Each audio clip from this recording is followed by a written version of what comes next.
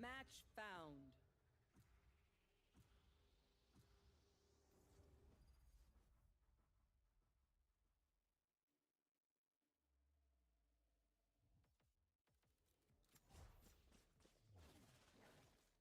Move or get zapped. حمزة حويسه حويسه في كاركتر.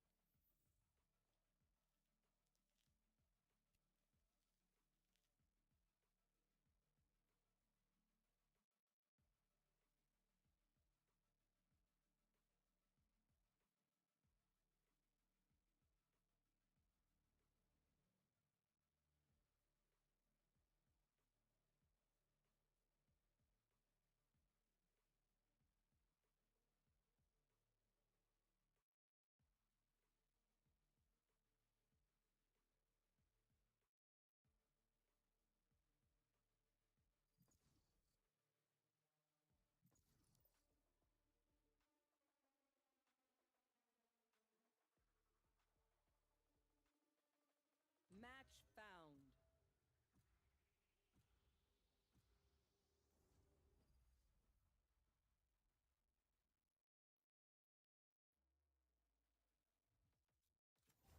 Move or get zapped.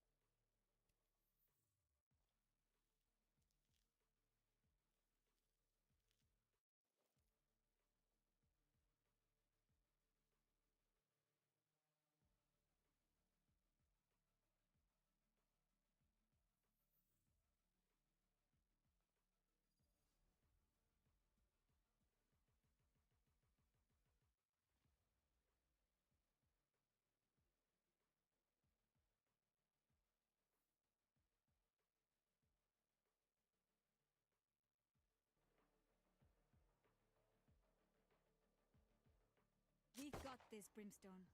You handle the strategy. I'll take tactics. Yes.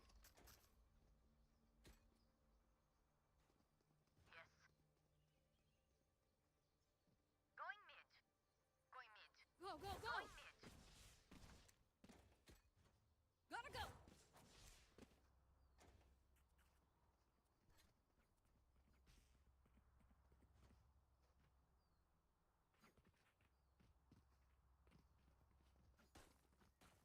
Let's go mid.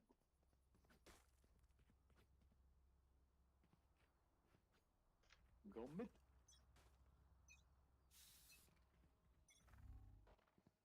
There! Bot out! Here! Enemy Plant the spotted! spike. A! Plant the spike. Enemy spotted B. Enemy Reloading. spotted. I'm out of here! Plant the spike. Plant the spike. Plant the spike.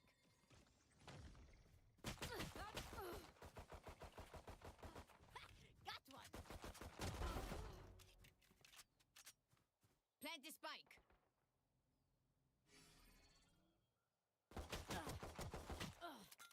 Grenade.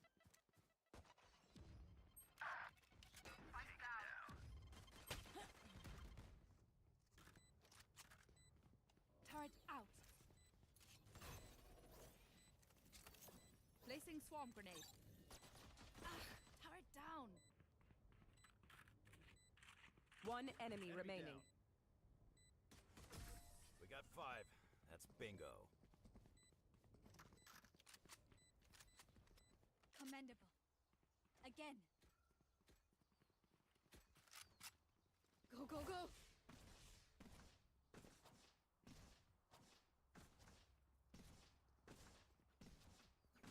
I'm out of here.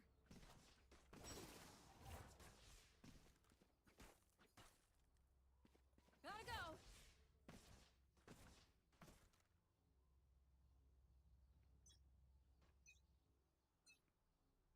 Fully smoked. Enemy spotted B. Placing sentry. Spike.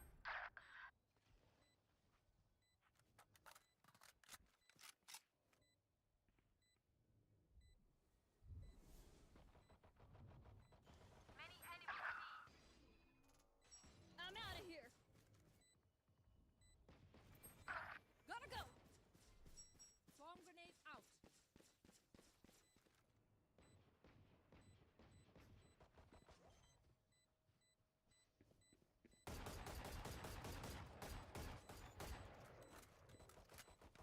multiple enemies B.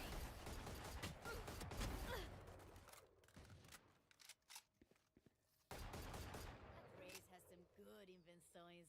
Would love. Hey, nice work.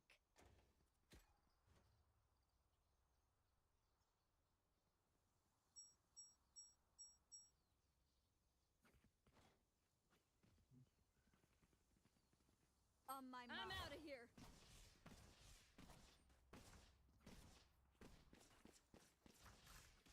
Shoot them. Always works.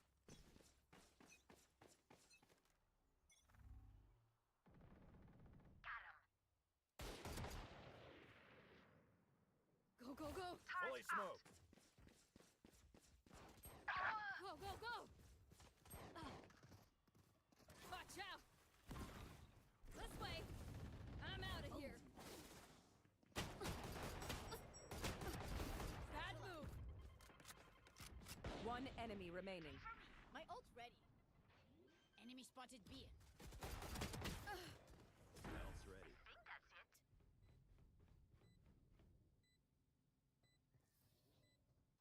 Who am I kidding? My knees are gonna kill after this.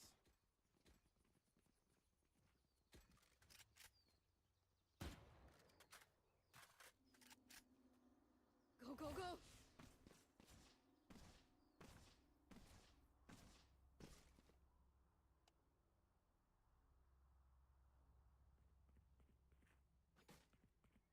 Kill my copy. Satchel out. Launching smoke. Reveals fascinating insights into the nature of habit formation and the power of anticipation. At the heart of this process lies dopamine, a neurotransmitter that plays a far more complex role than simply signaling pleasure. Understanding how dopamine functions in our brains can provide valuable tools for shaping our habits and improving our lives. When we first encounter a rewarding experience, our brains release dopamine as we enjoy the novel pleasure. However, as we repeat this experience, our clever brains begin to shift the timing of the dopamine release. Instead of spiking when we receive the reward, dopamine now surges in anticipation immediately after we recognize a cue associated with the pleasurable experience. This shift is the key to habit formation, as it creates a feeling of desire and a craving to take action whenever we encounter the cue. This anticipatory dopamine release explains why the excitement of looking forward to a vacation can sometimes exceed the enjoyment of the trip itself, or why the build-up to a special event often feels more thrilling than the actual moment. Go, go, go. Our brains are wired to motivate us through anticipation, pushing us to pursue rewards based on the expectation of pleasure rather than the pleasure itself. I'm over them. Interestingly, once a habit is firmly established, dopamine no longer increases when we experience the expected reward. However, if we encounter a cue and anticipate a reward that doesn't materialize, dopamine levels drop sharply, leading to feelings of disappointment and frustration. This sensitivity to prediction errors helps refine our habits over time, reinforcing behaviors that reliably lead to rewards and discouraging those that don't. The power of anticipation in driving behavior becomes even more apparent when we consider the neural real estate devoted to wanting versus liking. Our brains have significantly more circuitry allocated for desiring rewards than for enjoying them. The wanting centers of the brain are expansive, including regions like the nucleus accumbens ventral tegmental area and portions of the prefrontal cortex. In contrast, the liking centers are much smaller, consisting of scattered hedonic hotspots throughout the brain. This disproportionate allocation of neural resources to wanting over liking underscores the crucial role that desire and anticipation play in motivating our actions. It's not the fleeting moment of pleasure that drives us, but the persistent craving that precedes it. This insight has profound implications for how we approach habit formation and behavior change. Recognizing the power of anticipation, we can employ strategies to make our desired habits more attractive and thus more likely to stick. One such approach is temptation bundling, a clever technique that links an action we want to do with one we need to do. By pairing a necessary but unappealing task with a highly desirable activity, we can leverage our brain's reward system to motivate positive behavior. Consider the story of Ronan Byrne, an engineering student who hacked his stationary bike to only allow Netflix to play while he was pedaling at a certain speed. By bundling the enjoyment of watching his favorite shows with the physical activity he knew he should be doing, Byrne created a powerful incentive for exercise. This ingenious solution not only made his workout more appealing, but also added an element of immediate reward to an otherwise challenging task. Businesses often employ similar strategies on a larger scale. The American broadcasting company ABC masterfully used temptation bundling in promoting their Thursday night television lineup. By encouraging viewers to pair watching their shows with enjoyable activities like drinking wine and eating popcorn, ABC associated their programming with relaxation and indulgence. Over time, this association strengthened, making the habit of tuning in on Thursday nights more attractive to viewers.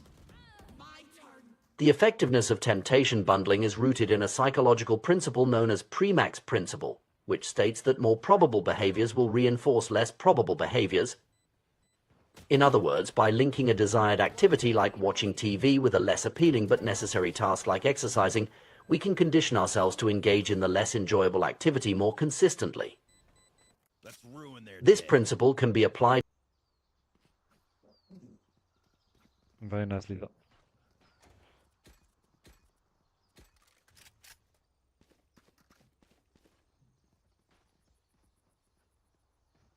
I'm out of here. Reloading.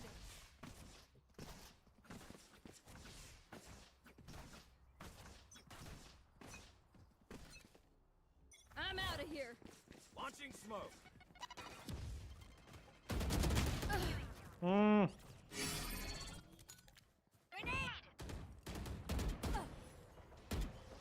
Enemy spotted A. It's you and me. Drop the spike.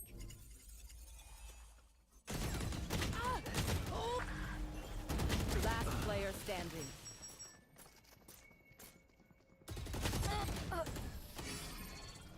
Okay, okay. Nice try. Let them try to get through me. Gotta go. Going see. There. There.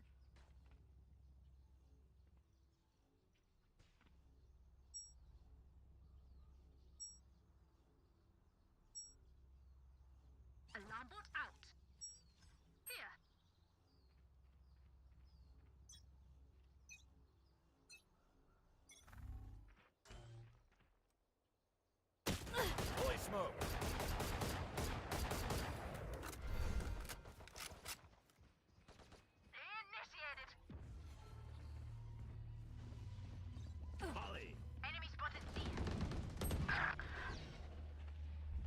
you. Reloading. Areas found them. Taken out. Created. Enemy Spike Go, down go, go. mid. Shortcut. You should run. Still got it. Last player standing. Oh no. Okay, okay. No problem. Charges? Check. Brakes? Check. All the arrows is enough. Go, go, go.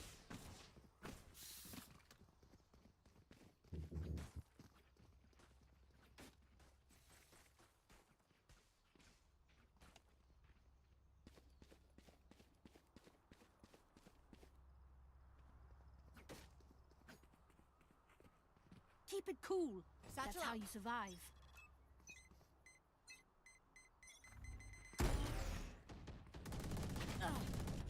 I'm out of here. Medic. Placing Alarm bot. Go, go, go.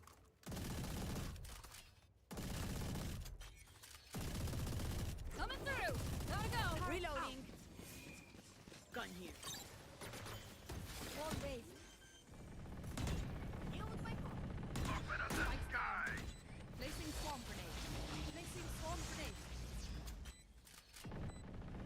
Free for me.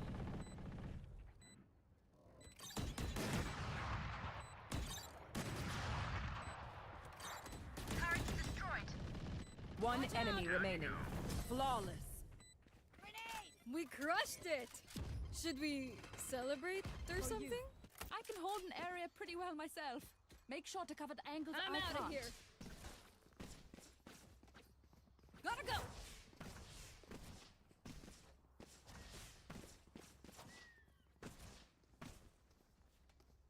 Go, go, go.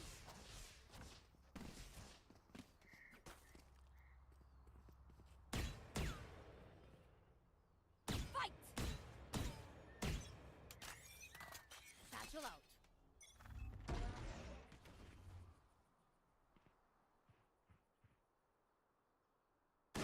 Placing alarm bot.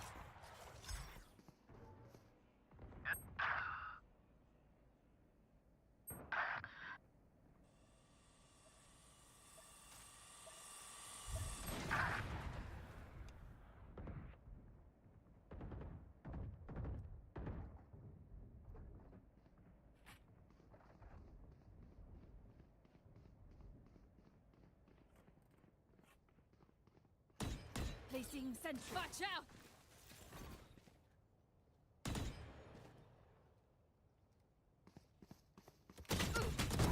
Alice. Out of charges. Last player standing. Swarm grenade. That's right.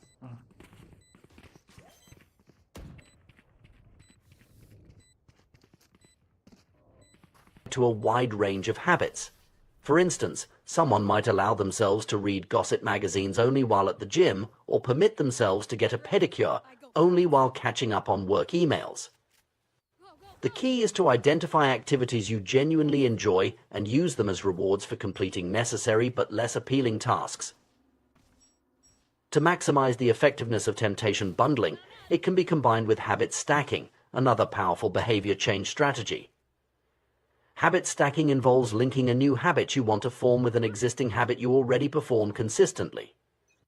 By creating a formula that pairs a current habit with a needed habit, followed by a wanted habit, you can create a chain of behaviors that reinforces positive change.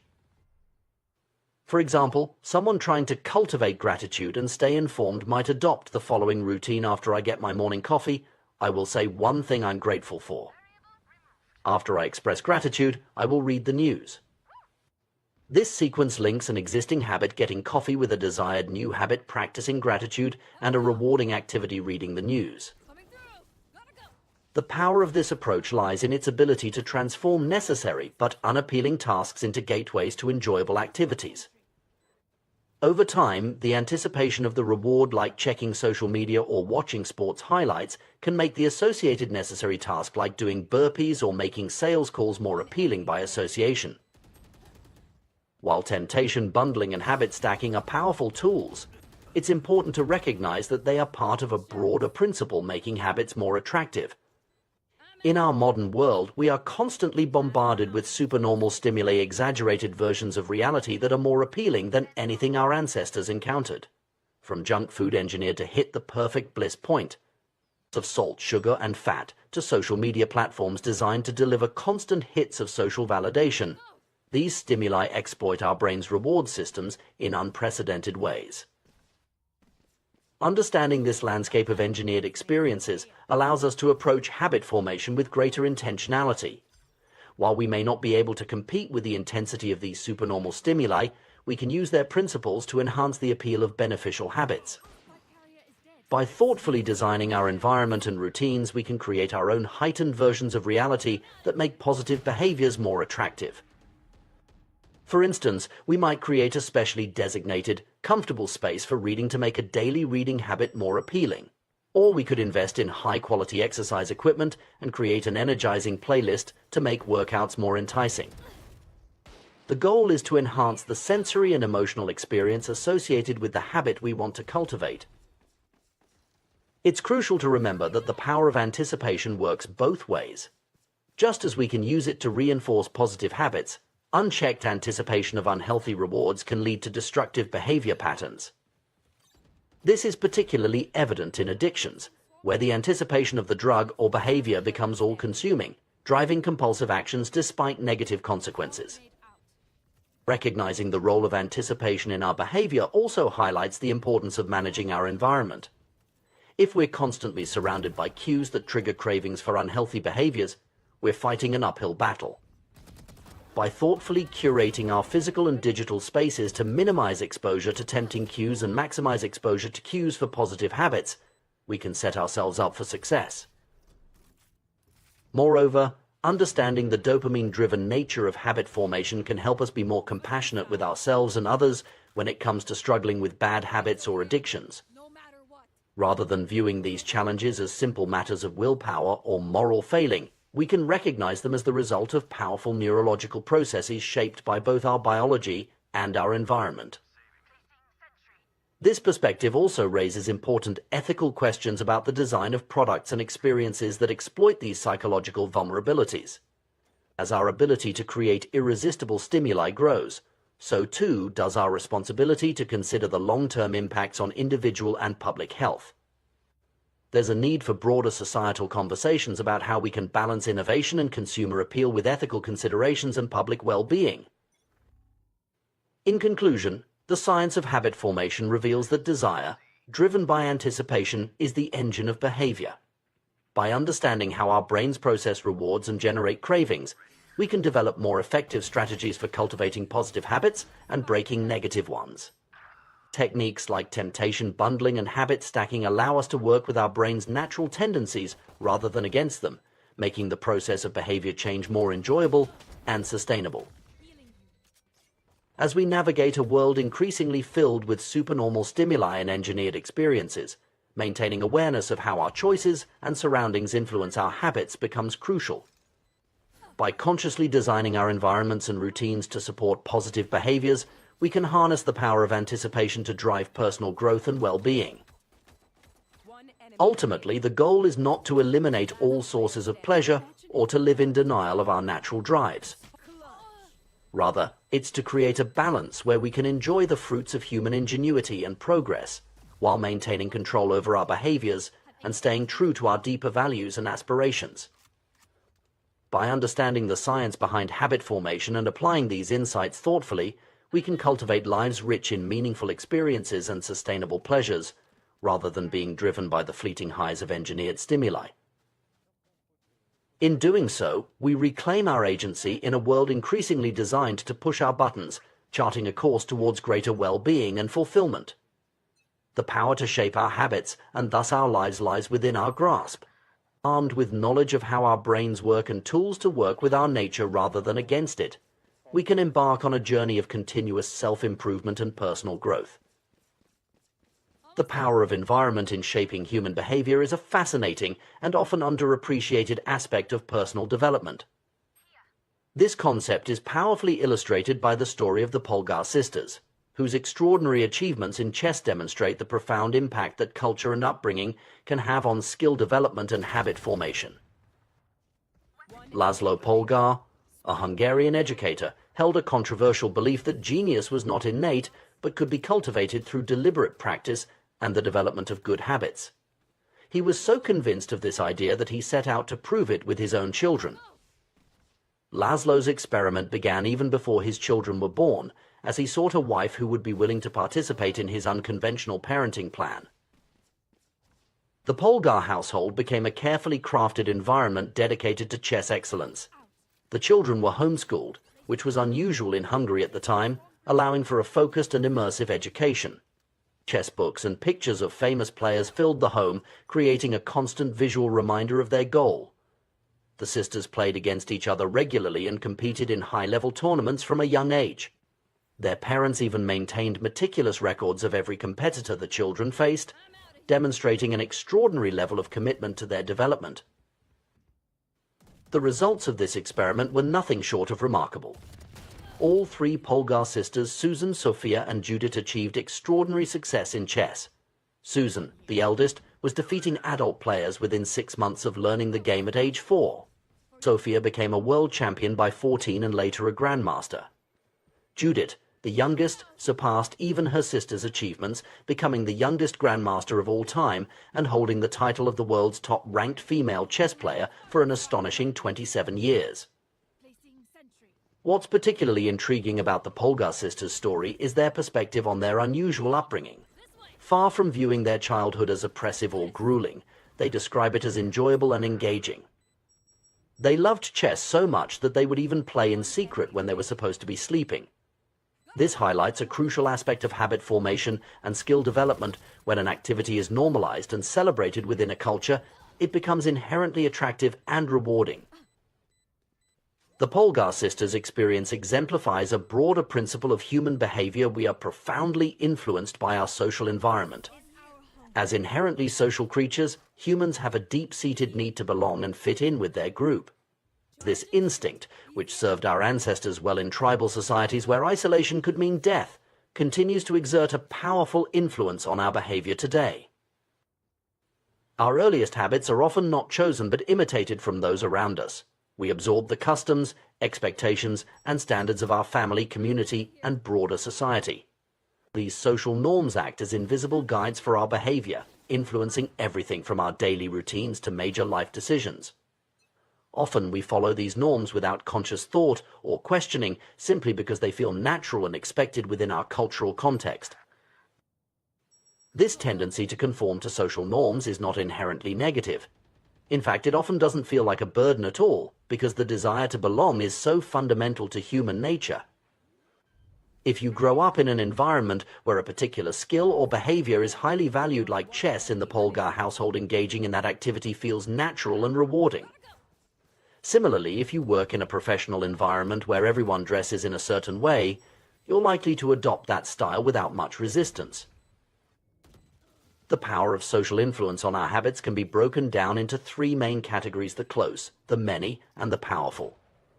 Each of these groups offers opportunities to make our desired habits more attractive and easier to adopt. The influence of close relationships on our habits is particularly strong. We tend to pick up behaviors, attitudes, and even speech patterns from those we spend the most time with.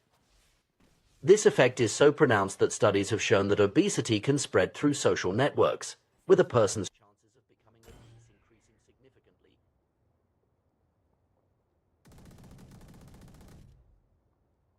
I'm out of here.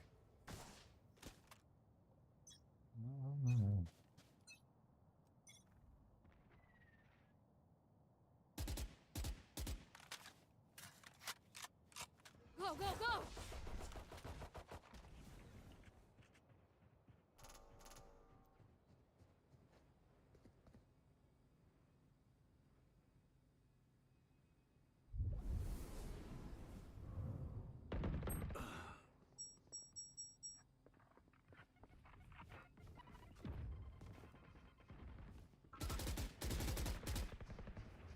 Watch out!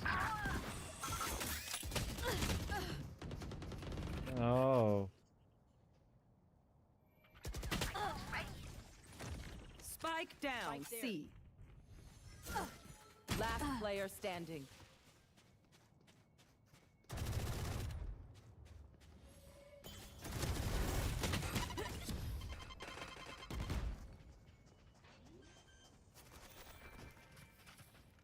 Even with numbers, anything can still happen. Remember that. Can I get this? Thanks.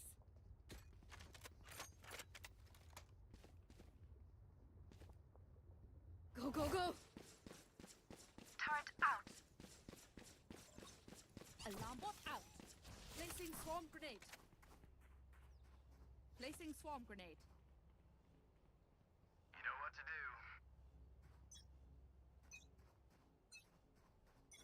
Satchel out. Grenade! Here. Here. Gotta go!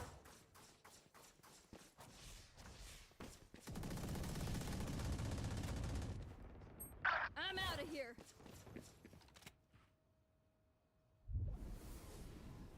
Open up the sky! Gotta go!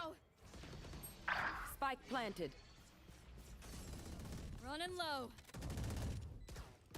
You will not kill my allies! You should run. One down. I'm out of here.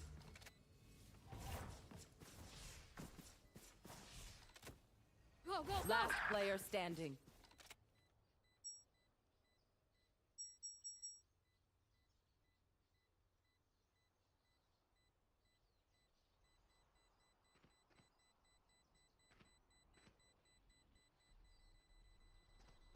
One enemy Gotta remaining. go! My ult's ready.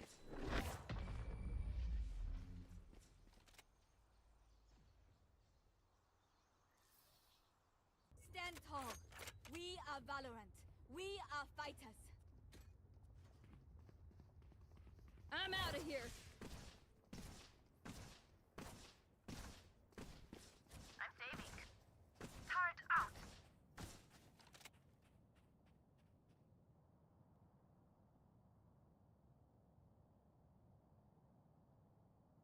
Let's go.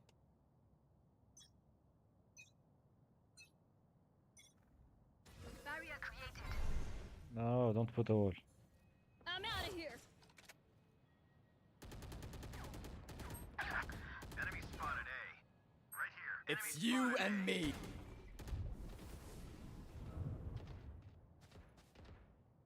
Initiated.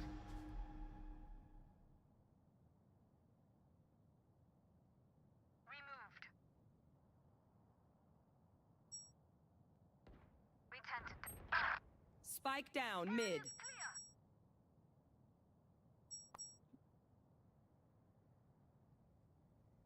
Gotta go.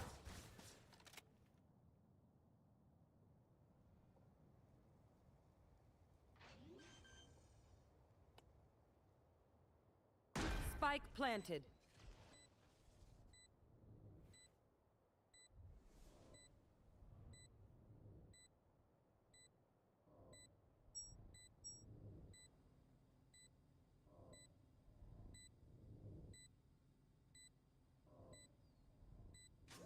Coming through. Placing sentry. Ah! Last player standing. Gotcha, One fun. enemy remaining. My turn. Turret's destroyed. One enemy remaining. Imagine if I died right now. So funny. Oh!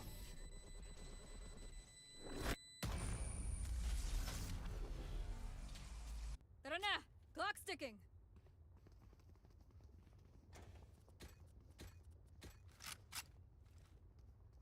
Go, go, go.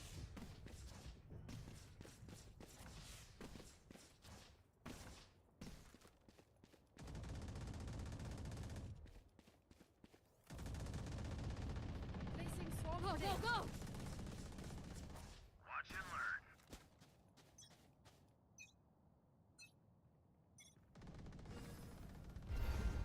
Turret out. Maybe see.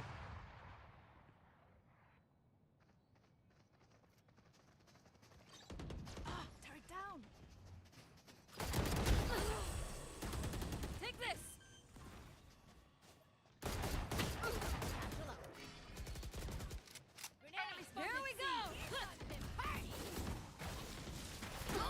planted.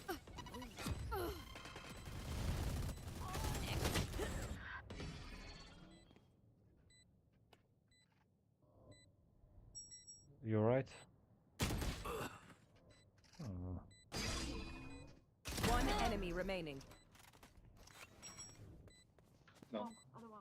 Refuse.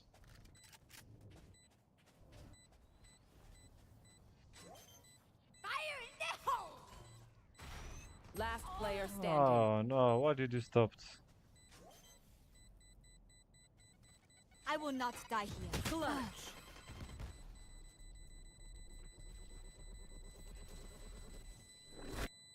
Don't die. If you need help figuring out how, just ask.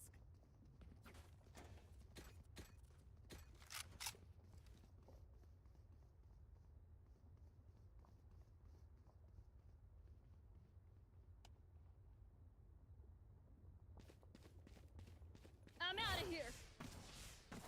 Placing sentry. Forward. Gotta go.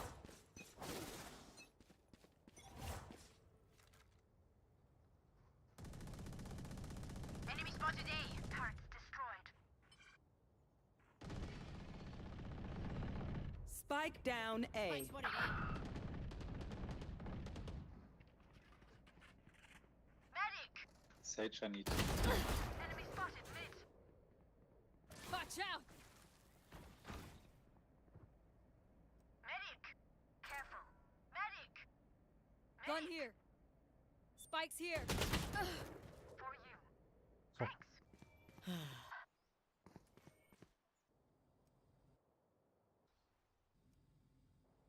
Spike in A, spike in A.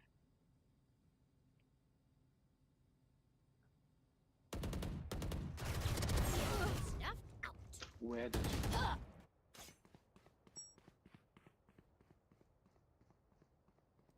you? Use ultimate, revive someone, Sage, if you can.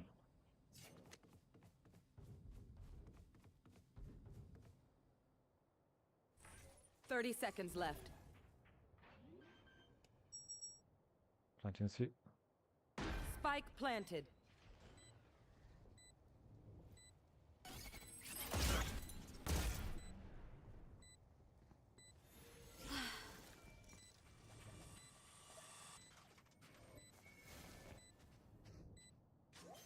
Wall raised. One enemy remaining. For me. Last player standing. On my mark. Nice! GG, GG, GG, GG. No one beats my firepower. I got this.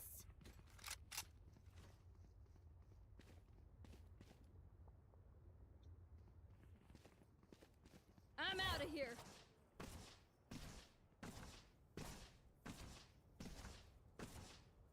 Gotta go.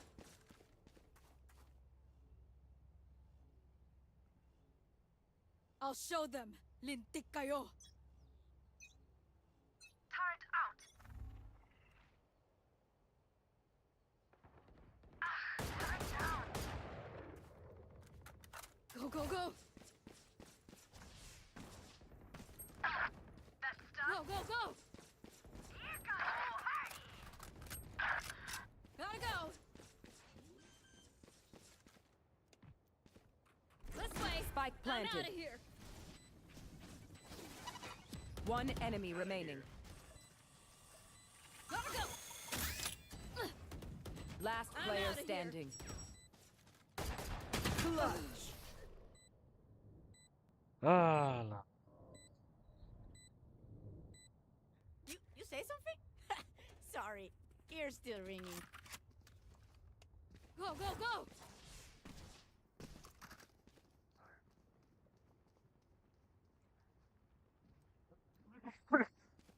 Go, go, go. I'm out of here. Placing sentry. Safety's off. I'm out of here. Turret out.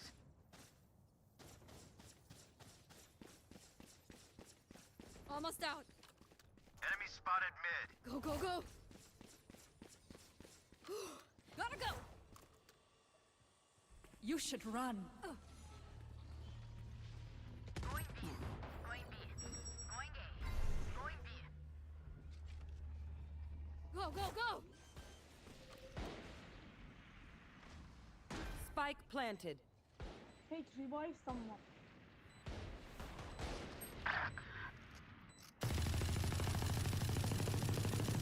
Your duty is not over. Goodbye. Ain't my time.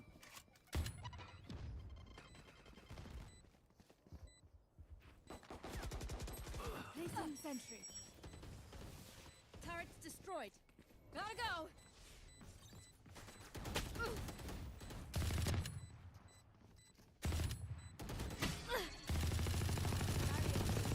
Last player standing.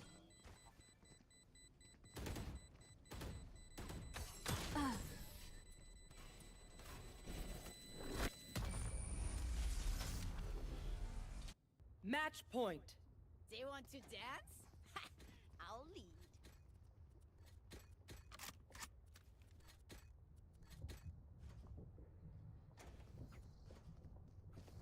Gotta go. Placing sentry.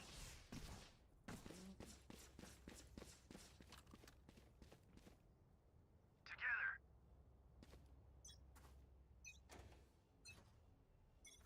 Go, go, go.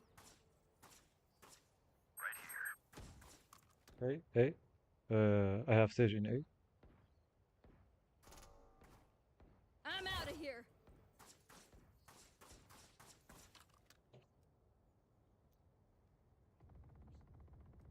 One down. You had your fun. My turn. It's you and me. Go, go.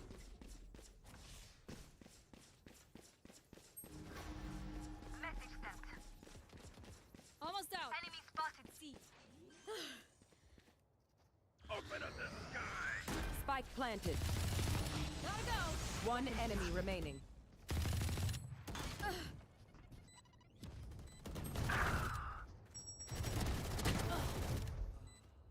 Is it?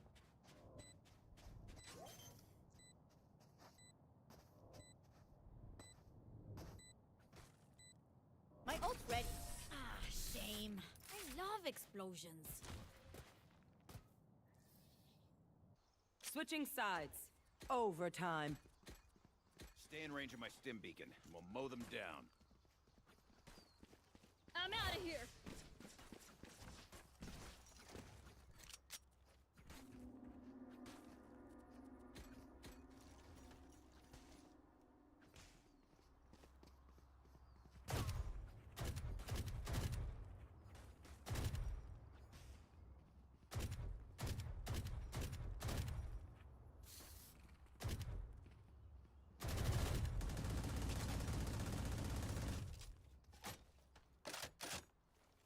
Move. Satchel out. Boom. Alarm bot out. Gotta go. Satchel out. Reloading. I'm out of here. Launching smoke. Turret out. Enemy spotted A. Grenade. Reloading. Plan. Coming through. Spikes down. Placing swarm Enemy grenade. spotted A.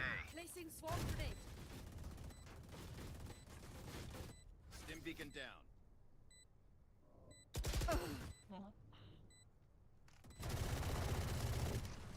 Right here. One enemy remaining. Very, very I nice. have more tests to run. Swarm grenade out. Switching sides. Match point. Remember to talk to each other out there. If we Go, communicate, go, go. we win. Going C. I'm out of here.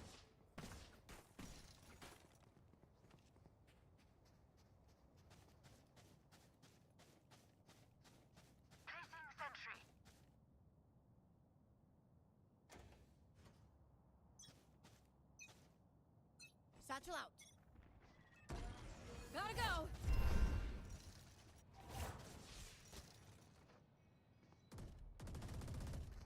Take this. Go, go, go. See ya.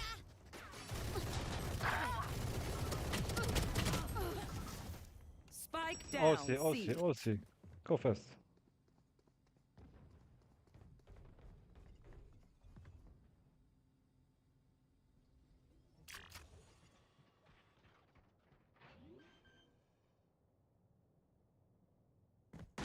Spike planted.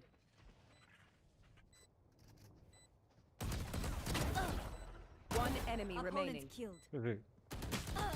Nice. Ah, yes, very nice, guys. You are the best. Thank you. My ultimate is ready.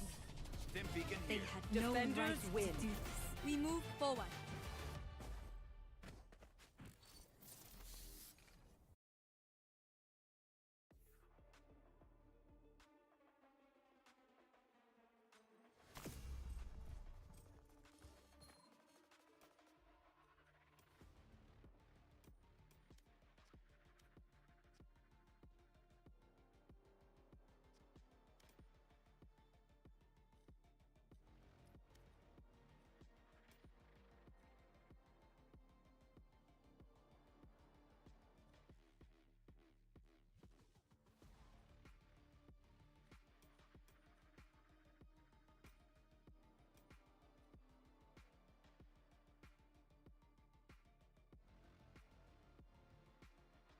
Close friend becomes obese. The same principle applies to positive habits as well, with weight loss often occurring in pairs within relationships. This proximity effect extends beyond just close friends and family. Our broader social circles, including classmates, co-workers, and community members, also shape our perception of what's normal and attainable. For instance, if you're in an environment where many people are achieving a particular goal like becoming an astronaut or improving their IQ, those achievements start to seem more feasible and attractive. The power of the many or the influence of broader social norms is another crucial factor in habit formation. We naturally want to conform to the behaviors that we see as common or popular within our social groups. This is why trends spread so quickly and why certain behaviors can become suddenly popular within specific communities. The influence of the powerful, those we admire or aspire to be like, also plays a significant role in shaping our habits. We often emulate the behaviors of successful individuals in our field or society at large, believing that by adopting their habits, we might achieve similar success. Understanding these influences allows us to be more intentional about shaping our environment to support the habits we want to develop. One of the most effective strategies for building better habits is to immerse ourselves in a culture where the desired behavior is the norm. When we see others regularly engaging in the habits we want to adopt, those behaviors seem more achievable and natural. This principle can be applied across various areas of life. If you want to be more physically active, surrounding yourself with fitness enthusiasts can make regular exercise seem like a normal, expected part of daily life. If you aspire to be more creative, immersing yourself in a community of artists or innovators can normalize the habits of regular practice and experimentation. However, it's important to note that this environmental influence works both ways. Just as positive habits can be reinforced by our social surroundings, negative habits can also be perpetuated or exacerbated by the wrong environment. This is why it's crucial to be mindful of the influences we expose ourselves to and to actively seek out environments that support our goals and values. The story of the Polgar sisters also raises interesting questions about the nature vs. nurture debate in talent development. While their achievements certainly demonstrate the power of focus training and a supportive environment, it's worth considering whether they may have had some innate aptitude for chess that was then nurtured to an extraordinary degree. This nuanced view suggests that while environment and practice are crucial, individual differences in natural abilities may also play a role in ultimate achievement. Moreover, the Polgar experiment prompts us to reflect on the ethics and practicality of such intensive, specialized upbringing. While the sisters report positive feelings about their childhood, Such an approach might not be suitable or desirable for every family.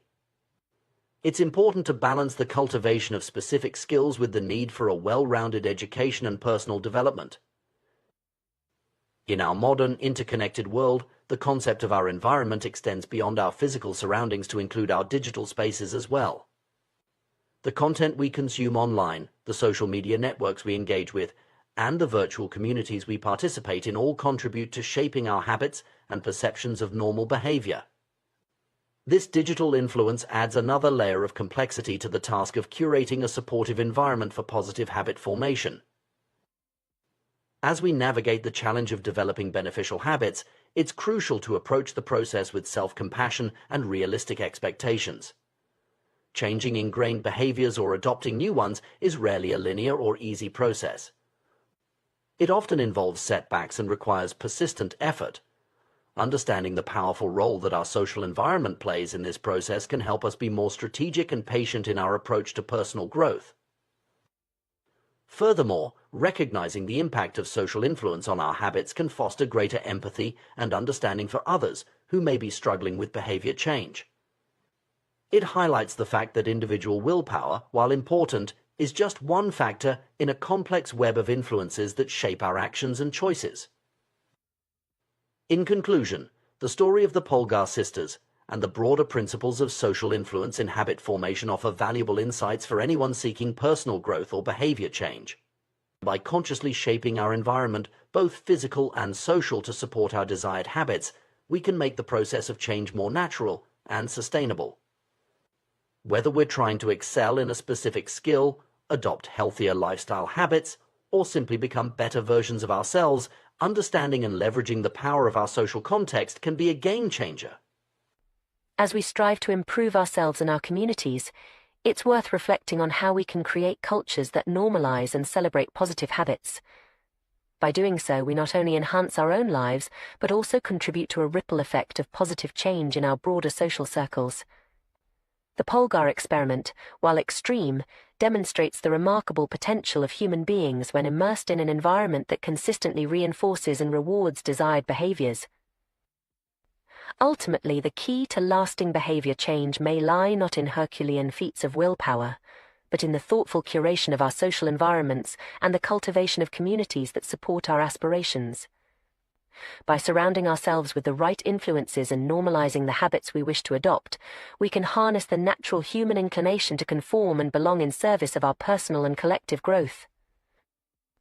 The power of social influence on our behavior and habits is profound and often underestimated. We are social creatures, constantly looking to our peers, role models, and cultural norms to guide our actions and shape our identities. This tendency is deeply ingrained in human nature and has played a crucial role in our evolution and survival. One of the most effective ways to cultivate lasting change in our lives is to immerse ourselves in a culture where our desired behavior is already the norm. By surrounding ourselves with people who embody the habits and traits we aspire to, we create an environment that naturally encourages and reinforces positive change. Consider the example of someone trying to improve their fitness. Joining a gym can be intimidating for beginners, as they may feel out of place among seasoned athletes. However, imagine a fitness community tailored specifically for self-proclaimed nerds or misfits. In such an environment, newcomers immediately have something in common with other members, perhaps a shared love for science fiction or video games. This common ground creates a sense of belonging, making the process of adopting new fitness habits feel more natural and less daunting. The power of belonging to a tribe cannot be overstated when it comes to sustaining motivation and embedding new habits. When we join a group that aligns with our interests and goals, our personal journey transforms into a collective one. No longer are we struggling alone. Instead, we become part of a community of like-minded individuals all working towards similar objectives. This shift from I to we has a profound impact on our identity and commitment to change. A solitary reader becomes part of a book club, a lone musician joins a band, and an individual cyclist becomes part of a cycling group. The shared identity reinforces and strengthens our personal identity, making it more resilient in the face of challenges and setbacks. It's worth noting that maintaining connections with supportive communities even after achieving initial goals is crucial for long-term success. The friendships and sense of belonging fostered within these groups help to cement new identities and ensure that positive habits persist over time.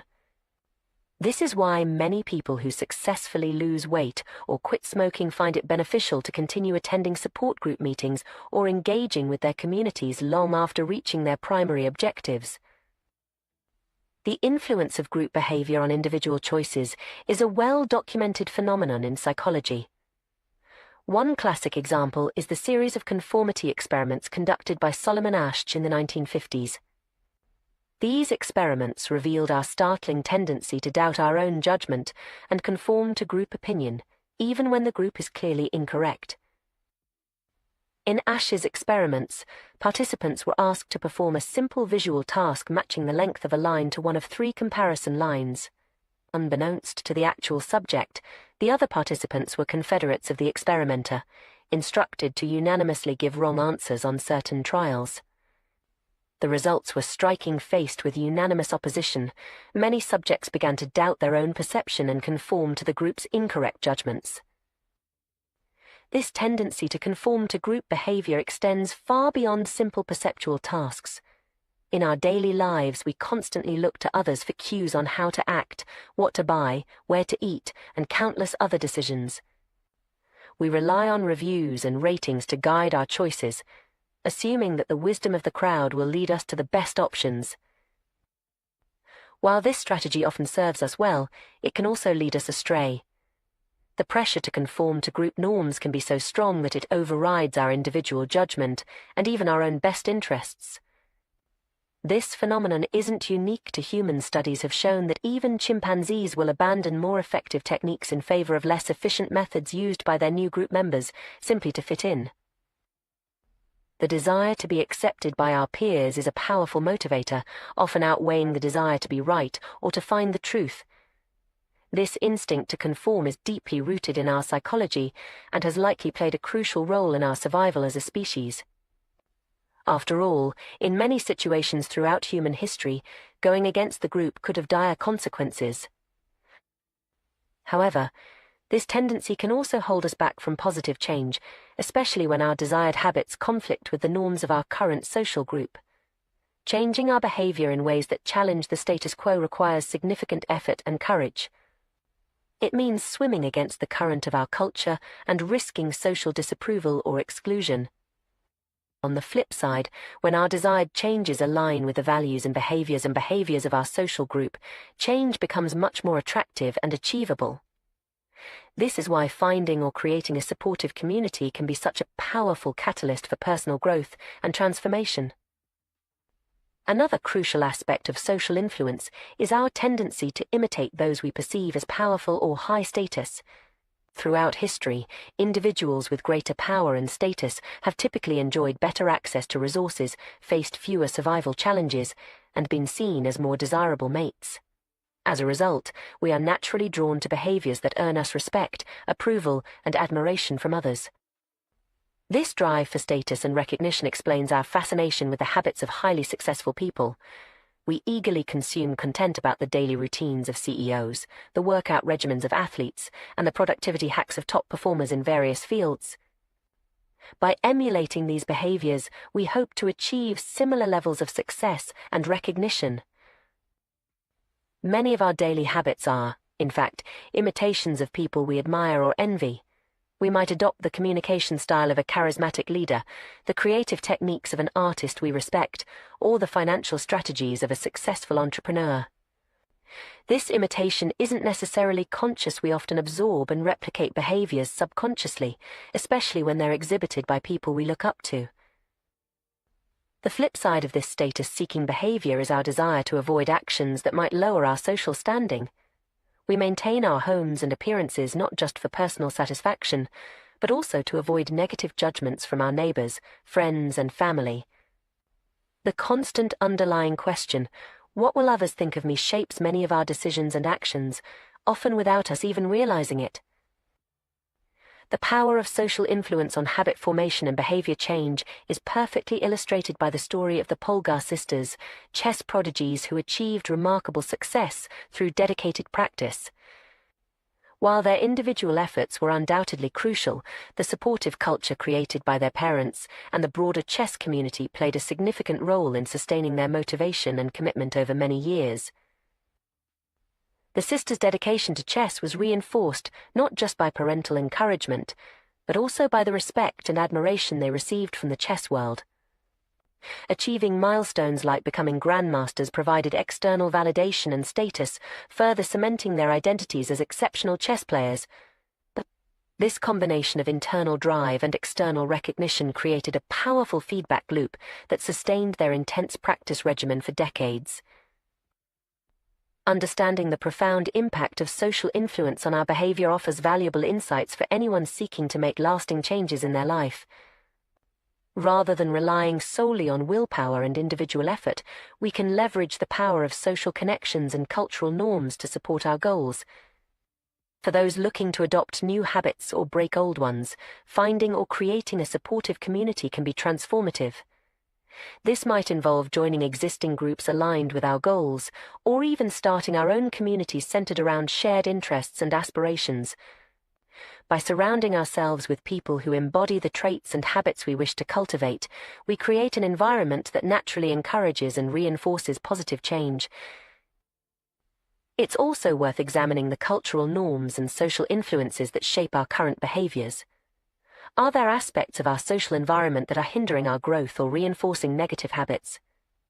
Recognizing these influences is the first step towards either changing our environment or developing strategies to resist unhelpful social pressures. At the same time, we should be mindful of our own potential to influence others. As we work towards our goals and adopt positive habits, we may find ourselves becoming role models for those around us. By openly sharing our journeys, struggles, and successes, we can contribute to creating a culture that values growth, resilience, and mutual support.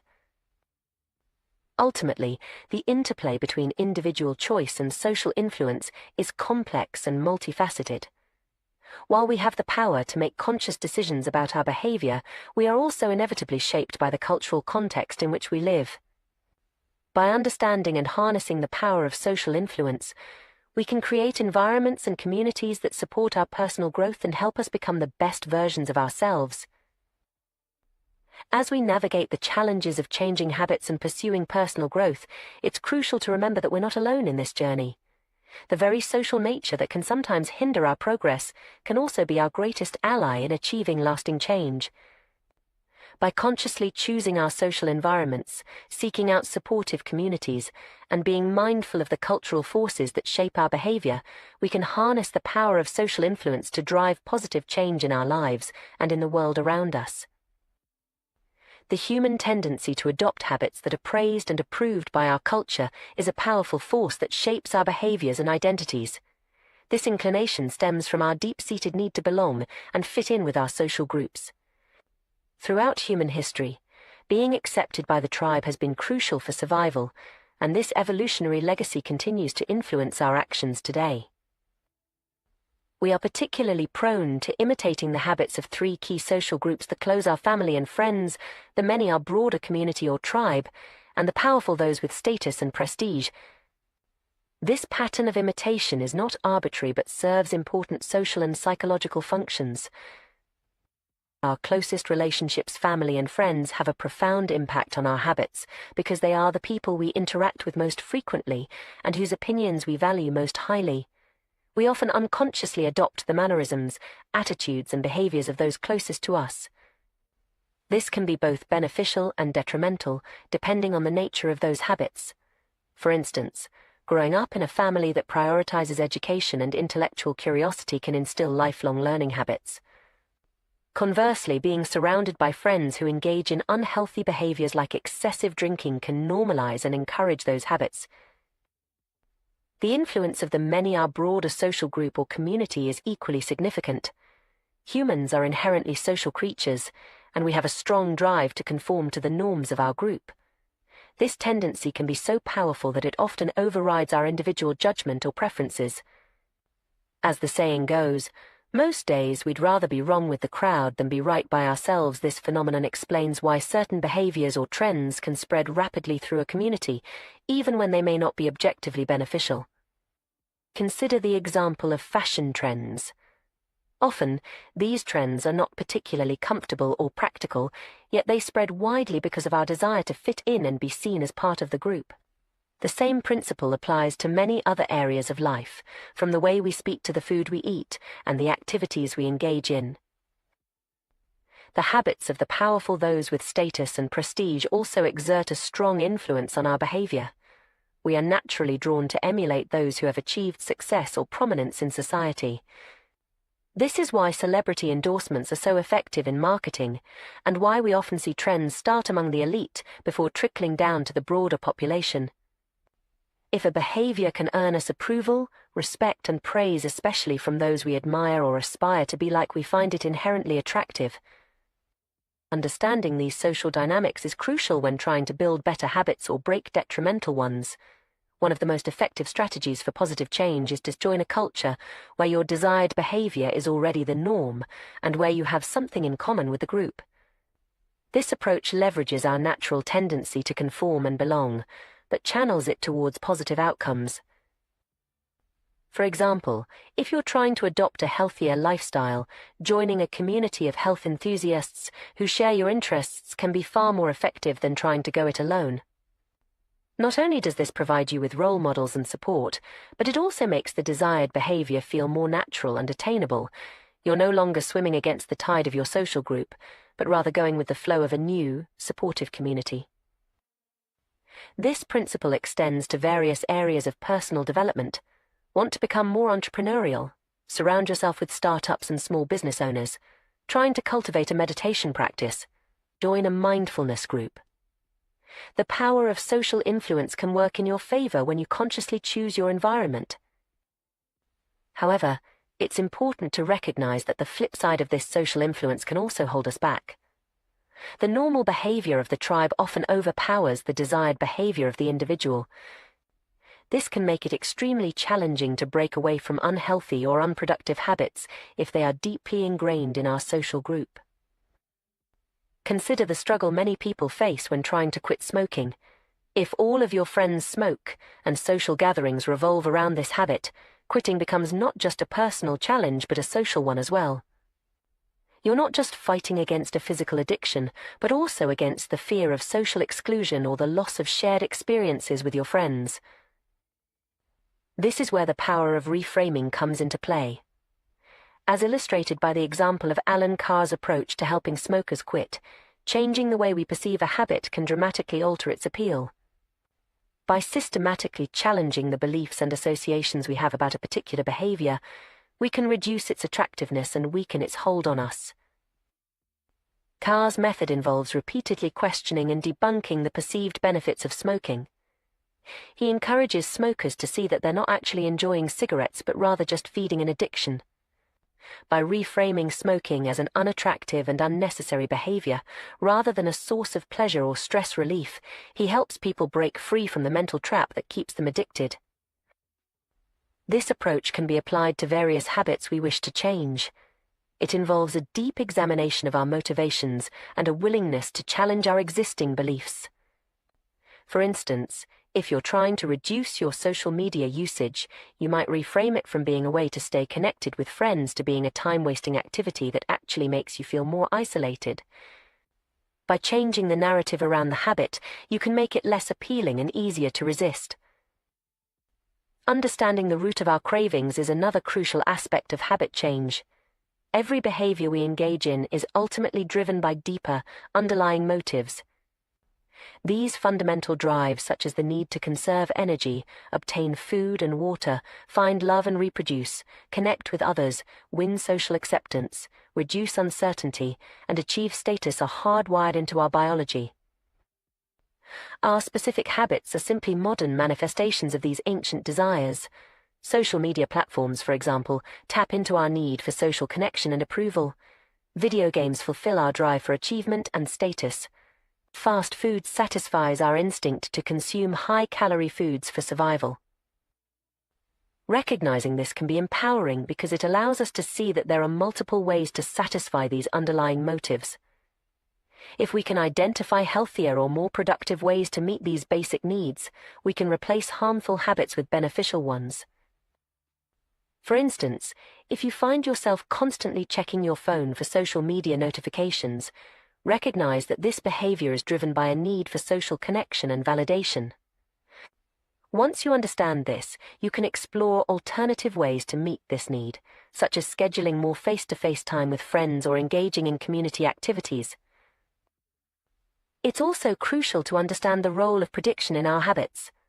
Our brains are constantly making predictions based on past experiences and environmental cues. These predictions shape our behavior in powerful ways. When we encounter a cue, our brain quickly categorizes it based on past experience and determines the appropriate response. This predictive nature of our behavior explains why breaking habits can be so challenging. Once we've formed a strong association between a cue and a response, our brain automatically predicts that this response is the appropriate action. Changing this requires conscious effort to override these automatic predictions and create new associations. Interestingly, it's not the objective reality of events that determines our behavior, but rather how we interpret these events. Two people can encounter the same situation and react in completely different ways based on their past experiences and the predictions their brains make. This is why changing our mindset and the way we interpret situations can be such a powerful tool for habit change. In conclusion, our habits are deeply influenced by our social environment and our innate human drives. By understanding these influences, we can more effectively shape our behavior. Whether we're trying to break a bad habit or cultivate a good one, strategies like joining supportive communities, reframing our perceptions, addressing underlying motives, and consciously changing our predictions can be powerful tools for personal growth. The journey of habit change is not always easy, but it is ultimately about aligning our behaviors with our true desires and values. By leveraging our understanding of social influence, cognitive reframing, and the predictive nature of our brains, we can create lasting positive changes in our lives. Remember, every habit, good or bad, is ultimately our mind's attempt to solve a problem or meet a need. By finding better solutions to these fundamental human needs, we can create a life filled with habits that truly serve us. The human mind is a remarkable prediction machine, constantly analyzing our environment and making split-second decisions based on past experiences and current cues. This predictive nature of our brain plays a crucial role in shaping our habits and behaviors, often without our conscious awareness. Understanding this process can provide valuable insights into how we can effectively change our habits and improve our lives. At the core of our behavior are cravings, those powerful urges that drive us to act in certain ways. But what exactly is a craving? It's not just a simple desire for a specific object or action. Rather, it's a complex interplay of predictions, emotions, and underlying motives that shape our perception of the world and guide our actions. Consider for a moment how you feel right now. Without consciously thinking about it, you're aware of the temperature around you. If it were to drop slightly, you might not notice or react, but if it plummeted 10 degrees, you'd likely feel cold and reach for a sweater. This seemingly simple reaction is actually a sophisticated process of prediction and response. Your brain is constantly monitoring your environment, making predictions about what different changes might mean for your well-being and prompting you to act when it detects a significant discrepancy between your current state and your desired state. This gap between our current experience and our desired experience is the essence of a craving. It's the feeling that something is missing, the urge to change our internal state. When we feel cold, we crave warmth. When we feel lonely, we crave connection. When we feel stressed, we crave relaxation. These cravings are not just random impulses, but signals from our brain telling us that there's a mismatch between our current state and what it predicts would be a more favorable state. Understanding this process can shed light on why we engage in certain behaviors, even when we know they might not be good for us in the long run. Take the example of social media use. When we scroll through our feeds, what we're really seeking isn't just information or entertainment. We're looking for a change in our emotional state, perhaps a feeling of connection, validation, or distraction from our current worries. The act of checking social media has become associated in our minds with these positive changes in our internal state, which is why it can be so compelling and hard to resist. This understanding also reveals why it can be so challenging to break bad habits or form new, beneficial ones. Our habits, both good and bad, are essentially our mind's attempts to address fundamental human needs and desires. These underlying motives are deeply ingrained in our biology and psychology, shaped by millions of years of evolution. They include basic drives like conserving energy, obtaining food and water, finding love and reproducing, connecting with others, winning social acceptance and approval, reducing uncertainty, and achieving status and prestige. Our specific habits are modern-day manifestations of these ancient desires. Social media taps into our need for social connection and approval. Fast food satisfies our instinct to consume high-calorie foods for survival. Video games fulfill our drive for achievement and status. Recognizing this can be empowering because it allows us to see that there are multiple ways to satisfy these underlying motives. If we can identify healthier or more productive ways to meet these basic needs, we can replace harmful habits with beneficial ones. But how do we go about changing our habits, especially when they're so deeply ingrained? One powerful approach is to reframe how we think about the habits we want to cultivate. Often we approach new habits or challenging tasks with a sense of obligation or dread. We tell ourselves we have to do something, which immediately frames it as an unpleasant chore. But what if we changed that single word? What if, instead of saying we have to do something, we said we get to do it? This simple shift in language can have a profound impact on our mindset and motivation. When we say we get to do something, we're reframing it as an opportunity rather than an obligation. We're focusing on the benefits and privileges associated with the action rather than the difficulties or inconveniences. For example, instead of saying I have to wake up early for work, try saying I get to wake up early for work. This subtle change acknowledges the privilege of having a job in a challenging economy. Instead of I have to cook dinner for my family, try I get to cook dinner for my family, recognizing the blessing of having loved ones to care for and the means to provide meals. This reframing technique can be applied to virtually any habit or task you're trying to cultivate. Exercise becomes an opportunity to build strength and improve health, rather than a grueling chore. Saving money becomes a path to future freedom and opportunities, rather than a restrictive limitation. Meditation transforms from a frustrating struggle against distraction into a chance to practice returning to the present moment. The key is to find the positive aspects of the habit or task and focus on those. This doesn't mean ignoring the challenges or difficulties, but rather choosing to emphasize the benefits and opportunities. Both perspectives are typically true. Any given task can be both a challenge and an opportunity. By consciously choosing to focus on the positive aspects, we can make the habit more attractive and easier to maintain. Another powerful technique for changing our relationship with habits is to create positive associations through rituals and cues. Our brains are incredibly adept at forming associations between different stimuli and experiences. We can leverage this ability to make challenging habits more appealing. Consider the example of a writer who always puts on headphones before beginning to write. Initially, they might play music to help them focus. Over time, however, they might find that simply putting on the headphones, even without playing any music, helps them enter a focused state. Without realizing it, they've conditioned their brain to associate the act of putting on headphones with increased concentration and productivity. Athletes often use similar techniques to prepare for competition.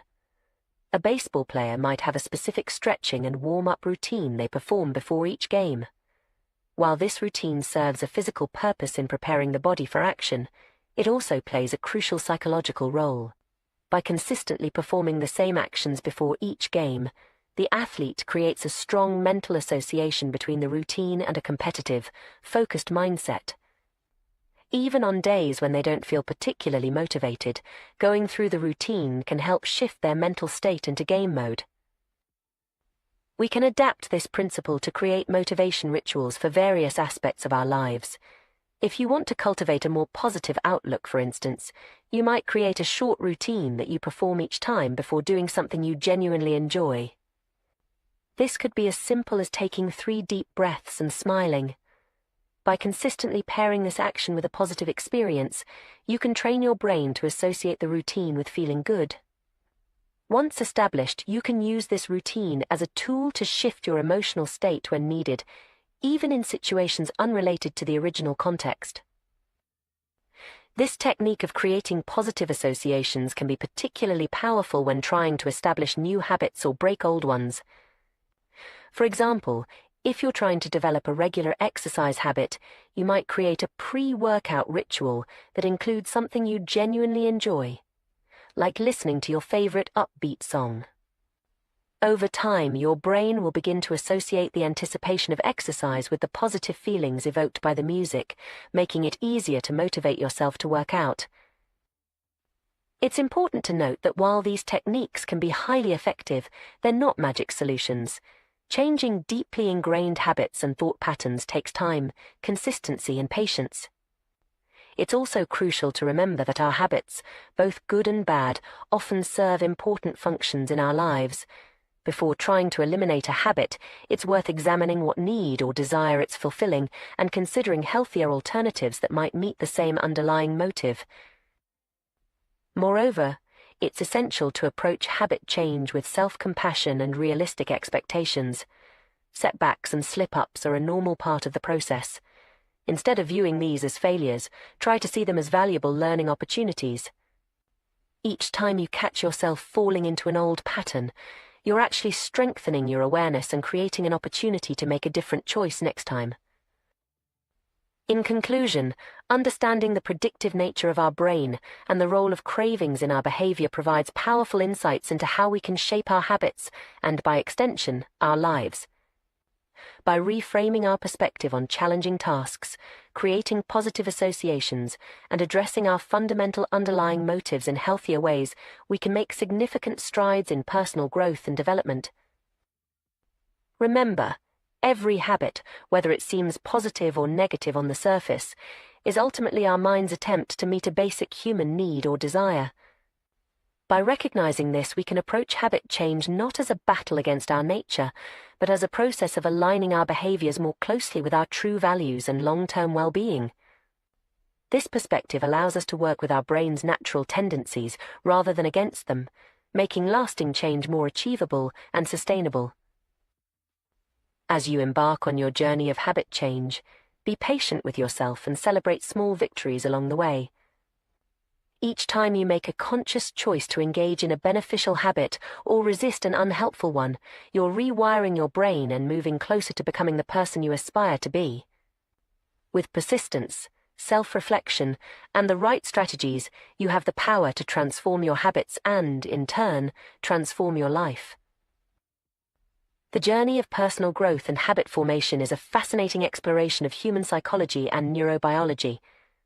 At its core, this process is driven by the predictive nature of our brains, which constantly anticipate outcomes based on past experiences and environmental cues. Understanding this mechanism provides valuable insights into how we can effectively shape our behaviors and, by extension, our lives. The foundation of any habit, whether beneficial or detrimental, lies in the predictions our brain makes about the outcomes of our actions. These predictions trigger feelings and emotions that drive us to act in certain ways. For instance, the mere sight of a cigarette might evoke a sense of relaxation in a smoker's mind, prompting them to light up. Conversely, the thought of going for a run might elicit feelings of dread in someone who associates exercise with discomfort. These emotional responses, rooted in our brain's predictions, play a crucial role in determining our habitual behaviors. To create lasting change, we must learn to manipulate these predictions and associated feelings. One effective strategy is to highlight the benefits of avoiding harmful habits, thereby making them less attractive. For example, rather than focusing on the immediate pleasure of smoking, one might emphasize the long-term health benefits of quitting, such as improved lung function, reduced risk of cancer, and increased life expectancy. By consistently reinforcing these positive outcomes, we can gradually shift our brain's predictions and make the habit less appealing. Similarly, we can enhance the attractiveness of beneficial habits by associating them with positive feelings. This can be achieved through a technique known as a motivation ritual. The idea is to pair a challenging habit with something you genuinely enjoy. For instance, if you struggle with regular exercise, you might create a ritual of listening to your favorite podcast or audiobook only during workouts. Over time, your brain will begin to associate physical activity with the pleasure of engaging with content you love, making it easier to maintain the habit. Creating good habits and breaking bad ones requires a systematic approach. Let's explore some practical strategies for each aspect of habit formation, organized around 4 fundamental laws: make it obvious, make it attractive, make it easy, and make it satisfying. To make a habit obvious, start by becoming aware of your current behaviors. This can be done through a simple exercise called the habit scorecard.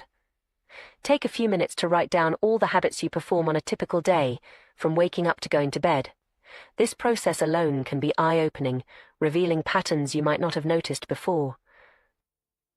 Next, use implementation intentions to clearly define when and where you'll perform your new habit. Instead of vaguely deciding to exercise more, create a specific plan. I will go for a 20-minute walk at 7 a.m. in my neighborhood. This clarity eliminates ambiguity and reduces the mental effort required to initiate the habit. Habit stacking is another powerful technique to make new behaviors obvious. It involves linking a new habit to an existing one. For example, after I pour my morning coffee, I will meditate for 5 minutes. By anchoring the new behavior to an established routine, you create a natural cue for the desired action. Lastly, design your environment to support your goals. Make the cues for good habits visible and accessible. If you want to read more, place books in prominent locations around your home. If you're trying to eat healthier, keep nutritious snacks at eye level in your refrigerator. To make a habit attractive, consider using temptation bundling.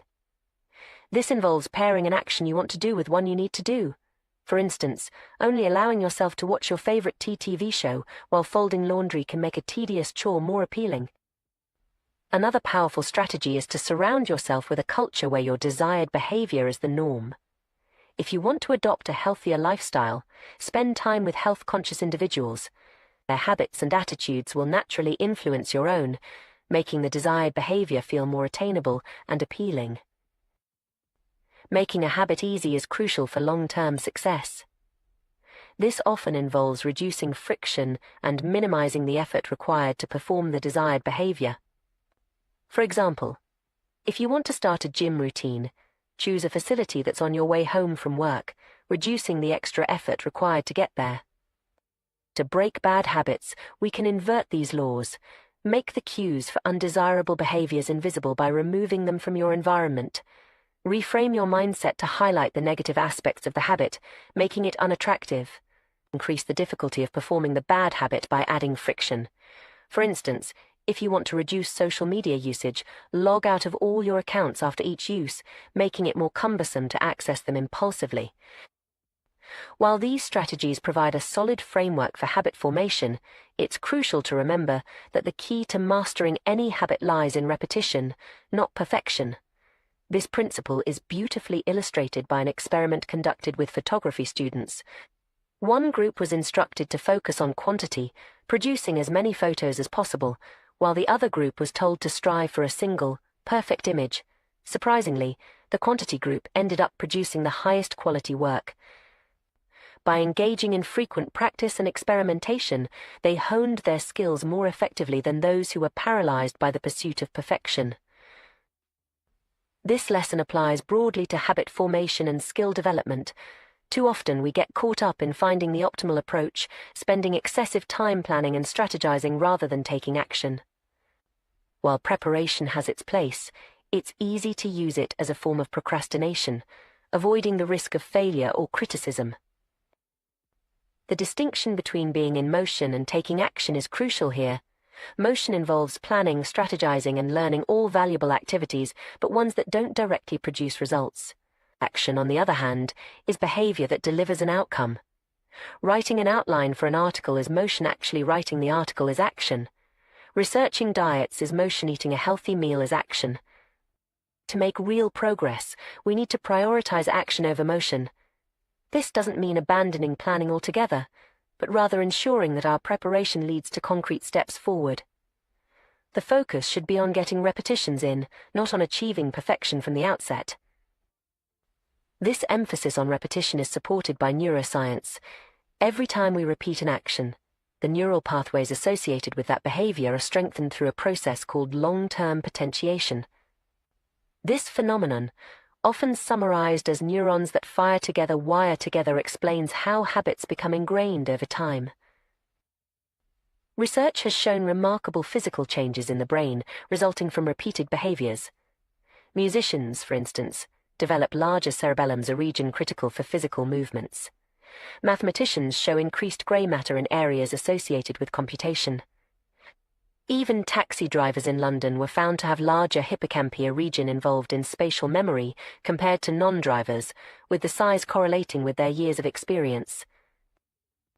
These findings highlight the plasticity of our brains and the power of consistent practice. Each repetition of a habit, no matter how small, contributes to physical changes in our neural structure, making the behavior progressively more automatic. Understanding this process can be incredibly empowering. It means that we have the ability to literally reshape our brains through our actions. Every time we choose to perform a desired habit, we're not just completing a task, we're reinforcing neural pathways that make that behavior more natural and effortless in the future. However, it's important to note that habit formation is not a linear process. The often cited idea that it takes exactly 21 days to form a habit is an oversimplification. The reality is that the time required varies greatly depending on the individual and the complexity of the habit. Some simple behaviors might become automatic relatively quickly, while more complex habits can take months or even years to fully ingrain. This variability underscores the importance of patience and persistence in habit formation. Rather than focusing on an arbitrary timeline, it's more productive to concentrate on consistency. Each repetition, regardless of how small, is a step forward in rewiring your brain. Moreover, it's crucial to approach habit formation with self-compassion. Setbacks and occasional lapses are a normal part of the process. Instead of viewing these as failures, try to see them as valuable learning opportunities. Each time you notice yourself slipping into an old pattern, you're actually strengthening your awareness and creating an opportunity to make a different choice next time. Another valuable insight from neuroscience is the concept of neuroplasticity, the brain's ability to reorganize itself by forming new neural connections throughout life. This means that it's never too late to change your habits or learn new skills. While it's true that certain periods in life, such as childhood and adolescence, are characterized by greater neural plasticity, our brains retain the ability to change and adapt well into adulthood. This understanding can be particularly encouraging for those who feel stuck in long-standing habits or believe they're too old to change. The brain's plasticity means that with consistent effort and the right strategies, significant personal growth is always possible. As you embark on your journey of habit formation, it can be helpful to view the process as an experiment. Approach each new habit with curiosity rather than judgment. What works? What doesn't? How can you tweak your approach to make the habit easier or more enjoyable? This mindset of experimentation can make the process more engaging and less daunting. Remember, too, that small changes can lead to significant results over time. The power of habits lies in their compounding nature. A small improvement of just 1% each day might seem insignificant in the moment, but over the course of a year, it leads to a 37-fold improvement. This principle, often referred to as the aggregation of marginal gains, has been used to great effect in various fields, from sports to business. In conclusion, the journey of habit formation is a fascinating exploration of our brain's capacity for change. By understanding the predictive nature of our minds, leveraging the power of repetition, and employing strategic approaches to make habits obvious, attractive, easy, and satisfying, we can effectively reshape our behaviors and, by extension, our lives. The key is to focus on consistency over perfection, action over motion, and to approach the process with patience and self-compassion. Remember that each repetition of a desired habit, no matter how small, is physically changing your brain, making the behavior more automatic over time. Embrace the journey of personal growth with curiosity and optimism. Your brain is an incredibly adaptable organ, capable of remarkable changes throughout your life. By harnessing this plasticity through deliberate habit formation, you have the power to continuously evolve and become the person you aspire to be. The path may not always be easy or straightforward, but with persistence and the right strategies, lasting change is within your reach. The formation of habits is a fascinating intersection of neuroscience, psychology, and human behavior. At its core, habit formation is about the brain's remarkable ability to optimize our actions for efficiency and ease. This process, while often overlooked in our day-to-day lives, plays a crucial role in shaping our behaviors, abilities, and ultimately our lives. One of the most fundamental principles in habit formation is the power of repetition.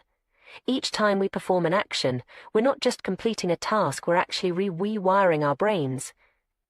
This process involves the activation and strengthening of specific neural circuits associated with that particular habit. It's a biological manifestation of the old adage, practice makes perfect. Consider the difference between active practice and passive learning. Imagine two groups of photography students. One group spends their time taking hundreds of photos, experimenting with different techniques and learning from their mistakes. The other group focuses on theoretical perfection, discussing and planning the ideal photograph without actually taking many pictures. It's not hard to guess which group will improve more rapidly and significantly. The group engaging in active practice, through sheer repetition, is literally changing their brains with every shot they take. This principle extends far beyond photography. Whether you're learning to play an instrument, mastering a new language, or trying to incorporate a new exercise routine into your life, the key is consistent repetition. It's not about achieving perfection from the start, but rather about putting in the reps, day after day. As we repeat an action, it gradually moves from requiring conscious effort to becoming automatic. This process, known as automaticity, is the holy grail of habit formation. It's the point at which a behavior becomes so ingrained that we can perform it without actively thinking about each step. Think about how you tie your shoelaces or brush your teeth. These are perfect examples of automaticity in action. The journey from conscious effort to automaticity isn't a sudden leap, but rather a gradual progression. Initially, a new habit requires significant mental energy and focus. With each repetition, it becomes slightly easier, requiring less conscious attention. Eventually, after enough practice, the behavior crosses what we might call the habit line, the point at which it becomes more automatic than conscious. This progression challenges a common misconception about habit formation, the idea that it takes a specific number of days to form a new habit. You've probably heard that it takes 21 days or 30 days to form a habit. In reality, the time it takes is far less important than the number of repetitions. A habit performed twice in 30 days is far less likely to stick than one performed 60 times in the same period. The focus on time rather than frequency is a fundamental misunderstanding of how our brains work. Our neural pathways don't care about the passage of time, they care about the number of times a circuit is activated. This is why consistency is so crucial in habit formation. It's not about perfect streaks or arbitrary timelines, but about accumulating repetitions. Understanding this can be incredibly liberating. It shifts our focus from an often arbitrary deadline to the process itself. Instead of getting discouraged if we haven't mastered a habit in 21 days, we can celebrate each repetition as a step towards rewiring our brains. This insight leads us to a crucial principle in habit formation, the law of least effort. This law, deeply ingrained in human nature, states that when faced with similar options, we will naturally gravitate towards the one that requires the least amount of work. Far from being a character flaw, this tendency towards efficiency is a smart evolutionary strategy. Consider the fascinating example of how the shape of continents influenced the spread of agriculture. crops spread more quickly across Europe and Asia than they did in the Americas, not because of any difference in the farmers' abilities or motivations, but simply because it was easier. The east-west orientation of Eurasia meant that crops could be transported to areas with similar climates more easily than in the north-south oriented Americas, where dramatic climate changes posed significant challenges.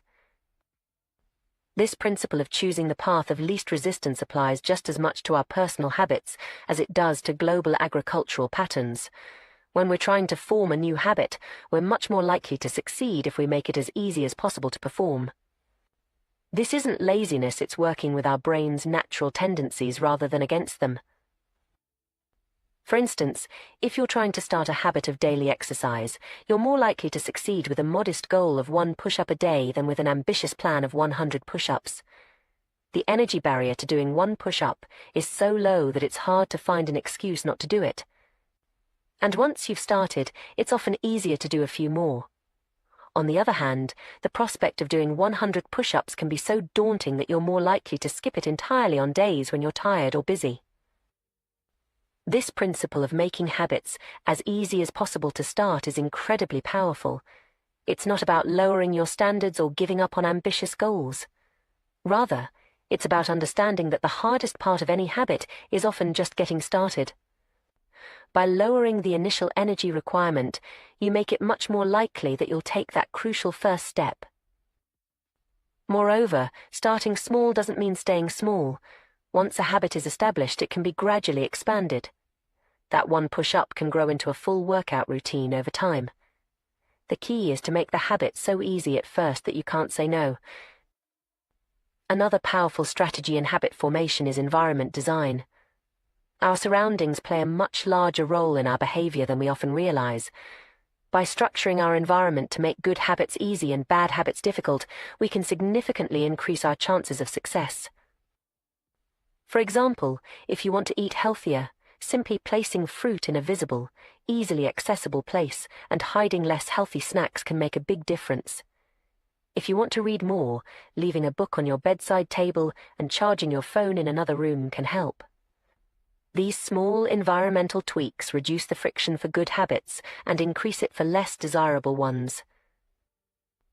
It's also worth considering the role of technology in habit formation. While often blamed for creating bad habits, technology can be a powerful tool for building good ones when used mindfully. Apps that track habits, send reminders, or gamify the process can provide helpful external cues and motivation.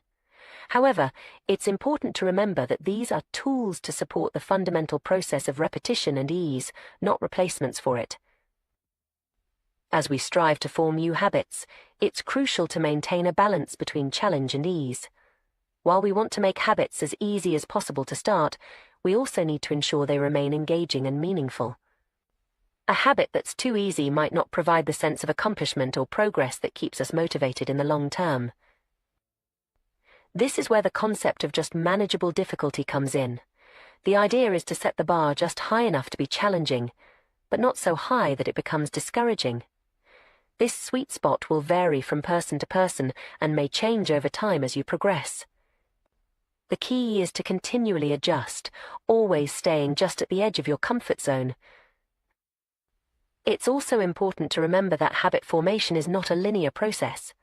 There will be setbacks, days when the habit feels harder than usual, or times when progress seems to plateau. This is normal and doesn't indicate failure.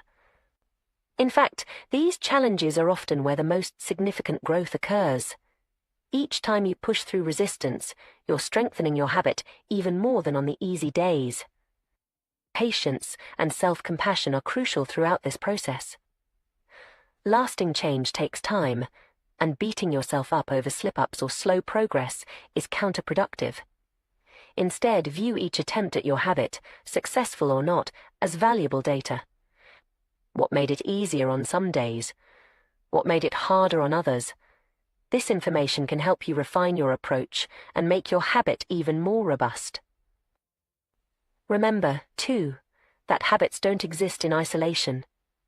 They're part of the broader context of your life, interacting with your other behaviors, your environment, and your overall goals.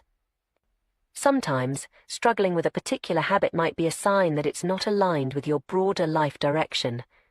It's okay to reassess and adjust your habits as your life and priorities evolve. In conclusion, the key to successful habit formation lies in understanding and working with our brain's natural tendencies. By focusing on consistent repetition rather than arbitrary timelines, making habits as easy as possible to start, designing our environment to support our goals, and maintaining a balance between challenge and achievability, we can effectively rewire our brains and transform our behaviors. The process of habit formation is a powerful tool for personal growth and transformation. It allows us to automate positive behaviors, freeing up mental energy for other tasks and gradually steering our lives in the direction we choose.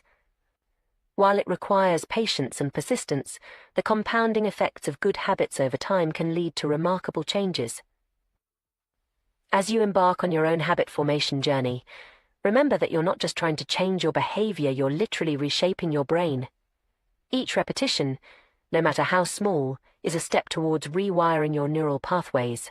Celebrate these small victories, learn from the setbacks, and trust in the process. With time and consistent effort, you have the power to transform not just your habits, but your entire life. Habits, those seemingly innocuous patterns of behavior, have an outsized impact on our lives.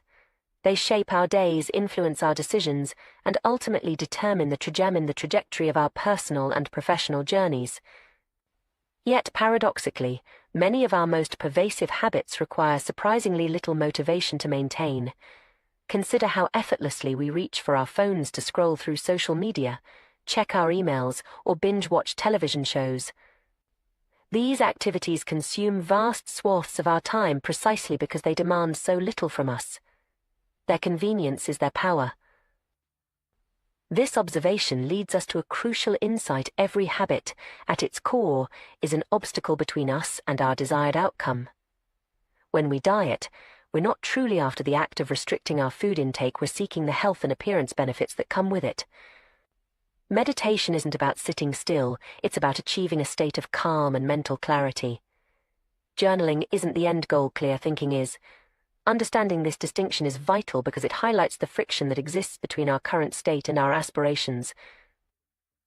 The more difficult a habit is to maintain, the more friction it introduces into our lives. This is why making our positive habits as effortless as possible is crucial for long-term success. By reducing the barriers to entry, we increase the likelihood of following through, even on days when our motivation wanes. It's about creating a path of least resistance towards our goals. However, this emphasis on ease might seem at odds with human achievement.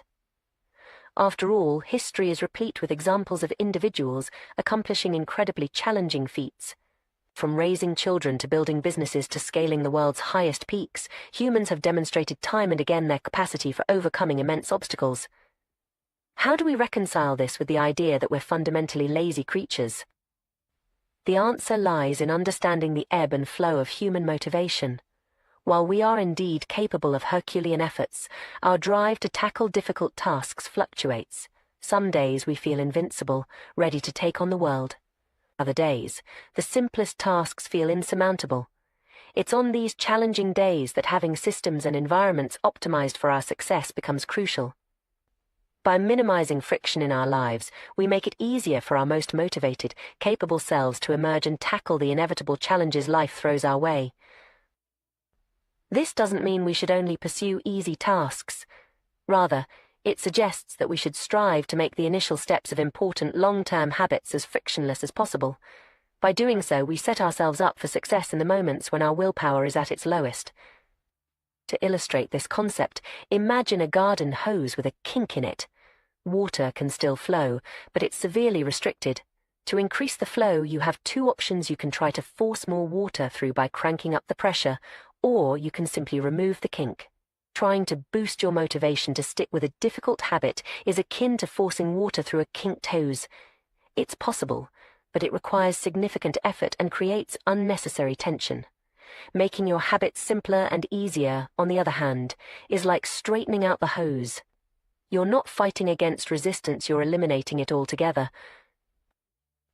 One of the most effective strategies for reducing friction in our habits is through thoughtful environment design. This goes beyond simply making cues for our habits more obvious. It involves optimizing our surroundings to make the actions themselves easier to perform. For instance, when choosing where to practice a new habit, it's wise to select a location that's already part of your daily routine. If you're trying to establish a gym habit, choosing a facility that's on your way to work makes it far more likely you'll stop in regularly. It doesn't feel like you're going out of your way because it fits seamlessly into your existing pattern. This principle extends to our homes and workspaces as well. Too often, we attempt to build habits in high-friction environments. We try to adhere to strict diets while dining out with friends, write books in chaotic households, or focus on important work while surrounded by digital distractions. By identifying and eliminating these points of friction, we can dramatically increase our chances of success. The power of reducing friction is well illustrated by the transformation of Japanese manufacturing in the 1970s. Companies embraced the concept of lean production, meticulously examining every aspect of their processes to eliminate waste.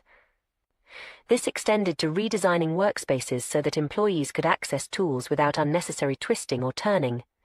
The results were remarkable. Japanese factories became more efficient, and their products more reliable than their American counterparts. By 1979, American workers needed 3 times as long to assemble television sets compared to their Japanese counterparts. This strategy of addition by subtraction has profound implications beyond manufacturing. In our personal lives, removing obstacles that drain our time and energy allows us to achieve more with less effort. It's why decluttering can feel so liberating. We're not just organizing our space, we're lightening the cognitive load our environment places on us. The most habit-forming products and services in our modern world excel at eliminating friction from our lives. Meal delivery services remove the need for grocery shopping. Dating apps simplify social introductions. Ride-sharing services make getting across town effortless. Each of these innovations automates, eliminates, or simplifies steps in processes that were once more cumbersome. Successful companies apply this principle rigorously to their product design. They reduce form fields, minimize account creation steps, and provide clear, concise instructions. Even small reductions in friction can have significant impacts. When the British government wanted to increase tax collection rates, they made a simple change. Instead of sending citizens to a web page where they could download a tax form, they provided a direct link to the form itself. This minor adjustment increased response rates from 19.2% to 23.4%, translating to millions in additional tax revenue. The key takeaway is clear: create an environment where doing the right thing is as easy as possible. Much of the challenge in building better habits comes down to finding ways to reduce the friction associated with positive behaviors while increasing the friction associated with negative ones. One intriguing approach to this is the concept of resetting the room as practiced by Oswald Knuckles, an IT developer from Mississippi. After finishing an activity, Knuckles takes a moment to prepare the space for its next use. After watching TV, he returns the remote to its designated spot, arranges the pillows, and folds the blanket. When leaving his car, he disposes of any trash.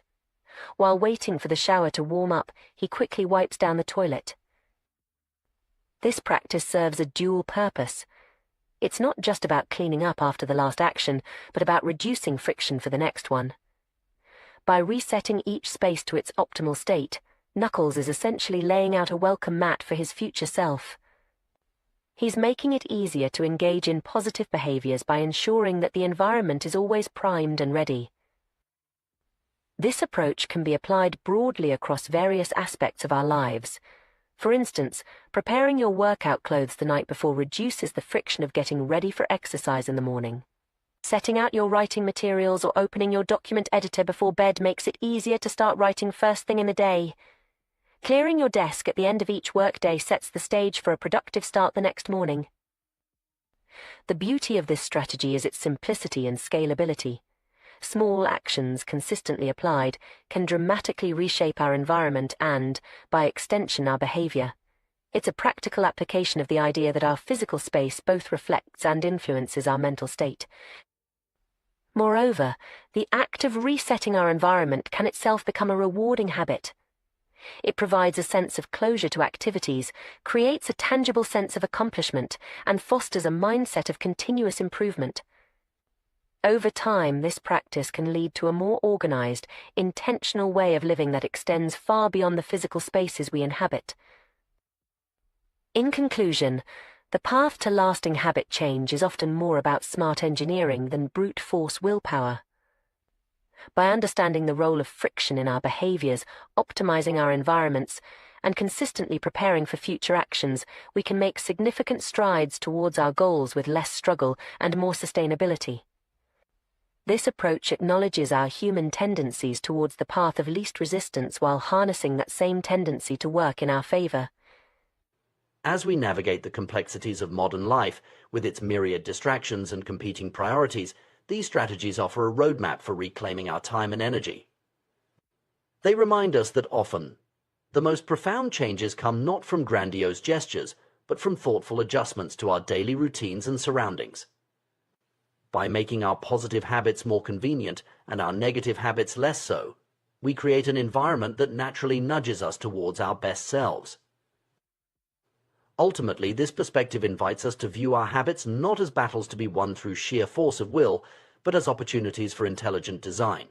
It encourages us to be architects of our own behavior, crafting spaces and routines that align with our deepest aspirations. In doing so, we not only increase our chances of success, but also reduce the mental and emotional toll of constant self-regulation. As we move forward, let's challenge ourselves to look at our habits through this lens of friction and flow. Where can we straighten the hose in our lives? How can we reset our rooms, both literally and figuratively, to prime ourselves for success? By asking these questions and acting on the answers, we open up new possibilities for growth, achievement, and fulfillment. The journey of self-improvement need not be a constant uphill battle. With the right approach, it can be a thoughtfully designed path of gradual, sustainable progress. In the intricate tapestry of human behavior, habits stand out as the threads that weave our daily lives together. These automatic routines, often performed with little conscious thought, shape our experiences and outcomes in profound ways. Understanding the power of habits and learning to harness them effectively can be transformative, leading to increased productivity, better health, and greater overall satisfaction in life. Consider the case of Twyla Tharp, a renowned dancer and choreographer whose success is inextricably linked to her daily rituals. Each morning, without fail, Tharp begins her day by hailing a cab to take her to the gym. This simple act might seem insignificant at first glance, but it serves as the cornerstone of her entire routine. By habitualizing this small action, Tharp has effectively removed any opportunity for hesitation or second-guessing. The moment she steps into the cab, the rest of her morning unfolds almost automatically. This example beautifully illustrates a fundamental principle of habit formation: the power of small, consistent actions.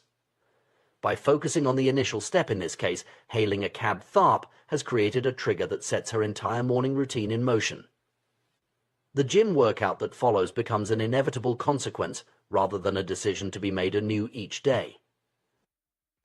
The influence of habits on our daily lives is staggering. Research suggests that between 40 to 50% of our actions on any given day are habitual. However, this statistic, impressive as it is, actually understates the true impact of habits on our behavior. Habits don't just account for a large portion of our actions, they also shape the conscious decisions that follow them. Think of habits as the on-ramps to a highway. Once you've merged onto that road, your direction and speed are largely determined. In the same way, our habits often set us on a path that influences our subsequent choices and actions. This is why we might find ourselves sitting through a movie we're not enjoying, continuing to snack well past the point of fullness, or losing track of time on our smartphones. The initial habitual action, turning on the TV, reaching for a snack, or picking up the phone, creates a momentum that's difficult to resist.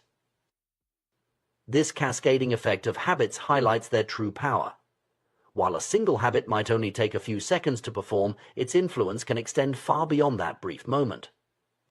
A morning habit of meditation, for instance, might only take 10 minutes, but it can set the tone for a calmer, more focused day. Conversely, a habit of checking social media first thing in the morning might lead to hours of distraction and reduced productivity.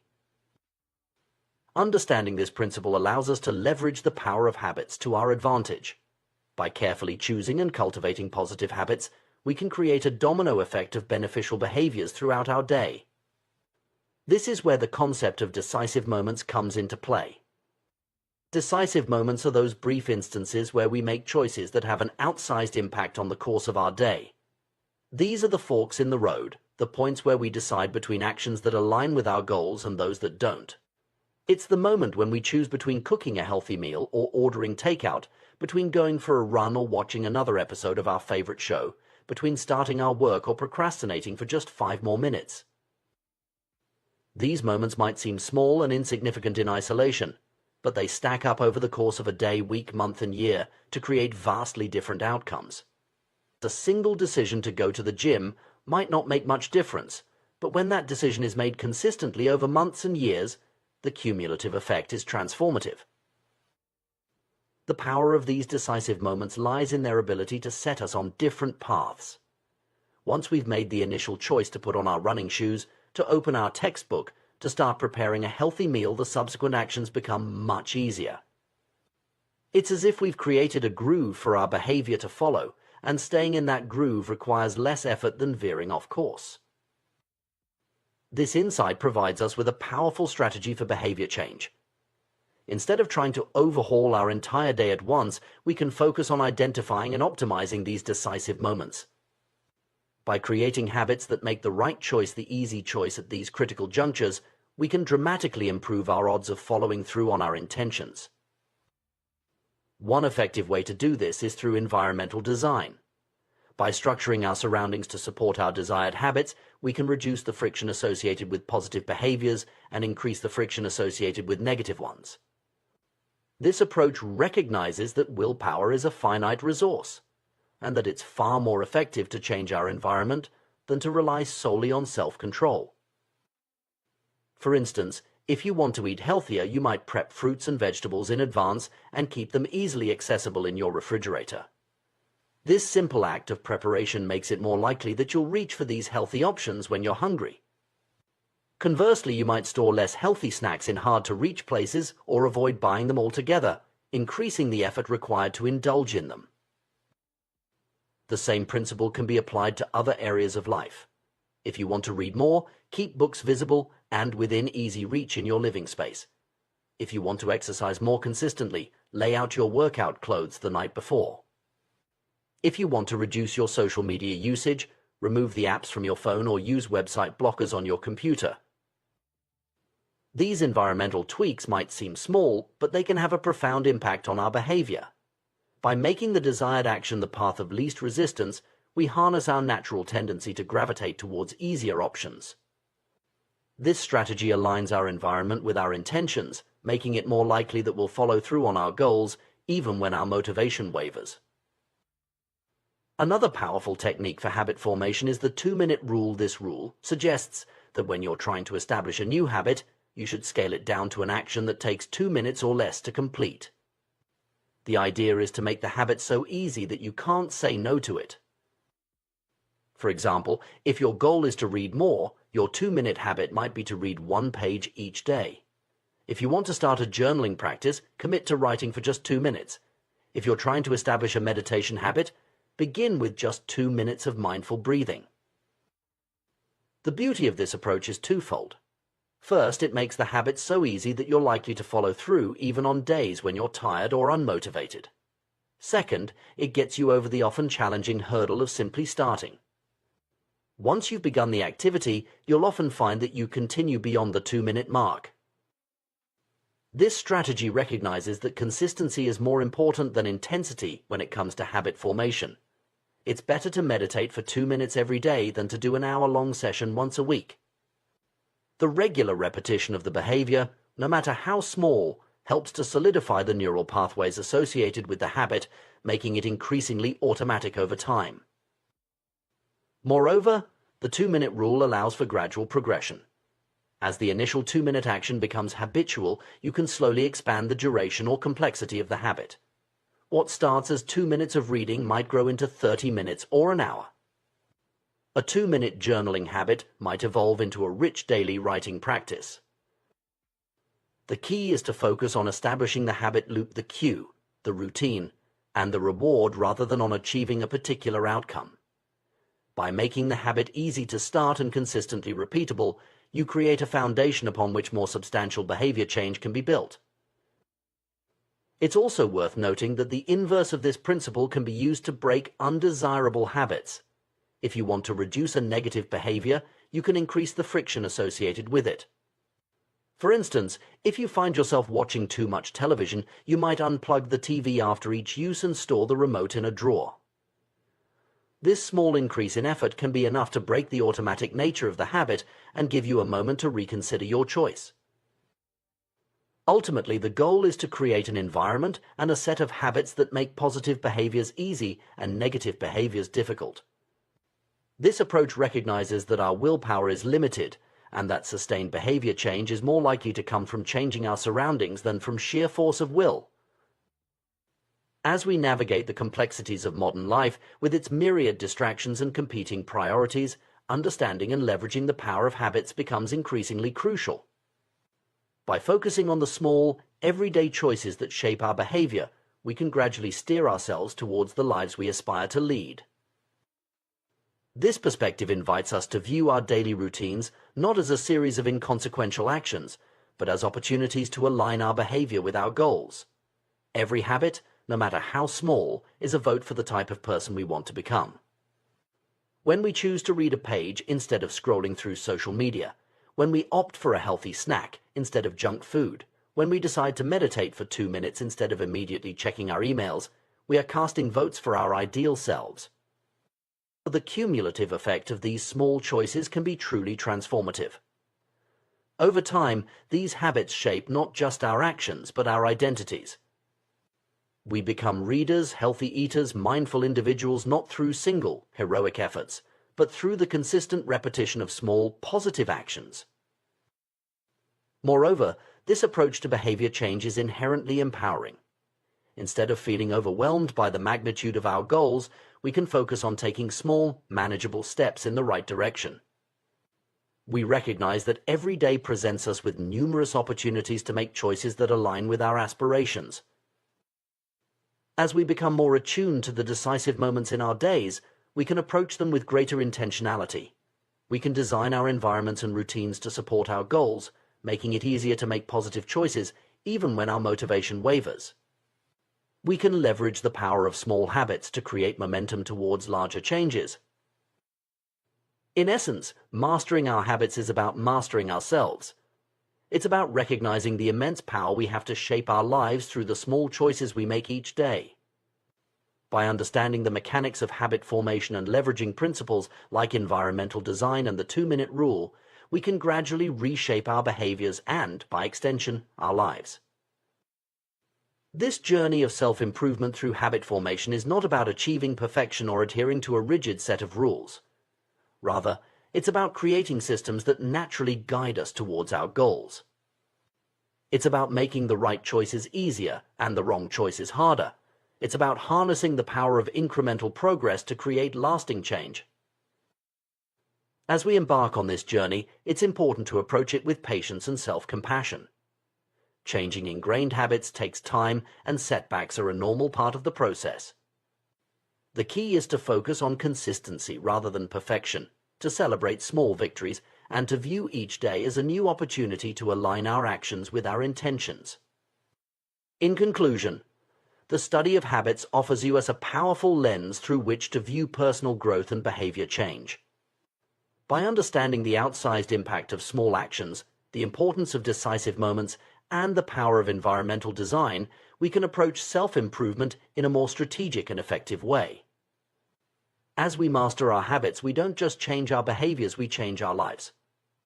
In the intricate tapestry of human behavior, our daily choices serve as the individual threads that, when woven together, create the fabric of our lives. Among these myriad decisions, certain moments stand out as particularly significant. These are what we might call decisive moments.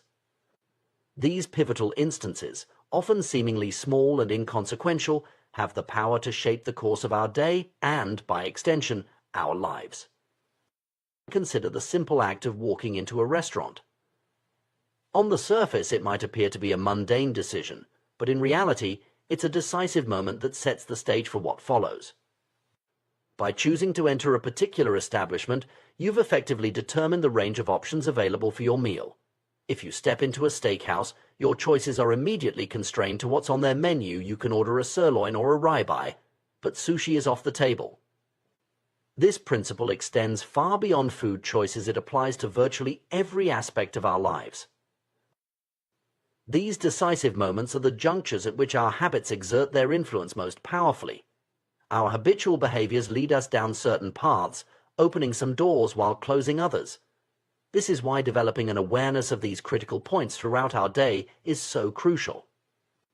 Each day is composed of countless moments, but it's the habitual choices we make at these key junctures that ultimately determine the trajectory of our time and energy. Understanding this concept allows us to approach personal growth and habit formation from a more strategic perspective. Instead of trying to overhaul our entire lifestyle at once, a daunting task that often leads to frustration and failure, we can focus on identifying and optimizing these decisive moments. By doing so, we create a ripple effect that can lead to significant changes over time. However, even when we recognize the importance of starting small, it's all too easy to fall into the trap of trying to do too much too soon. The excitement of potential change can be intoxicating, leading us to set unrealistic goals or attempt to make sweeping changes overnight. This is where the 2-minute rule comes into play, a powerful strategy for making habits stick. The 2-minute rule posits that when you're trying to establish a new habit, it should take less than 2 minutes to do. This might seem counterintuitive at first. After all, how can you achieve significant change in just 2 minutes? But the beauty of this rule lies in its simplicity and its focus on getting started. Almost any habit can be distilled down to a 2-minute version. Want to read more? Start with reading just 1 page before bed. Aiming to exercise regularly? Begin by simply putting on your workout clothes. Hoping to improve your diet? Start by adding 1 vegetable to your plate at dinner. The key is to make the initial action so easy that it's almost impossible to say no to it. This approach is powerful for several reasons. Firstly, it removes the intimidation factor that often comes with trying to establish new habits. Reading an entire book might seem daunting, but reading a single page is manageable for anyone. Secondly, it leverages the principle of momentum. Once you've started an activity, it's much easier to continue. You might sit down intending to read just 1 page, only to find yourself engrossed in the book an hour later. The 2-minute rule isn't about limiting yourself to only 2 minutes of an activity. Rather, it's about creating what we might call a gateway habit, a small, easy action that naturally leads you down a more productive path. It's about mastering the art of showing up consistently, which is the foundation of any lasting habit. This concept aligns with the idea that habits must be established before they can be improved. Many people make the mistake of trying to optimize a habit before it's even become a regular part of their routine. But if you can't consistently show up, you have little hope of mastering the finer details. The 2-minute rule allows you to focus on the most critical aspect of habit formation: consistency. As you become more consistent with your 2-minute habit, it begins to serve as a ritual that signals the beginning of a larger routine. This ritualization is actually an ideal way to approach mastering difficult skills. By standardizing the beginning of a process, you make it easier to slip into a state of deep focus. Athletes often have specific warm-up routines that help them get into the right mindset for peak performance. Writers might have a particular ritual they follow before sitting down to work. These routines serve as triggers that tell your brain it's time to focus on the task at hand. Some might view the 2-minute rule as a psychological trick, and in a sense it is. You know that your ultimate goal is to do more than just 2 minutes of an activity. But this trick is based on sound psychological principles.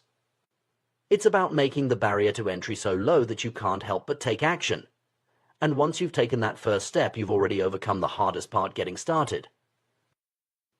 If the idea of tricking yourself doesn't sit well with you, Try this variation, do the activity for 2 minutes, and then stop, even if you want to continue. Go for a run, but stop after 2 minutes. Start meditating, but stop after 2 minutes. Study a new language, but stop after 2 minutes. This approach can be particularly effective because it leaves you wanting more, which increases the likelihood that you'll return to the activity the next day. This strategy has proven effective for many people across various goals. One individual used it to lose over 100 pounds. He started by going to the gym each day, but limiting himself to just 5 minutes. After a few weeks, he naturally began to extend his workouts. The key was that he had established the habit of going to the gym consistently before trying to do lengthy workouts. Journaling provides another excellent example of the power of this approach. Many people avoid journaling or give up quickly because it feels like a chore. But by committing to write for just 2 minutes a day, or to write less than you feel like writing, you can build a consistent habit without it ever feeling burdensome. This principle of stopping before it feels like work can be applied to virtually any habit you're trying to establish. The 2-minute rule and similar strategies are effective for another crucial reason: they reinforce the identity you want to build. Every time you show up to do your 2-minute habit, you're casting a vote for your new identity. If you go to the gym for 5 days in a row, even if it's just for 2 minutes each time, you're reinforcing your identity as someone who doesn't miss workouts. You're not focused on getting in shape, the outcome. You're focused on becoming the type of person who exercises regularly, the identity. This shift in focus from outcomes to identity is a powerful one. It's easy to get consumed by end goals: losing weight, writing a book, learning a new skill. But by focusing on the smallest actions that confirm the type of person you want to be, you're laying the groundwork for lasting change. 1 push-up is better than not exercising at all. 1 minute of guitar practice is better than none. 1 page of reading is better than never picking up a book. As you consistently show up and your 2-minute habit becomes ingrained, you can begin to shape it towards your ultimate goal. This process, which we might call habit shaping, involves gradually scaling up your habit while still maintaining your focus on the crucial first 2 minutes. For example, if your goal is to become an early riser, you might start by simply being home by 10 p.m. every night. Once that becomes easy, you move to having all devices turned off by 10 p.m. The next step might be being in bed by 10 p.m., then lights off by 10 p.m., and finally waking up at 6 a.m. each day. At each day, you're focusing on mastering just the first 2 minutes of the behavior before moving on to the next level. This gradual approach can be applied to any habit you're trying to build. If you want to become vegan, you might start by adding vegetables to each meal, then progressively eliminating different types of animal products from your diet. If you're aiming to establish an exercise routine, you begin with simply changing into workout clothes, then stepping out the door for a walk, and gradually building up to regular gym sessions. The beauty of this approach lies in its flexibility and its respect for the gradual nature of true behavior change. It recognizes that lasting habits are built slowly and consistently, not through Herculean efforts that burn you out quickly. It allows you to celebrate small victories along the way, reinforcing your motivation and your new identity. Moreover, this strategy aligns with our understanding of how the brain forms habits. Neuroscience tells us that habits are formed through repetition, as neural pathways are strengthened through consistent use. By focusing on small, manageable actions that you can repeat daily, you're effectively training your brain to associate certain cues with certain behaviors. It's worth noting that this approach to habit formation doesn't just apply to personal habits. It can be equally effective in professional settings or when trying to implement changes in organizations. Too often, companies try to implement sweeping changes all at once, leading to resistance and failed initiatives. By breaking down large changes into smaller, more manageable steps, organizations can more effectively guide their employees towards new ways of working. As you embark on your journey of habit formation, it's crucial to maintain a perspective of patience and self-compassion. Change takes time, and setbacks are a normal part of the process. The goal isn't perfection, but progress. Every time you show up for your 2-minute habit, you're moving in the right direction, regardless of what happens afterwards. Remember too, that the habits you're working to establish are not the end goal in themselves. They are the entry point, the first step on a longer journey. Just as hailing a cab was the crucial first step in Twyla Tharp's morning routine, your 2-minute habit is the gateway to larger changes and growth. In conclusion, the path to lasting change lies not in grand gestures or heroic efforts, but in the small, consistent actions we take each day. By understanding the power of decisive moments, leveraging the 2-minute rule, and focusing on identity-based habits, we can create meaningful change in our lives. It's about making the right behaviors easy, focusing on consistency over intensity, and trusting in the compounding effect of small actions over time. As you move forward, challenge yourself to identify the decisive moments in your day. Where are the points at which a small choice could lead you down a more positive path? Then, apply the 2-minute rule to create gateway habits that align with your goals. Remember, the journey of 1,000 miles begins with a single step, or in this case, a single 2-minute action. By mastering the art of showing up, you set the stage for transformative change and growth. Your future self will thank you for the small, consistent efforts you make today. In the realm of personal development and habit formation, we often focus on strategies to make positive behaviors easier to adopt. However, an equally powerful approach is to make undesirable habits more difficult to maintain. This principle is beautifully illustrated by the story of Victor Hugo and his novel, The Hunchback of Notre Dame. In 1830, Hugo found himself in a predicament familiar to many creatives. He had promised his publisher a new book, but had spent the year procrastinating. Faced with an imminent deadline, Hugo devised an ingenious, if unconventional, solution.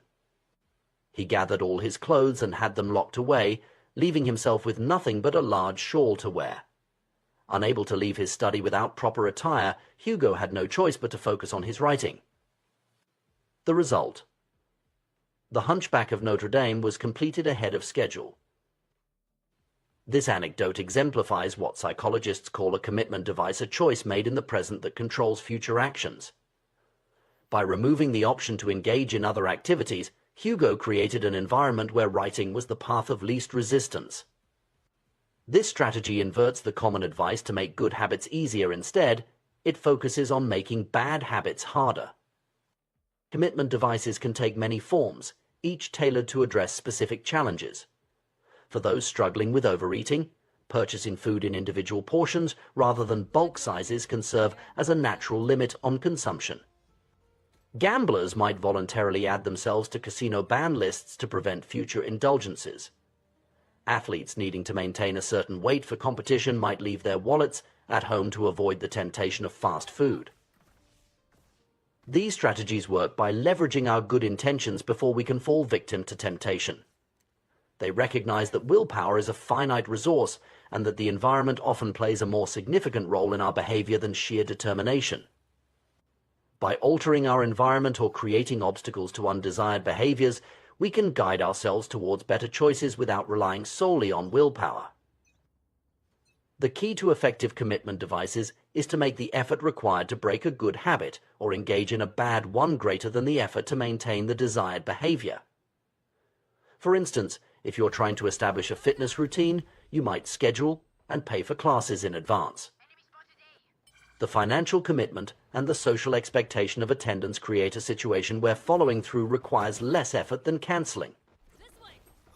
While commitment devices are powerful tools for behavior change, we can push this concept even further. Instead of just making bad habits difficult, we can strive to make good habits inevitable and bad habits impossible. This approach is exemplified by the story of John Henry Patterson and the invention of the cash register.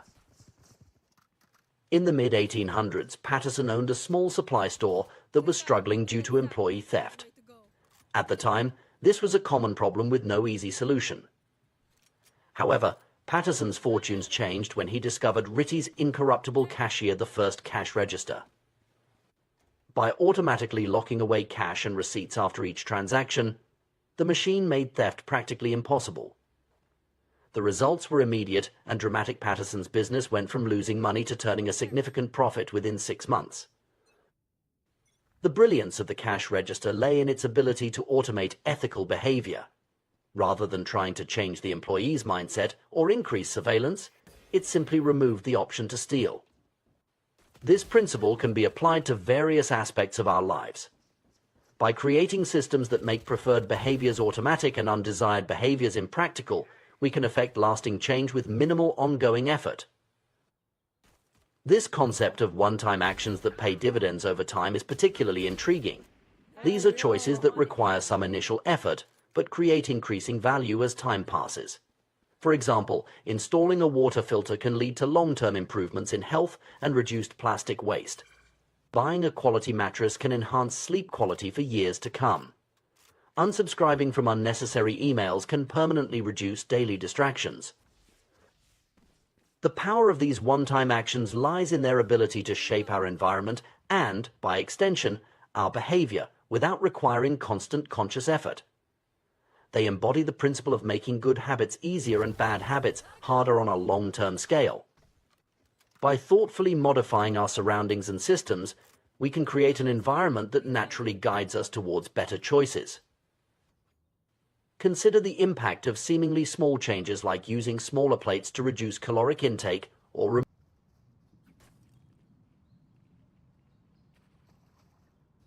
I'm out of here.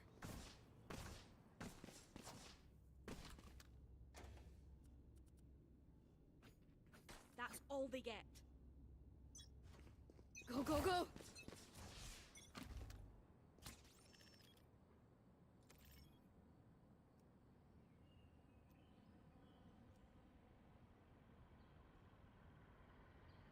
Careful here. Buried. Hawk out. Good bird. That's 3.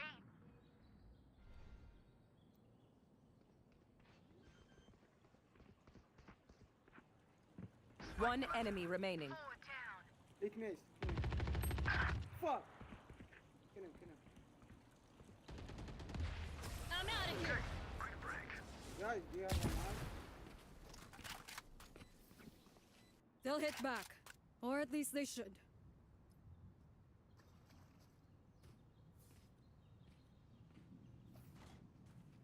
Gotta go!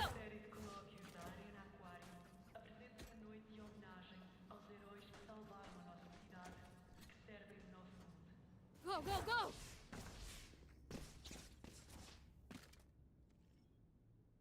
Neon, let's go, go, go!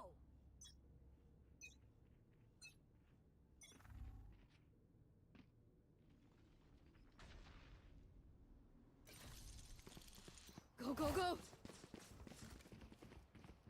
I'm out of here!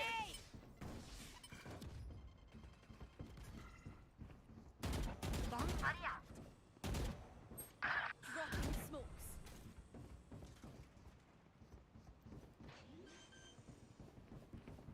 Coming through! Spike planted. Nice try. My ult's ready. There.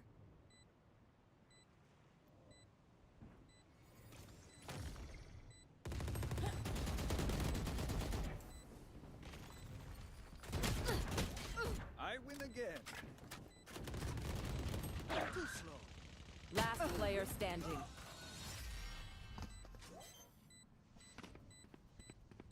That's right.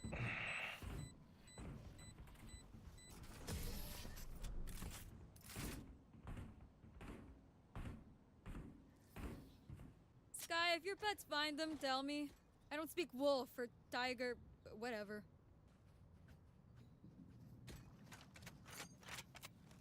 Go, go, go! Nope. Nope. Going C. Gotta go! I will fake B and you go A, okay? Okay. Let's flush them out.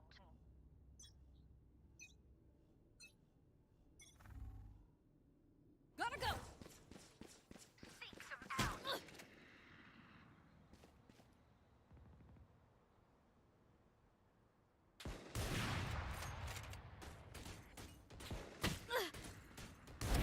Smart move! Here.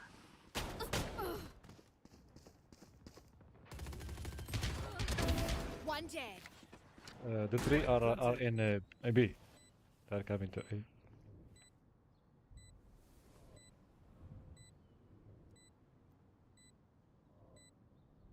Trap destroyed. Get out of here.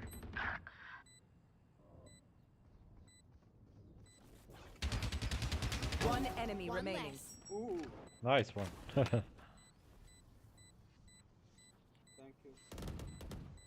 Enemy A. GG, very nice. But alas, they are dead.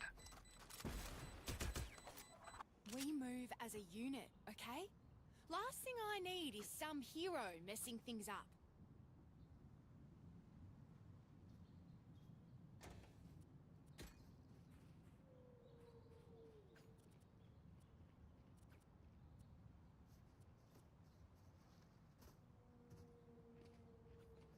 They are so I'm out of here. Go A, go Find A. the weak point Go A. and I will break fake it. Okay, stay with No, me, no, Chamber. go Stay fake with it. me, Chamber.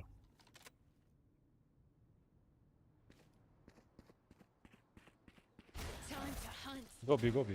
Here. Scout destroyed. enemy B. Finished. Ooh. Ciao. Drop in a smoke. Ready.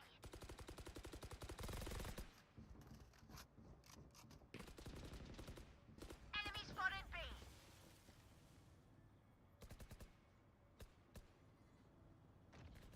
Enemy spotted B. I'm out of here. No peeking.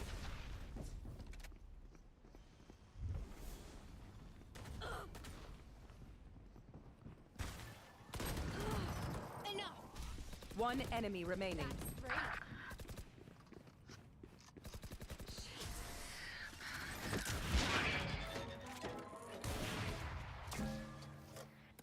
You know what we should do? I'll tell you. Go, go, go. We should win. Go A, go A. I will stay B. Okay, okay.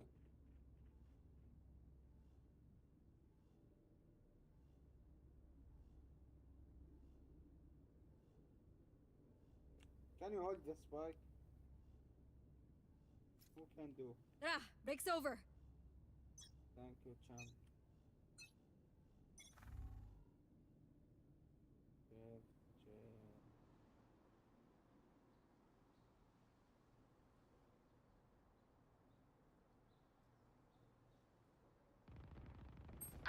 Enemy spotted A. Got him. Here goes the Gotta go.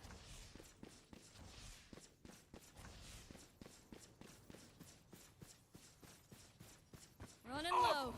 Nice. enemy spotted A. Go, go, go.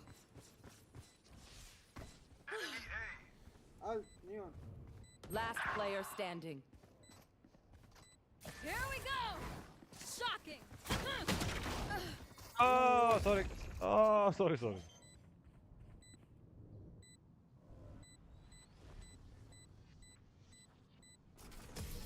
Ah, no.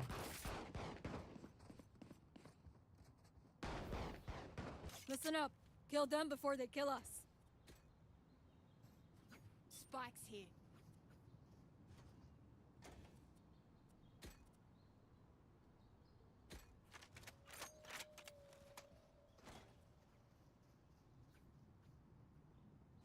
Gotta go.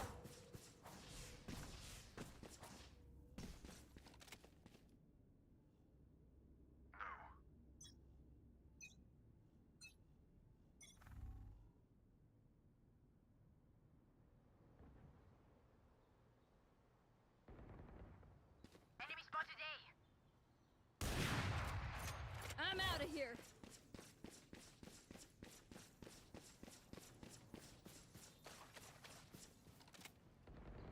My ult is ready. Gotta go. Seek them out. Go, go, go. Enemy spotted A. Reloading.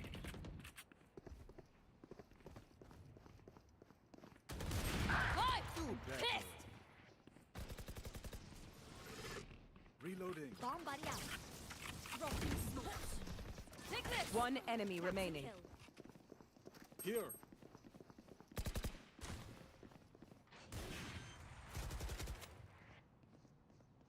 There. Planted. Oh, I am not cleaning this up. My advice? Don't get shot. Go, go, go! I'm out of here!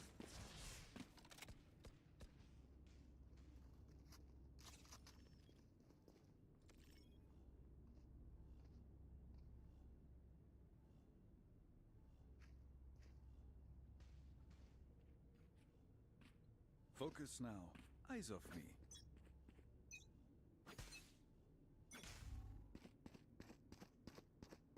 I'm out of here! Enemy spotted B. Enemy spotted mid. Gotta go! I shot somebody.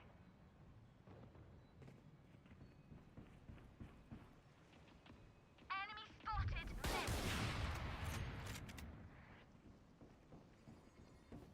There! One by one. One enemy remaining. Plant the spike. Flawless. How did they sing? In the air. They're a mess over there. Go, go, go! I can buy for you. My treats.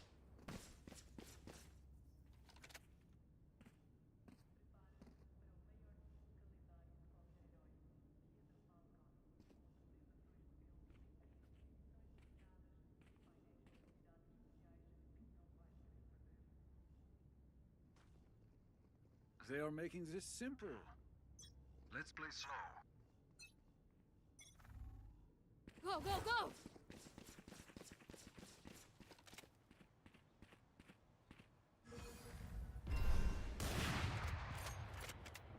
Down you go. Down with. Gotta go. Had your fun. My turn. Good job. You will not kill my allies! That one. One less.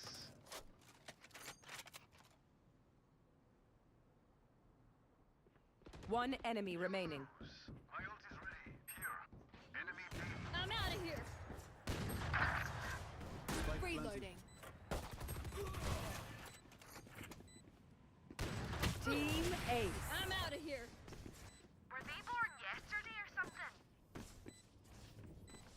I feel something over there. Can't place it. Like us, but different. Gotta go! I can buy for you. My treats. Spike's here. Spike's here.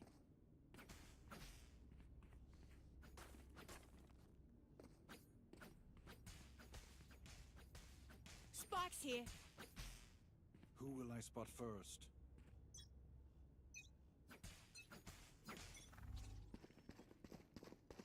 Gotta go!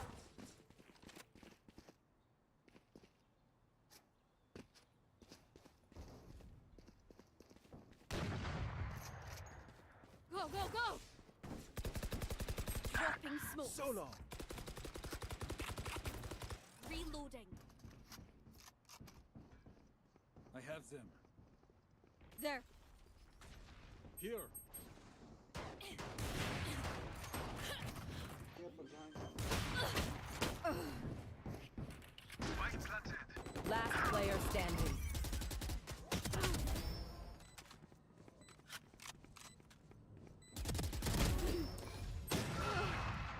Back like I never left.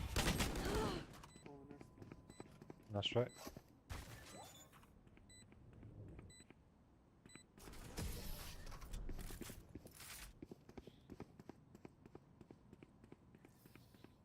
Last round in the half.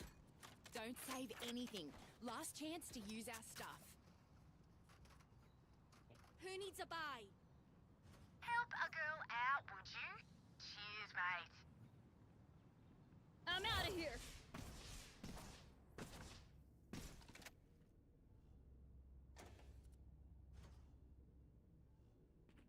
Quick feet, quick Gun trigger. here.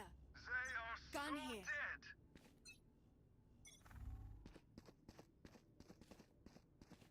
Gotta go. Enemy spotted B. Go, go, go. Our spike's down. Spike down A.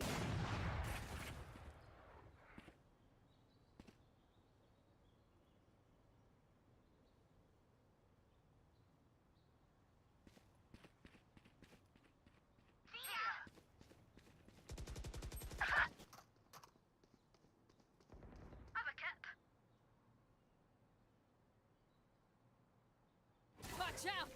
I'm out of here. Get wrecked. Go, go, go.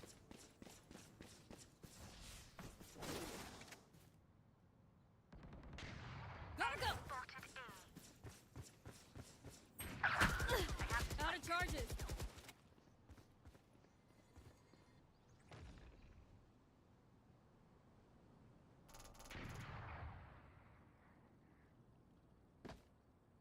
One enemy remaining. Gotta go. 30 seconds left. spike's Last down. player standing. Spike down A.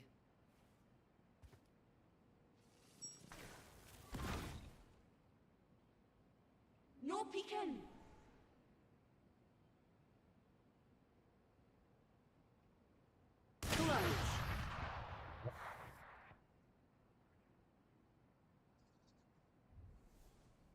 Switching sides. We're here because we're the best. Don't any of you forget that.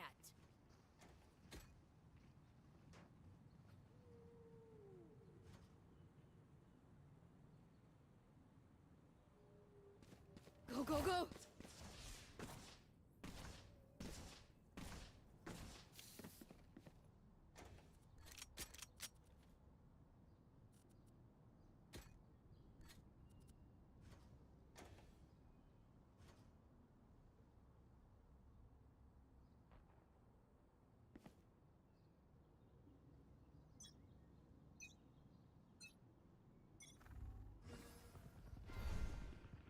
Hey, Here. Watch out. Reloading. Back up.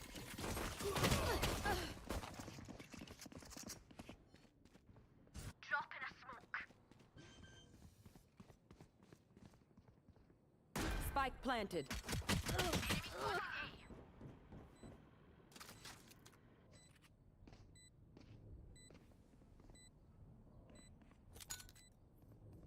Grenade. Tie. Last player standing. Mm.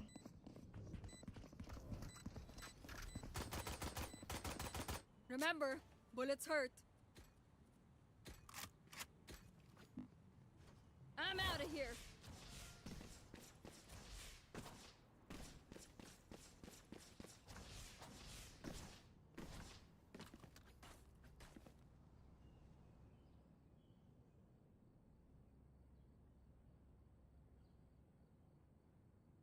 Alright, muckers. Off we go. Alright, guys, we will not lose this.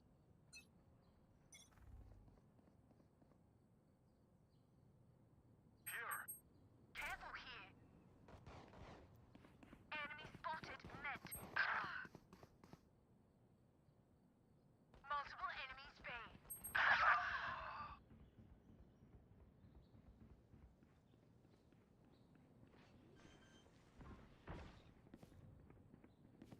Spike planted.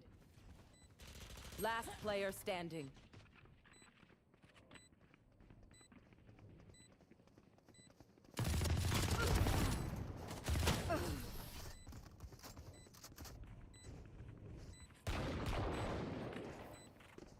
Yous don't get a reset button, so stay alive, please.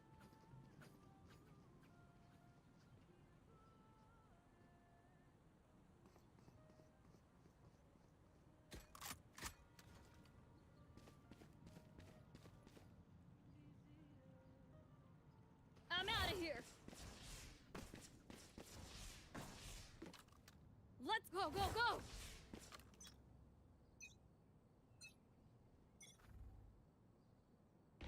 There.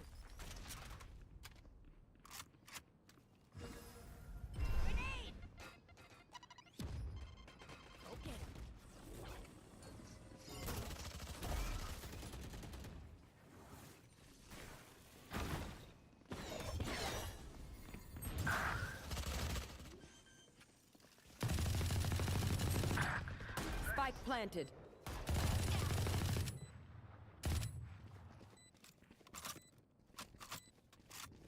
One enemy remaining. Enemy I'm outta spotted here. A.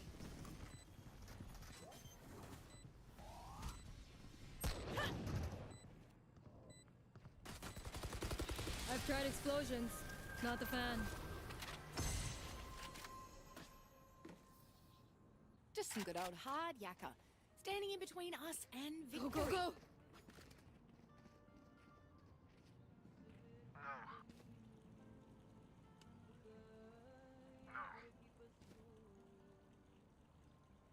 Gotta go.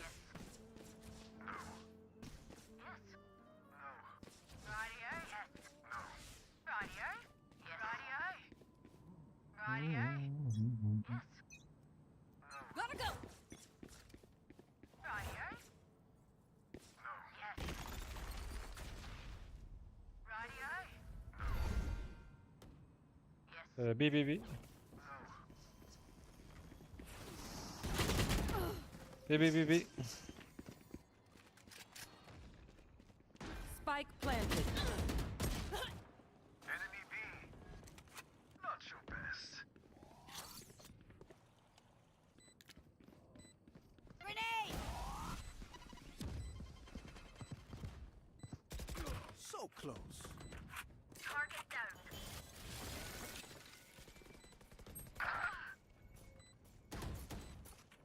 Enemy B. One enemy remaining. That's 3. My ult is ready. Last player standing.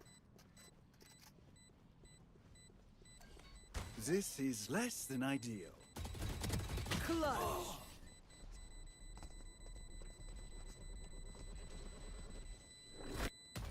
One bullet per enemy. That should be enough, yes?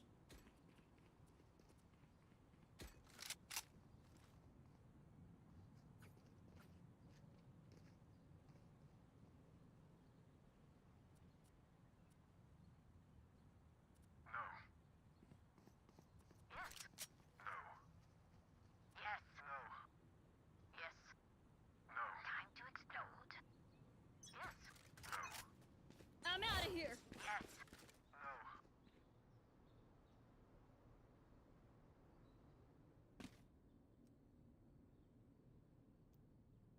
B, B, B is empty.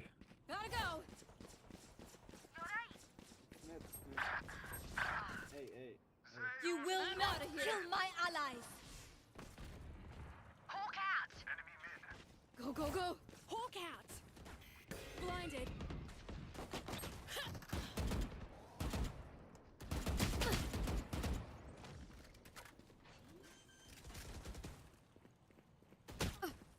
Spike planted. Gotta go.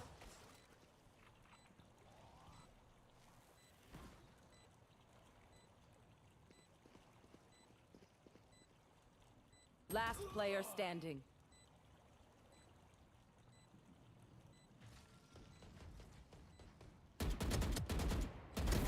Wiped!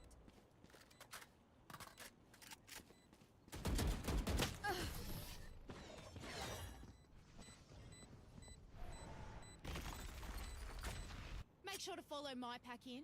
They'll lead us right to the enemy.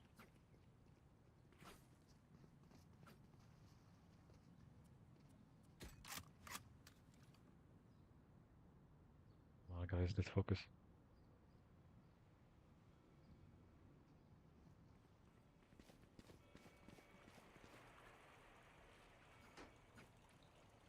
I'm out of here!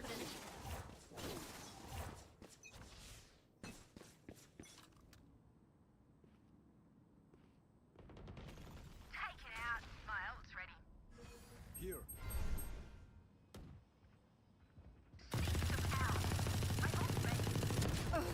Oh my god. Found Spike down B. Terminus.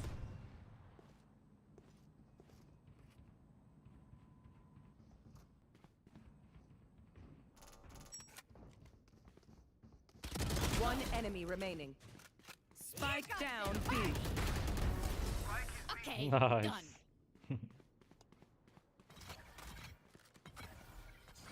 Don't sit down. We're not done yet.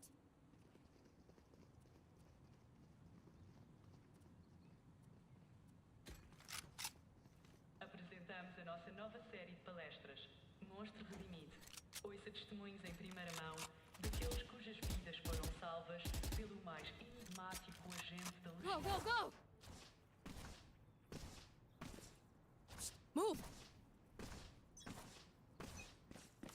Don't push, don't push. There. Grenade! Nice try. You had your fun. My turn. One enemy remaining. Spike down A. You had it covered. Hey. Gotta go. Let us see what they have planned for us this time.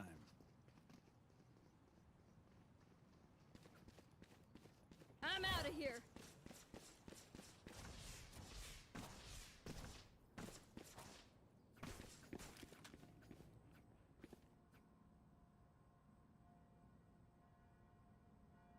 Go, go, go.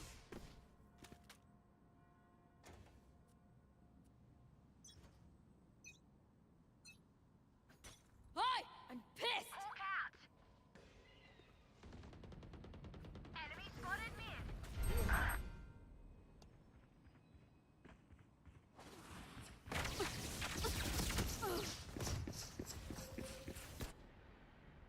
There they are.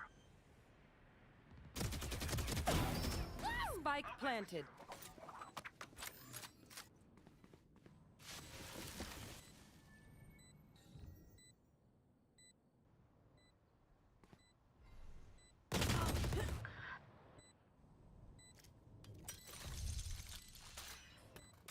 Last player standing.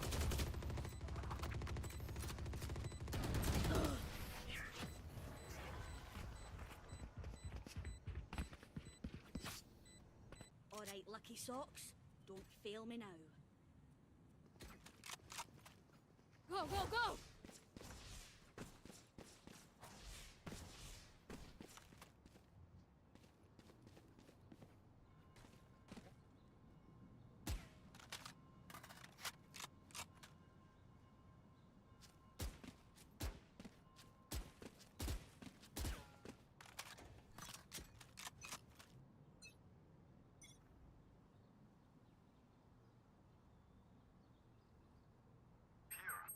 Gotta go!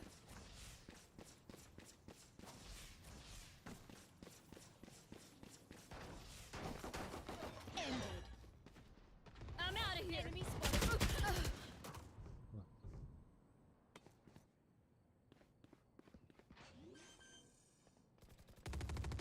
Enemy B. Spike planted.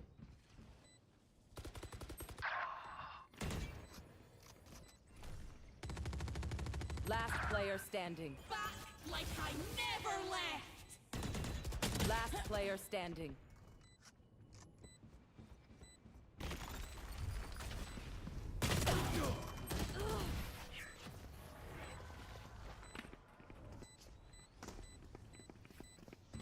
Take aim, then fire. Let's not complicate it.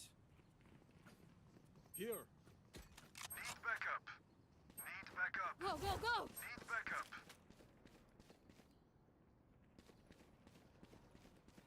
Gotta go!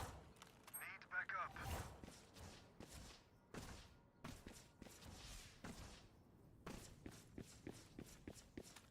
Let's make them dance.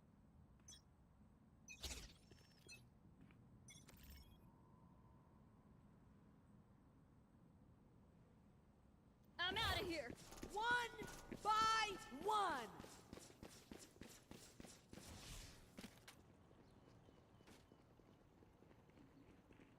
I'm out of here. Enemy spotted mid. Here. Spike planted. Enemy spotted A. Kill. Take this. Here we go. Off your feet! Almost out.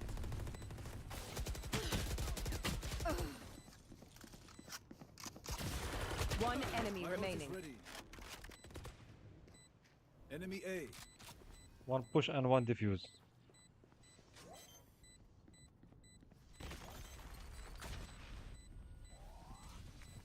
Last player standing. Blinded. Clutch.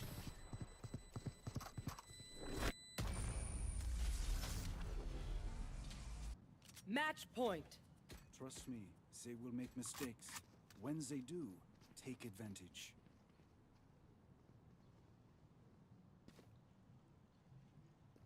Come on, guys, please don't die. Let's play safe on this one. Don't push and just defend. Go, go, go.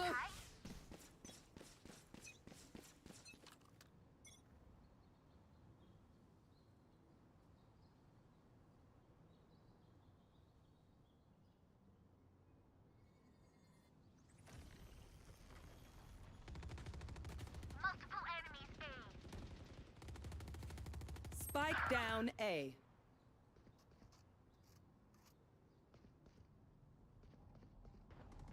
Sleep tight.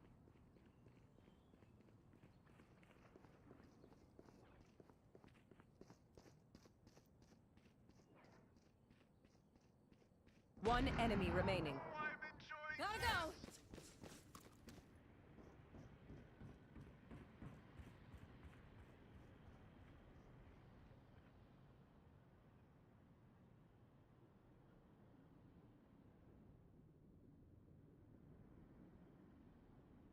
I'm out of here.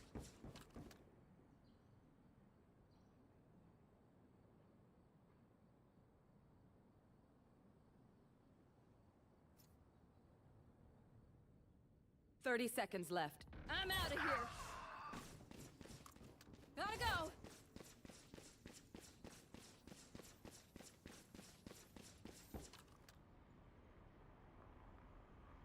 Spike planted.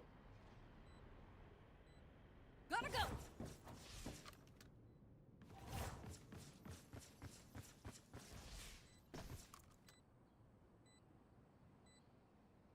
Watch out. This way. Go, go, go.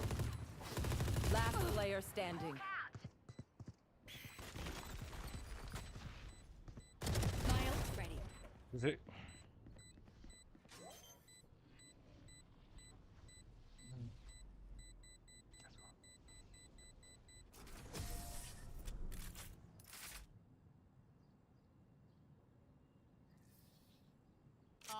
Surrounded by minha família. We won't lose.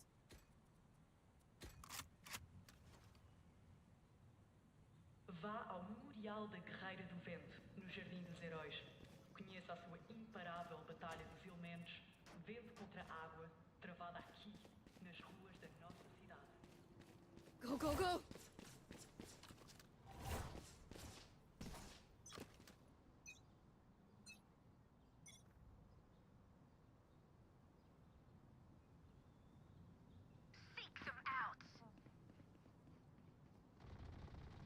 I'm out of here. Spike down mid. You will not kill my allies. Take this.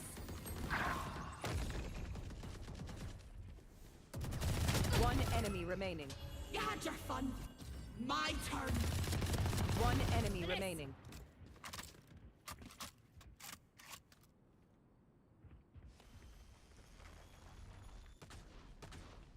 Drop in a smoke. Here goes the party! Enemy spotted mid.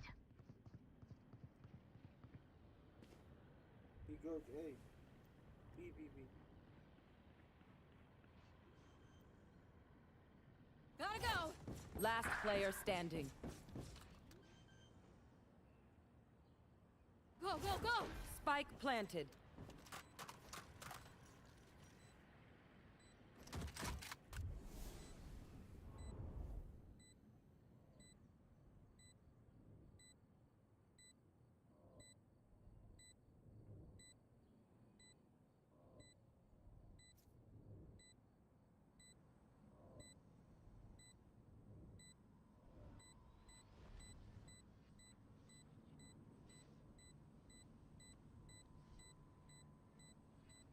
Try, just try. Go, go, go! Are you kidding me right now? Off your feet! Clutch. Get out. Attackers win. You are so bad to me.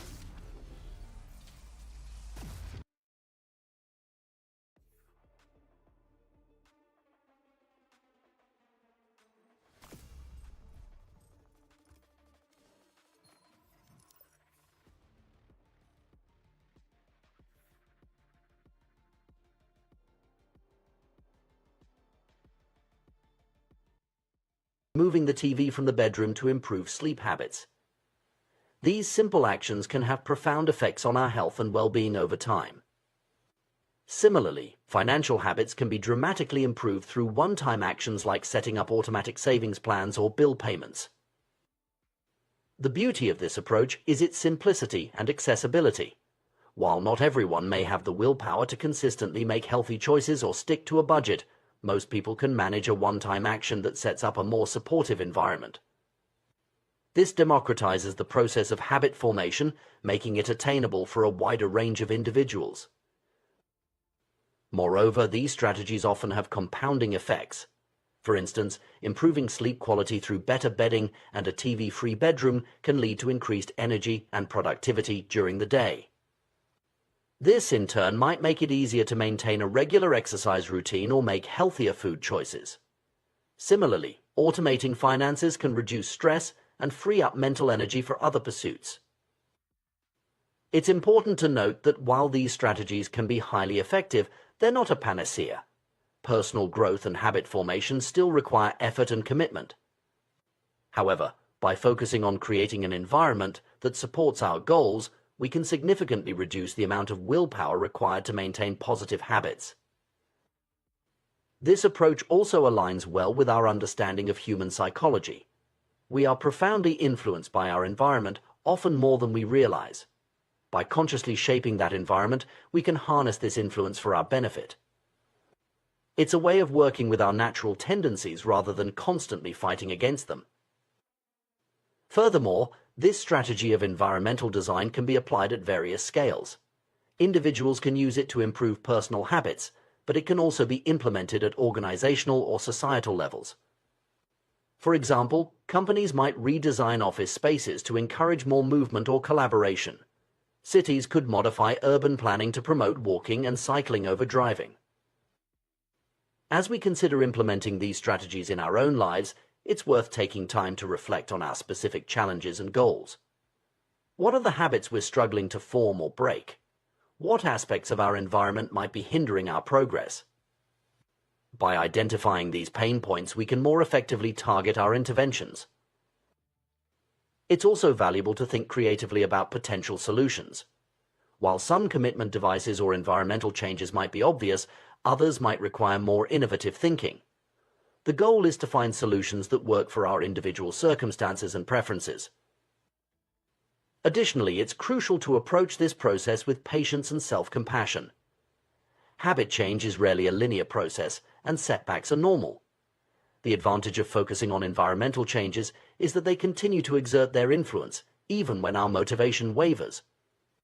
In conclusion, while traditional advice on habit formation often focuses on willpower and motivation, there's immense power in shaping our environment to support our goals.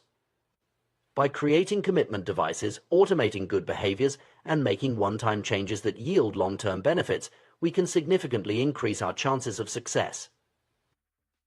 This approach recognizes that sustainable change often comes not from Herculean efforts of will, but from thoughtful adjustments to our surroundings and systems. It's about creating an environment where good habits are the path of least resistance, and bad habits require conscious effort to maintain. As we move forward in our personal growth journeys, let's consider how we can leverage these principles. What commitment devices might help us overcome our specific challenges? What one-time actions could we take to set ourselves up for long-term success? By answering these questions and taking action, we can create lasting change with less ongoing effort, freeing up our mental energy to focus on what truly matters in our lives. Remember, the goal isn't perfection, but progress. Every step we take to align our environment with our aspirations is a step towards becoming the person we want to be. By making good habits inevitable and bad habits impossible, we're not just changing our behaviors, we're reshaping our lives. In the realm of personal development and habit formation, we often focus on strategies to make positive behaviors easier to adopt. However, an equally powerful approach is to make undesirable habits more difficult to maintain. This principle is beautifully illustrated by the story of Victor Hugo and his novel, The Hunchback of Notre Dame. In 1830, Hugo found himself in a predicament familiar to many creatives. He had promised his publisher a new book but had spent the year procrastinating. Faced with an imminent deadline, Hugo devised an ingenious, if unconventional, solution. He gathered all his clothes and had them locked away, leaving himself with nothing but a large shawl to wear. Unable to leave his study without proper attire, Hugo had no choice but to focus on his writing. The result? The Hunchback of Notre Dame was completed ahead of schedule. This anecdote exemplifies what psychologists call a commitment device, a choice made in the present that controls future actions. By removing the option to engage in other activities, Hugo created an environment where writing was the path of least resistance. This strategy inverts the common advice to make good habits easier. Instead, it focuses on making bad habits harder. Commitment devices can take many forms, each tailored to address specific challenges. For those struggling with overeating, purchasing food in individual portions rather than bulk sizes can serve as a natural limit on consumption. Gamblers might voluntarily add themselves to casino ban lists to prevent future indulgences. Athletes needing to maintain a certain weight for competition might leave their wallets at home to avoid the temptation of fast food. These strategies work by leveraging our good intentions before we can fall victim to temptation. They recognize that willpower is a finite resource and that the environment often plays a more significant role in our behavior than sheer determination.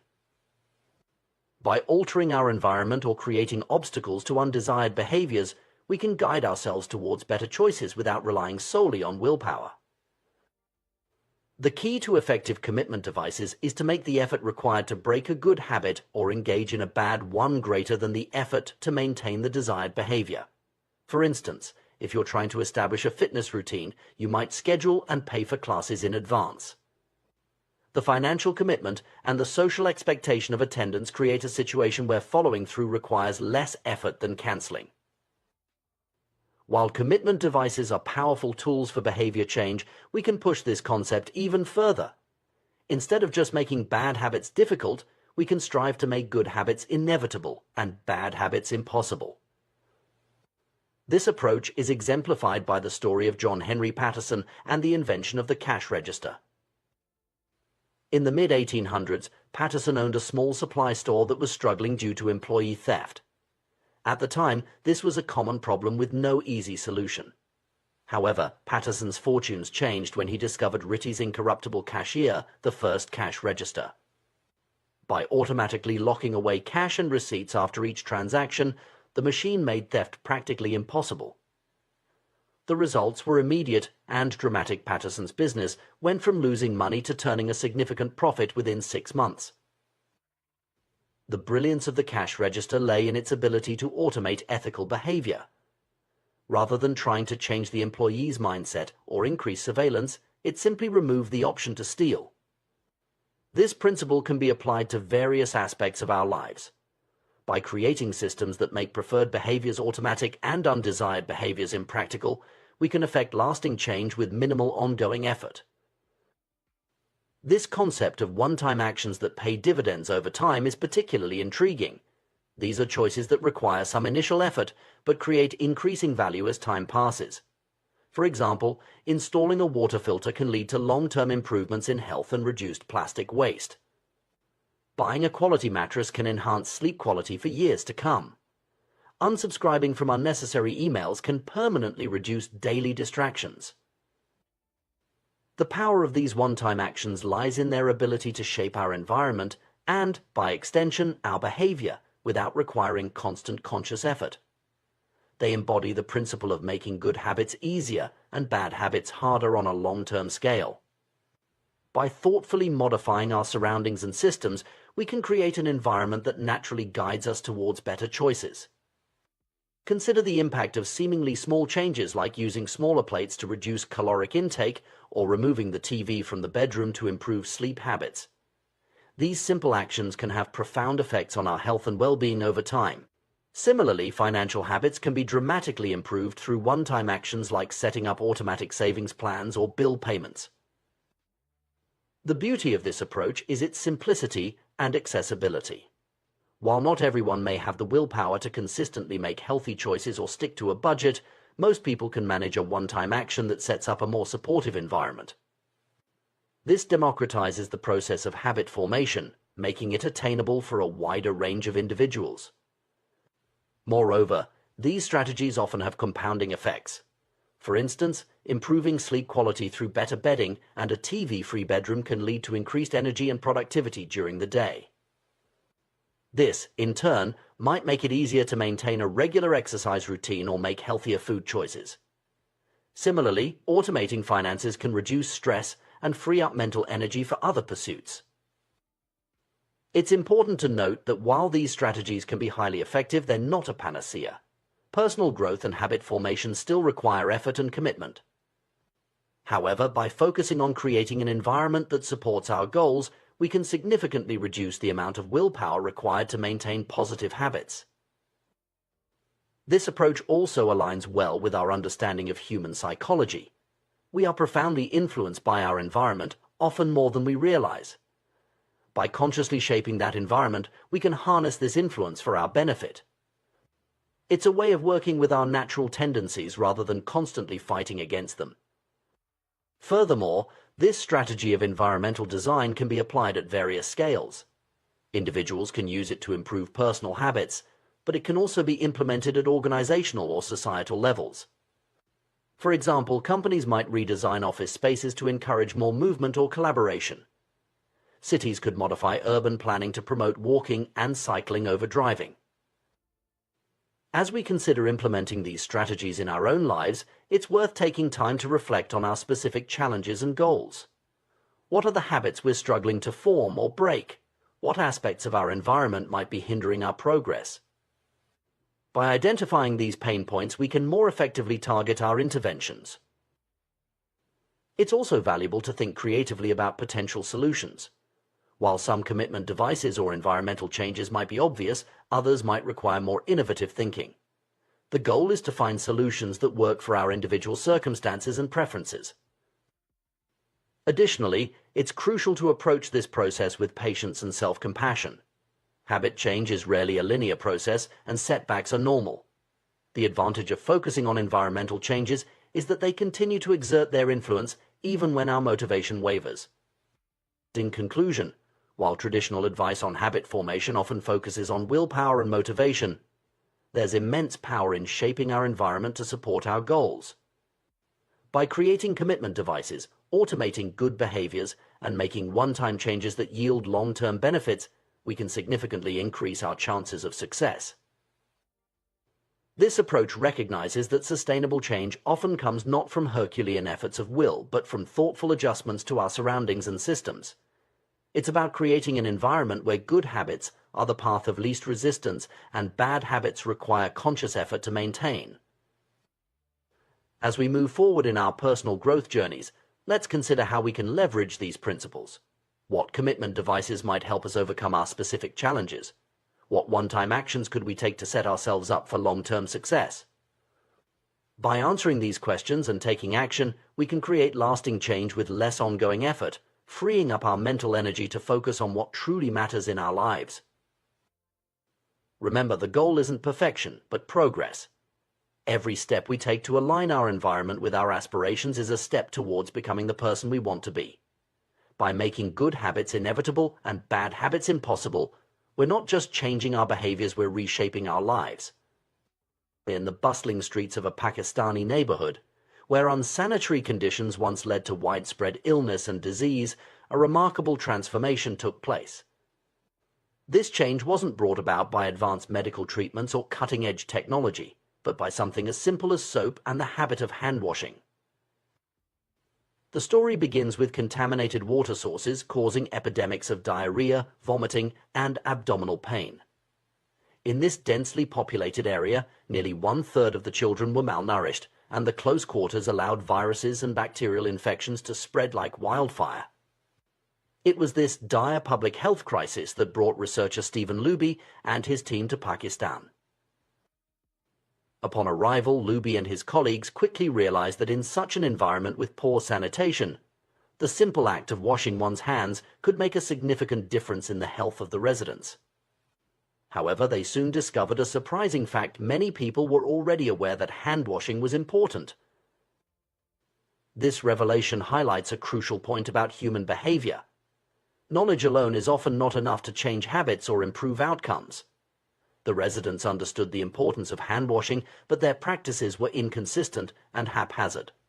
Some would merely run their hands under water quickly, others would wash only one hand, and many would simply forget to wash their hands before preparing food. The problem wasn't a lack of information, it was a lack of consistency. This scenario is not unique to hand-washing or to this particular community. We often see similar patterns in various aspects of our lives. We know we should exercise regularly, eat a balanced diet, or save money for the future, yet we struggle to consistently follow through on these intentions. This gap between knowledge and action is a fundamental challenge in behavior change. Recognizing this, Luby and his team took an innovative approach. They partnered with Procter & Gamble to supply the neighborhood with Safeguard soap. This wasn't just any ordinary soap, it was a premium product that provided a more enjoyable hand-washing experience. The soap foamed easily, allowing people to lather their hands with suds, and it had a pleasant scent. Suddenly, hand-washing became slightly more pleasurable. This strategy tapped into a powerful principle of behavior change: make it satisfying. We are more likely to repeat behaviors that provide immediate, positive feedback.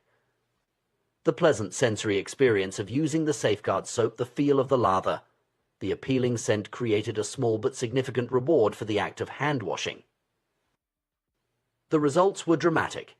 Within months, the researchers observed a rapid shift in the health of children in the neighborhood. The rate of diarrhea fell by 52%, pneumonia by 48%, and impetigo, a bacterial skin infection, by 35%.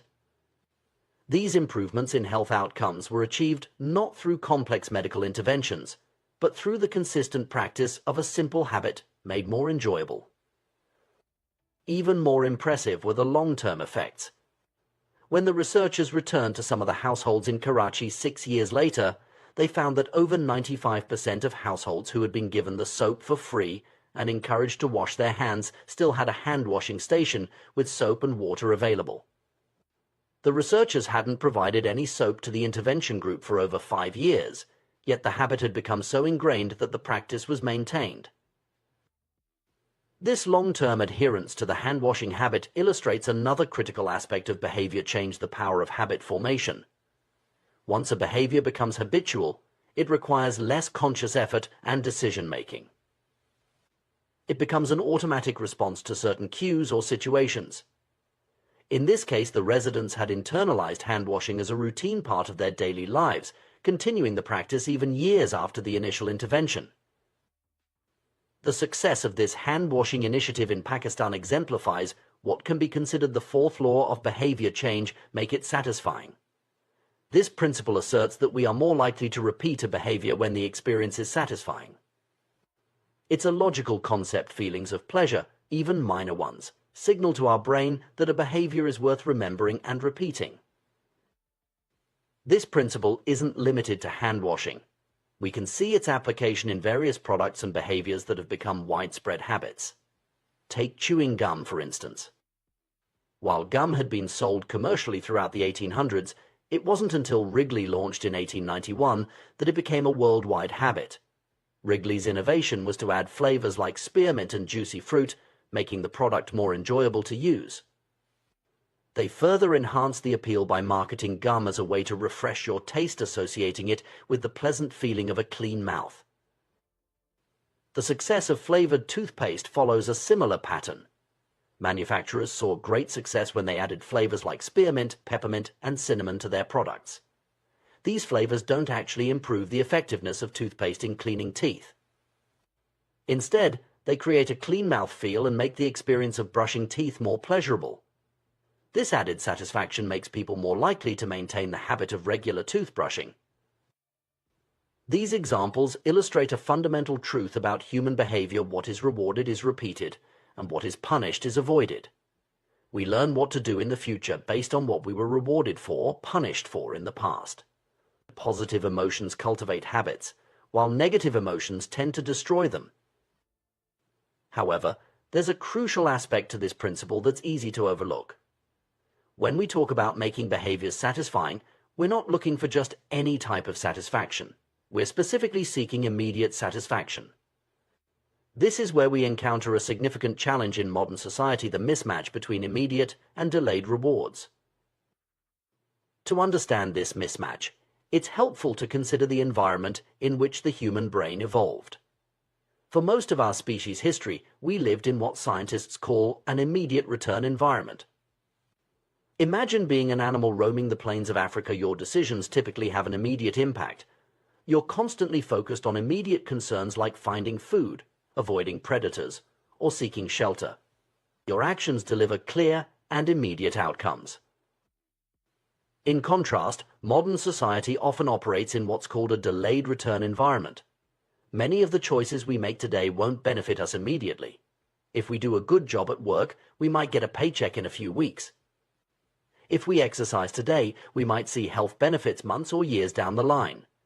If we save money now, it might secure our retirement decades in the future.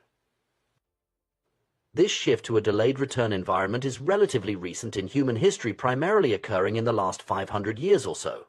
Compared to the age of the human brain, which has remained largely unchanged for about 200,000 years, modern society is brand new. Our brains evolved in an environment where immediate rewards were crucial for survival. And we still carry that hardware with us today. This mismatch between our brain's preference for immediate rewards and the delayed nature of many modern benefits creates significant challenges. It's one reason why we often struggle with behaviors that have long-term benefits but little immediate payoff. Saving for retirement, maintaining a healthy diet, or studying for future exams all require us to override our innate preference for immediate gratification. Understanding this mismatch is crucial for anyone trying to change their behavior or habits.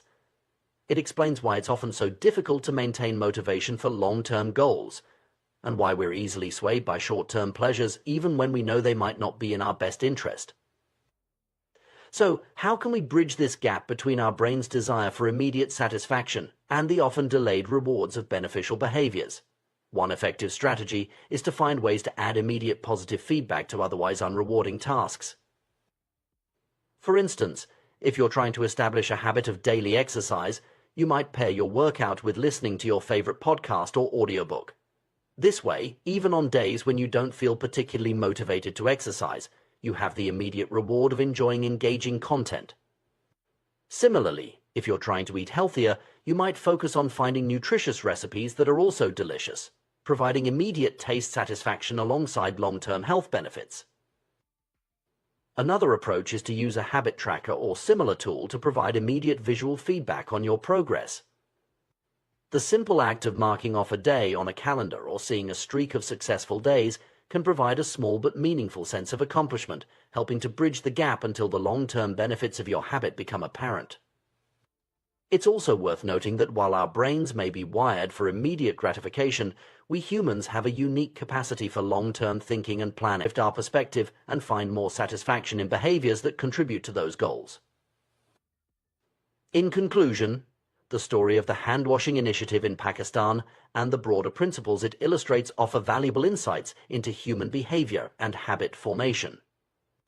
By understanding the power of immediate satisfaction and the challenges posed by our delayed return environment, we can design more effective strategies for personal growth and societal change. Whether we're trying to improve public health, encourage better financial habits, or simply stick to our New Year's resolutions, making behaviors more immediately satisfying can be a powerful tool for positive change. As we navigate the complexities of modern life with our Stone Age brains, being aware of these principles can help us make better choices, form lasting habits, and bridge the gap between our actions today and our goals for tomorrow.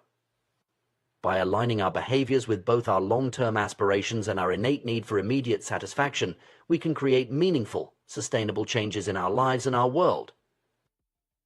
In our quest for self-improvement and personal growth, we often find ourselves grappling with a peculiar challenge: the disconnect between our long-term aspirations and our short-term actions. This phenomenon, known as time inconsistency, is a fundamental aspect of human behavior that has far-reaching implications for our daily lives and long-term success. At its core, time inconsistency refers to our brain's tendency to value immediate rewards more highly than future benefits. This bias towards instant gratification is deeply ingrained in our neural circuitry, a remnant of our evolutionary past when immediate survival took precedence over long-term planning. In most situations, this inclination serves us well. After all, a reward that's certain and available right now is typically more valuable than one that's merely possible in the future. However, this same tendency can sometimes lead us astray, particularly in the modern world where many of our most important goals require sustained effort and delayed gratification. This misalignment between our immediate desires and our long-term objectives is at the heart of many of our struggles with habit formation and behavior change. Consider, for instance, the paradox of harmful behaviors like smoking, overeating, or engaging in unsafe sex. Most people are well aware of the potential long-term consequences of these actions. We know that smoking increases the risk of lung cancer, that overeating can lead to obesity and associated health problems, and that unsafe sex can result in sexually transmitted diseases. Yet, despite this knowledge, many individuals continue to engage in these behaviors. The reason for this apparent contradiction becomes clear when we understand how our brain prioritizes rewards. The consequences of these harmful habits are often delayed, sometimes by years or even decades. In contrast, the rewards are immediate and tangible. Smoking might increase your risk of cancer in the future, but it reduces stress and satisfies nicotine cravings now. Overeating may lead to health problems down the line, but it provides immediate pleasure and satiation. Unsafe sex might result in disease later, but it offers instant gratification. This pattern isn't limited to harmful habits. In fact, it's a characteristic of virtually all habits, both good and bad. Every habit produces multiple outcomes across time, but these outcomes are often misaligned. With detrimental habits, the immediate outcome is usually pleasurable, while the ultimate outcome is negative. Conversely, with beneficial habits, the immediate experience is often unenjoyable, but the long-term results are positive. Take exercise, for example. The immediate experience of working out can be uncomfortable, even painful. Your muscles ache, you're out of breath, and you might prefer to be relaxing on the couch. However, the long-term benefits of regular exercise, improved health, increased energy, better mood are substantial. The challenge lies in overcoming the immediate discomfort to reap these future rewards. This misalignment of outcomes across time creates a significant hurdle for behavior change. When we make plans to improve ourselves, whether it's losing weight, writing a book, or learning a new language, we're essentially making plans for our future selves. In these moments of planning, it's easy to see the value in actions that have long-term benefits. We all want better lives for our future selves, after all. However, when the moment of decision arrives, we're no longer choosing for that idealized future self.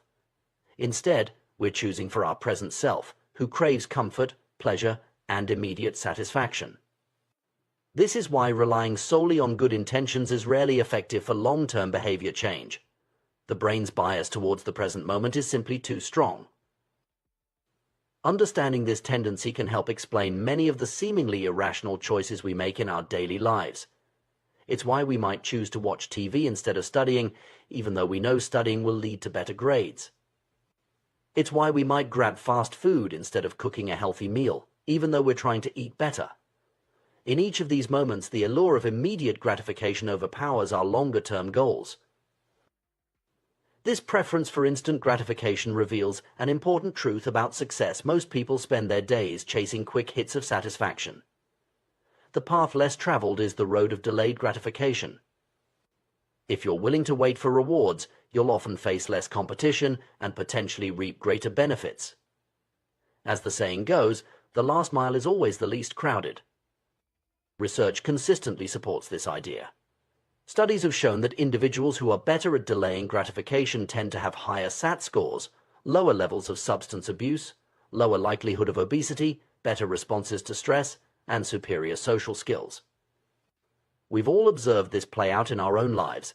The student who resists the temptation to procrastinate and completes their assignments on time generally achieves better grades. The individual who forgoes purchasing junk food at the grocery store often maintains a healthier diet at home. At some point, success in nearly every field requires the ability to ignore an immediate reward in favor of a delayed, but ultimately more significant reward. This is true whether you're an athlete training for a competition, an entrepreneur building a business, or a writer working on a novel. The ability to delay gratification is a crucial skill for achieving long-term success.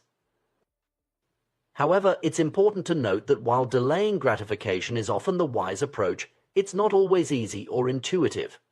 Our brains are not naturally wired for long-term thinking, and constantly fighting against our instincts for immediate reward can be exhausting and unsustainable.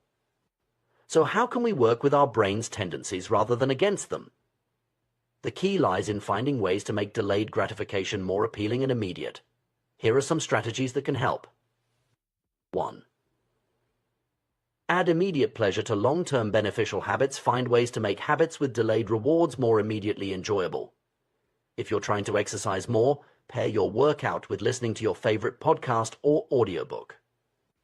This way you get an immediate reward enjoying the content along with the long-term benefits of exercise. 2. Add immediate consequences to harmful habits. Similarly, try to associate immediate, small negative consequences with habits you're trying to break. If you're trying to cut back on social media use, for example, you could commit to doing 10 push-ups every time you catch yourself mindlessly scrolling. 3. Use visual cues and tracking. Our brains respond well to visual feedback. Use habit trackers or charts to give yourself an immediate sense of accomplishment when you stick to a good habit. The satisfaction of marking off a day on a calendar can be a powerful motivator. 4. Create artificial milestones. Break long-term goals into smaller, more immediate targets. If you're saving for a big purchase, celebrate hitting smaller savings milestones along the way. 5. Practice mindfulness and visualization regularly. Take time to vividly imagine the long-term benefits of your good habits. This can help make those future rewards feel more real and immediate. 6. Use commitment devices. These are strategies where you make it more difficult or costly to engage in bad habits. For example, you might give a friend money to hold and only return if you meet your goal. 7. Reframe the immediate experience. Instead of focusing on the discomfort of a challenging habit, try to find aspects of the immediate experience to appreciate. For example, instead of dwelling on the physical strain of exercise, focus on the sense of accomplishment or the endorphin rush. 8. Create a reward system. Set up a system where you give yourself small, immediate rewards for sticking to your long-term habits. These rewards don't have to be large or costly. The key is that they're immediate and consistently applied. One particularly effective strategy is to turn instant gratification to your advantage by using a technique called reinforcement. This involves providing yourself with an immediate reward for completing a desired behavior. The key here is to make the reward instant and directly tied to the habit you're trying to build. For example, if you're trying to build a habit of daily meditation, you might reward yourself with a small piece of dark chocolate immediately after each session. The taste of the chocolate becomes an immediate, positive reinforcement for your meditation practice. Over time, your brain begins to associate meditation with this pleasant reward, making it easier to stick to the habit. This approach can be especially helpful when dealing with habits of avoidance behaviors you want to stop doing. It can be challenging to feel satisfied when you're simply not doing something, like not buying unnecessary items or not drinking alcohol. In these cases, you can create a system that makes the avoidance visible and rewarding. For instance, you could open a savings account labeled for something you want, like dream vacation or new guitar. Every time you successfully avoid a temptation, say, not buying that unnecessary gadget or skipping that expensive night out, you transfer the money you would have spent into this account. This way, you're turning the act of not doing something into a positive, but visible action. You're essentially creating a loyalty program for yourself, where your points accumulate towards something you genuinely want. This strategy not only provides immediate satisfaction, but also helps to reframe the experience of avoiding temptation. Instead of feeling deprived, you feel like you're actively working towards a goal. The immediate reward of seeing your savings grow feels much better than the nebulous sense of having resisted a temptation. It's worth noting that while these strategies can be highly effective, they're not magic bullets. Changing ingrained habits and overcoming our natural bias towards immediate gratification is a challenging process that requires patience, persistence, and self-compassion. It's normal to struggle and occasionally give in to temptation. The key is to view these moments not as failures, but as opportunities to learn and adjust your approach. Moreover, it's crucial to remember that delayed gratification isn't always the right choice. Sometimes, immediate experiences are valuable in their own right. The key is to find a balance that aligns with your values and long-term goals while still allowing for present enjoyment. In conclusion, understanding the concept of time inconsistency and our brain's bias towards immediate rewards can be a powerful tool in our quest for personal growth and habit formation. By acknowledging this aspect of our nature, we can design strategies that work with our brain's tendencies rather than against them. Whether it's adding immediate pleasures to beneficial habits, creating visible rewards for avoidance behaviors, or using reinforcement techniques, these approaches can help bridge the gap between our present actions and our future aspirations. Ultimately, the ability to delay gratification and work towards long-term goals is a skill that can be developed and strengthened over time. It's a journey of self-discovery and continuous improvement, one that requires patience, creativity, and a deep understanding of our own motivations and tendencies.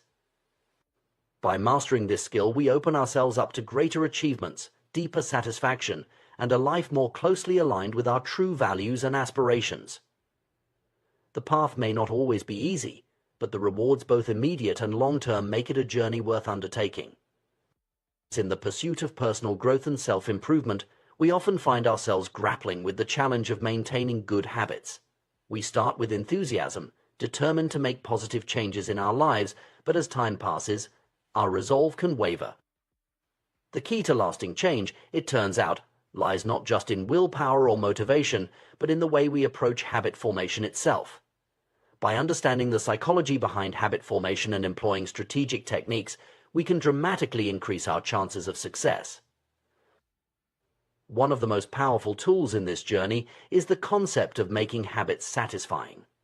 This idea is rooted in the fundamental principle that we are more likely to repeat behaviors that provide immediate rewards.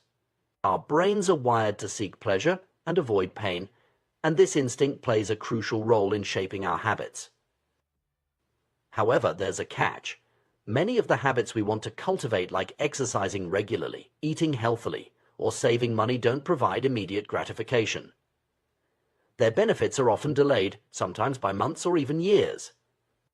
This delay can make it challenging to stick with these habits, especially when we're faced with more immediately rewarding alternatives. To overcome this challenge, we need to find ways to make our desired habits more immediately satisfying. This doesn't mean compromising on our long-term goals, but rather finding ways to bridge the gap between the present action and the future reward. One effective strategy is to create a system of short-term rewards that align with your long-term goals. For instance, if you're trying to exercise more, you might reward yourself with a relaxing bath or an episode of your favorite show after each workout. The key is to choose rewards that reinforce your desired identity rather than conflicting with it. If your goal is to improve your health, rewarding yourself with unhealthy food after exercising would be counterproductive. Instead, choose rewards that align with your vision of becoming a healthier person. This approach of aligning short-term rewards with long-term goals can be applied to virtually any habit you're trying to build. If you're aiming to read more, you might allow yourself to buy a new book only after finishing your current one. If you're trying to save money, you could allocate a small portion of your savings to a fund that you can spend guilt-free once you reach certain milestones. The power of this strategy lies in its ability to tap into our brain's reward system. By providing immediate positive reinforcement, we're training our brains to associate the habit with pleasure. Over time, this association can make the habit itself more enjoyable, reducing our reliance on external rewards. Another powerful technique for making habits stick is the use of visual tracking systems. This approach, sometimes called the paperclip strategy, involves creating a tangible representation of your progress. The name comes from a story about a young stockbroker who used 2 jars of paper clips to track his daily sales calls. Each time he made a call, he would move a paper clip from one jar to another. This simple act provided a clear, visual measure of his progress, which proved to be incredibly motivating. The beauty of this strategy lies in its simplicity and flexibility. You can adapt it to virtually any habit you're trying to build. For example, if you're trying to write a book, you might move a marble from one jar to another for each page you complete. If you're aiming to increase your daily step count, you could use a similar system to track your progress. These visual tracking systems work on multiple levels. First, they provide immediate satisfaction. The act of moving a paperclip or marking an X on a calendar gives you a small sense of accomplishment, which can be particularly motivating on days when you might not feel like sticking to your habit. Second, they make your progress visible. On days when you're feeling discouraged, you can look at your tracker and see how far you've come, which can provide the motivation to keep going. Perhaps the most comprehensive form of visual tracking is the habit tracker. This tool, which can be as simple as a calendar where you mark off each day you complete your habit, has been used by many successful individuals throughout history. Benjamin Franklin famously used a small booklet to track 13 personal virtues, while comedian Jerry Seinfeld is known for his don't break the chain approach to writing jokes every day. Habit tracking is powerful because it leverages multiple principles of behavior change simultaneously. It makes the habit obvious by providing a visual cue, attractive by showcasing your progress, and satisfying by giving you a sense of accomplishment each time you mark off a day. Moreover, habit tracking keeps you honest. Many of us have a tendency to overestimate how consistently we perform our habits. By keeping a record, we're forced to confront the reality of our behavior. This awareness alone can be a powerful motivator for change. The effectiveness of habit tracking has been demonstrated in numerous studies. Research has shown that people who track their progress on goals like losing weight, quitting smoking, and lowering blood pressure are more likely to succeed than those who don't. One study found that individuals who kept a daily food log lost twice as much weight as those who didn't track their eating habits. However, it's important to note that while tracking can be a powerful tool, it's not without potential pitfalls. One risk is becoming too focused on the act of tracking itself, rather than the underlying behavior you're trying to change. Remember, the tracker is a tool to support your habit, not the goal itself. Another potential issue is the risk of breaking the chain. Missing a day on your tracker can be discouraging, and some people might be tempted to give up entirely after a slip-up. It's crucial to remember that consistency matters more than perfection. If you miss a day, simply pick up where you left off. The goal is progress, not perfection. As you continue with your habit, you may find that the external rewards and tracking systems become less necessary.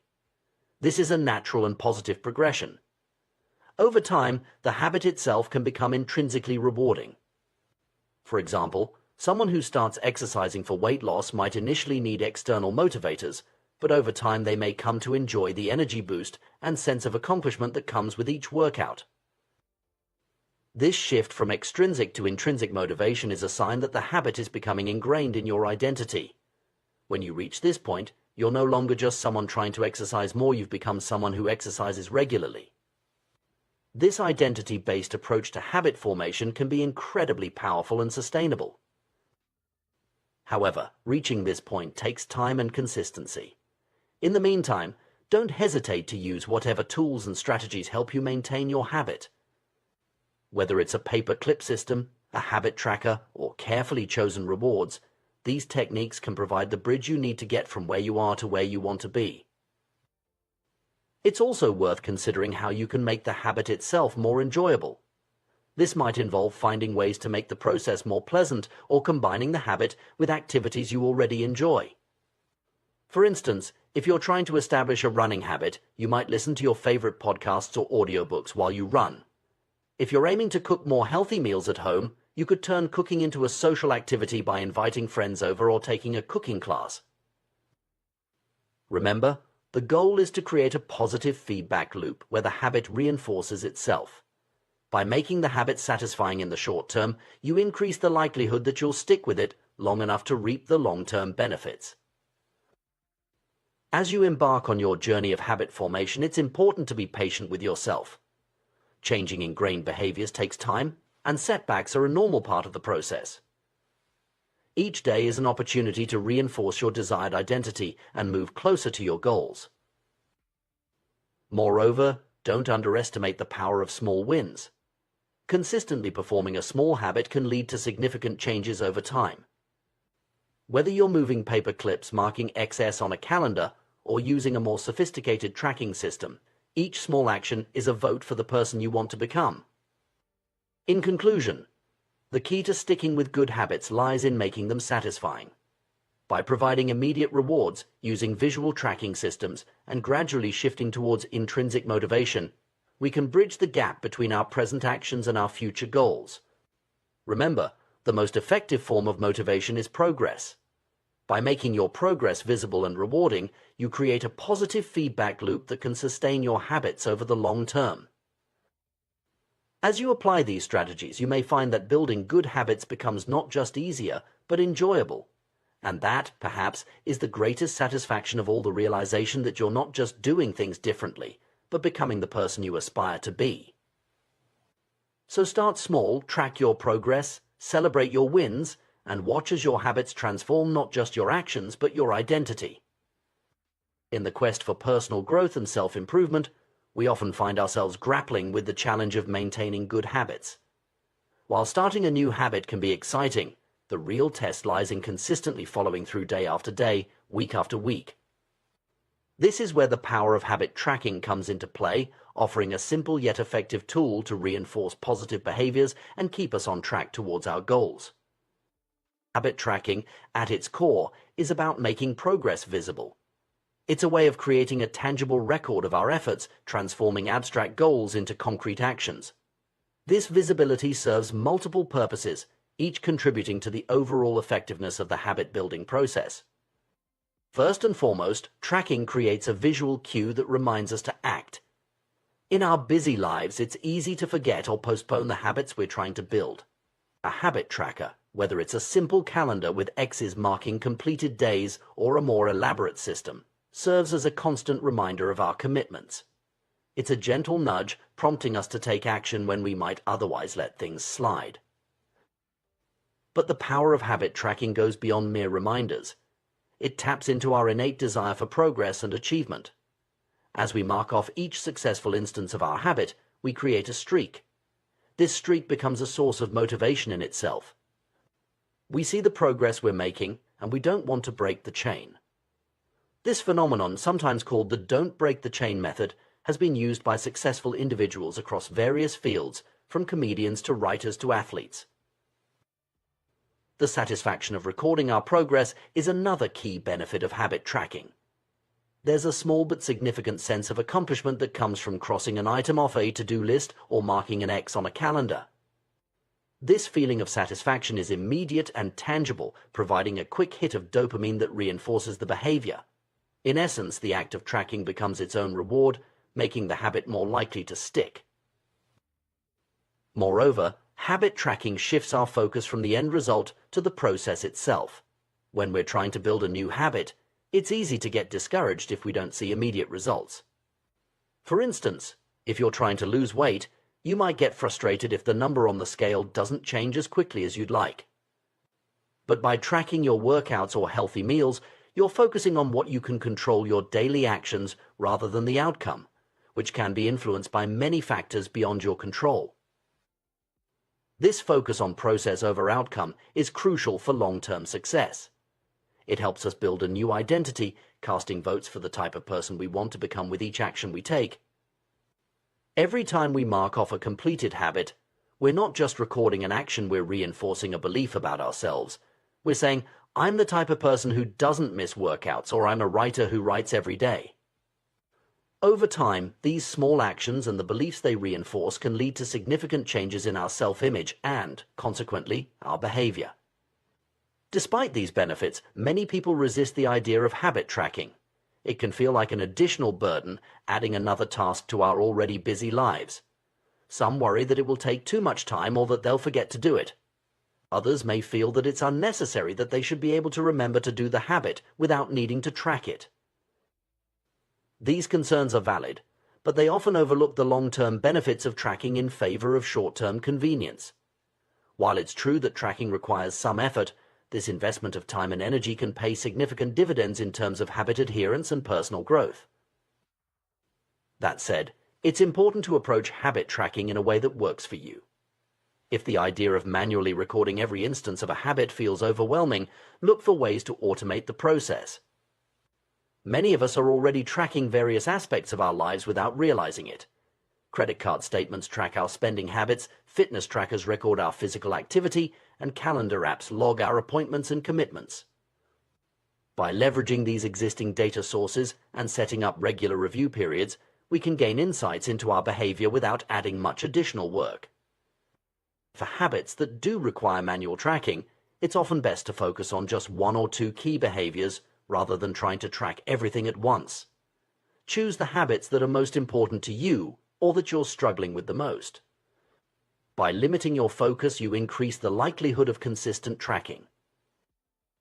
Another key to successful habit tracking is to record each instance of the habit immediately after it occurs. This approach, combined with habit stacking linking a new habit to an existing one, can make tracking feel more natural and less of a chore. For example, you might decide to record your workout immediately after putting away your gym bag or log your meditation session right after turning off your meditation app. While consistent tracking can be incredibly powerful, it's important to remember that perfection is not the goal. Life is unpredictable, and there will inevitably be times when our habits get disrupted. The key is not to let these disruptions derail you as completely. One powerful principle to keep in mind is never miss twice. If you slip up and miss a day, the most important thing is to get back on track as quickly as possible. Missing once is an accident, missing twice is the start of a new habit. By recommitting to the habit immediately after a slip-up, you prevent a temporary setback from turning into a permanent abandonment of your goals. This principle of quick recovery is a distinguishing feature of successful individuals across various fields. Everyone has bad days or periods of lower performance. What sets high achievers apart is their ability to rebound quickly from these setbacks. They understand that the occasional bad day or missed habit is far less important than the overall trend of their behavior. In fact, showing up on the days when you don't feel like it or can't perform at your best can be even more important than the days when everything goes smoothly. These bad days maintain the compound gains you've accrued from previous good days. Even if you can't do the habit as thoroughly or effectively as you'd like, doing something is always better than doing nothing. It's about maintaining momentum and reinforcing your identity as someone who follows through on their commitments. This approach also helps avoid the all-or-nothing mindset that can be so detrimental to habit formation. Too often, people fall into the trap of thinking that if they can't do something perfectly, they shouldn't do it at all. This black and white thinking can lead to giving up entirely after a small setback. By embracing the idea that something is always better than nothing, we can maintain consistency even when circumstances aren't ideal. While habit tracking can be a powerful tool, it's important to ensure we're tracking the right things. Sometimes, the most obvious or easiest to measure metrics aren't necessarily the most meaningful. For example, If you're trying to improve your diet, simply tracking calories might not give you the full picture. You might be hitting your calorie goals but not getting proper nutrition. In this case, tracking the number of whole, unprocessed foods you eat each day might be more beneficial.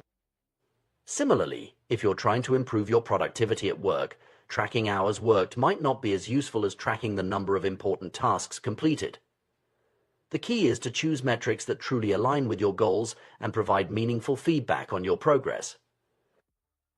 It's also worth noting that not all habits need to be tracked indefinitely. Sometimes tracking is most useful in the early stages of habit formation when we're still establishing the behavior. Once the habit becomes more ingrained, we might be able to ease off on tracking without losing the habit itself. The goal, ultimately, is for the behavior to become so automatic that we no longer need external reinforcement to maintain it. In conclusion, habit tracking is a powerful tool in the quest for personal growth and behavior change. By making our progress visible, providing immediate satisfaction, and shifting our focus to the process rather than just the outcome, tracking can significantly increase our chances of successfully building new habits. However, like any tool, its effectiveness depends on how we use it. By choosing meaningful metrics, focusing on consistency rather than perfection, and using tracking as a means to reinforce our desired identity, we can harness the full potential of this approach. Remember, the goal isn't just to check boxes or create perfect streaks. It's to gradually shape ourselves into the person we want to become. Each tracked instance of a habit is a vote for that future self. Over time, these small votes can lead to profound changes in our behavior, our self-image, and ultimately our lives. So whether you're trying to exercise more, eat healthier, write daily, or any other positive habit, consider incorporating tracking into your approach. Start small, be consistent, and don't be discouraged by occasional setbacks.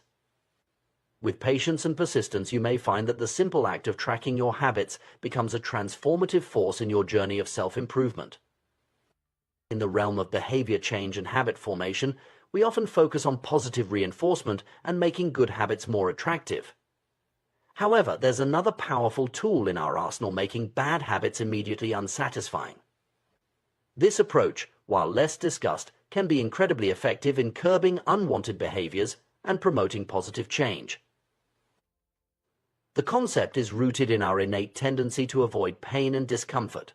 Just as we're more likely to repeat experiences that end on a satisfying note, we're equally inclined to avoid experiences that conclude with discomfort or pain. This principle can be harnessed to great effect in our quest for self-improvement and behavioral change. Consider the story of Roger Fisher, a Harvard Law School professor who specialized in negotiation and conflict management.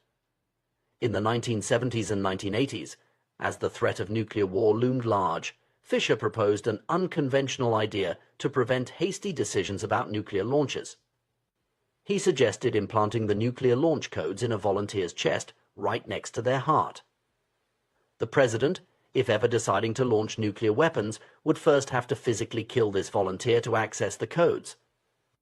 Fisher's proposal, while extreme, illustrates a profound point about human behavior. By making the act of launching nuclear weapons viscerally and immediately painful, it would force decision-makers to confront the reality of their actions in a way that abstract numbers and distant consequences never could. The immediacy and personal nature of the pain would serve as a powerful deterrent. This principle extends far beyond hypothetical scenarios about nuclear war. It applies to our everyday lives and habits in numerous ways. Pain, both physical and emotional, is an incredibly effective teacher. When failure or mistakes result in immediate and tangible pain, we're quick to learn and adapt. This is why a plumber strives for excellence in their work. The threat of a bad review or lost business is an immediate and costly consequence of poor performance. Similarly, restaurants maintain high standards because the possibility of customers never returning is a constant, immediate threat.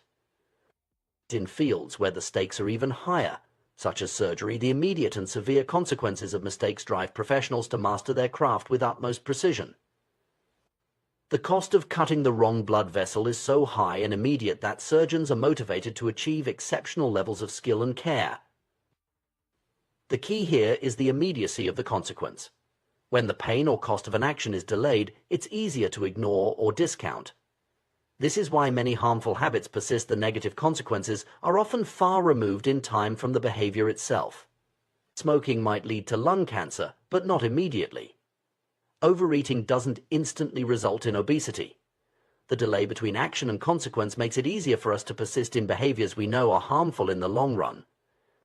To leverage this principle for positive change, we need to find ways to make the consequences of bad habits more immediate and tangible.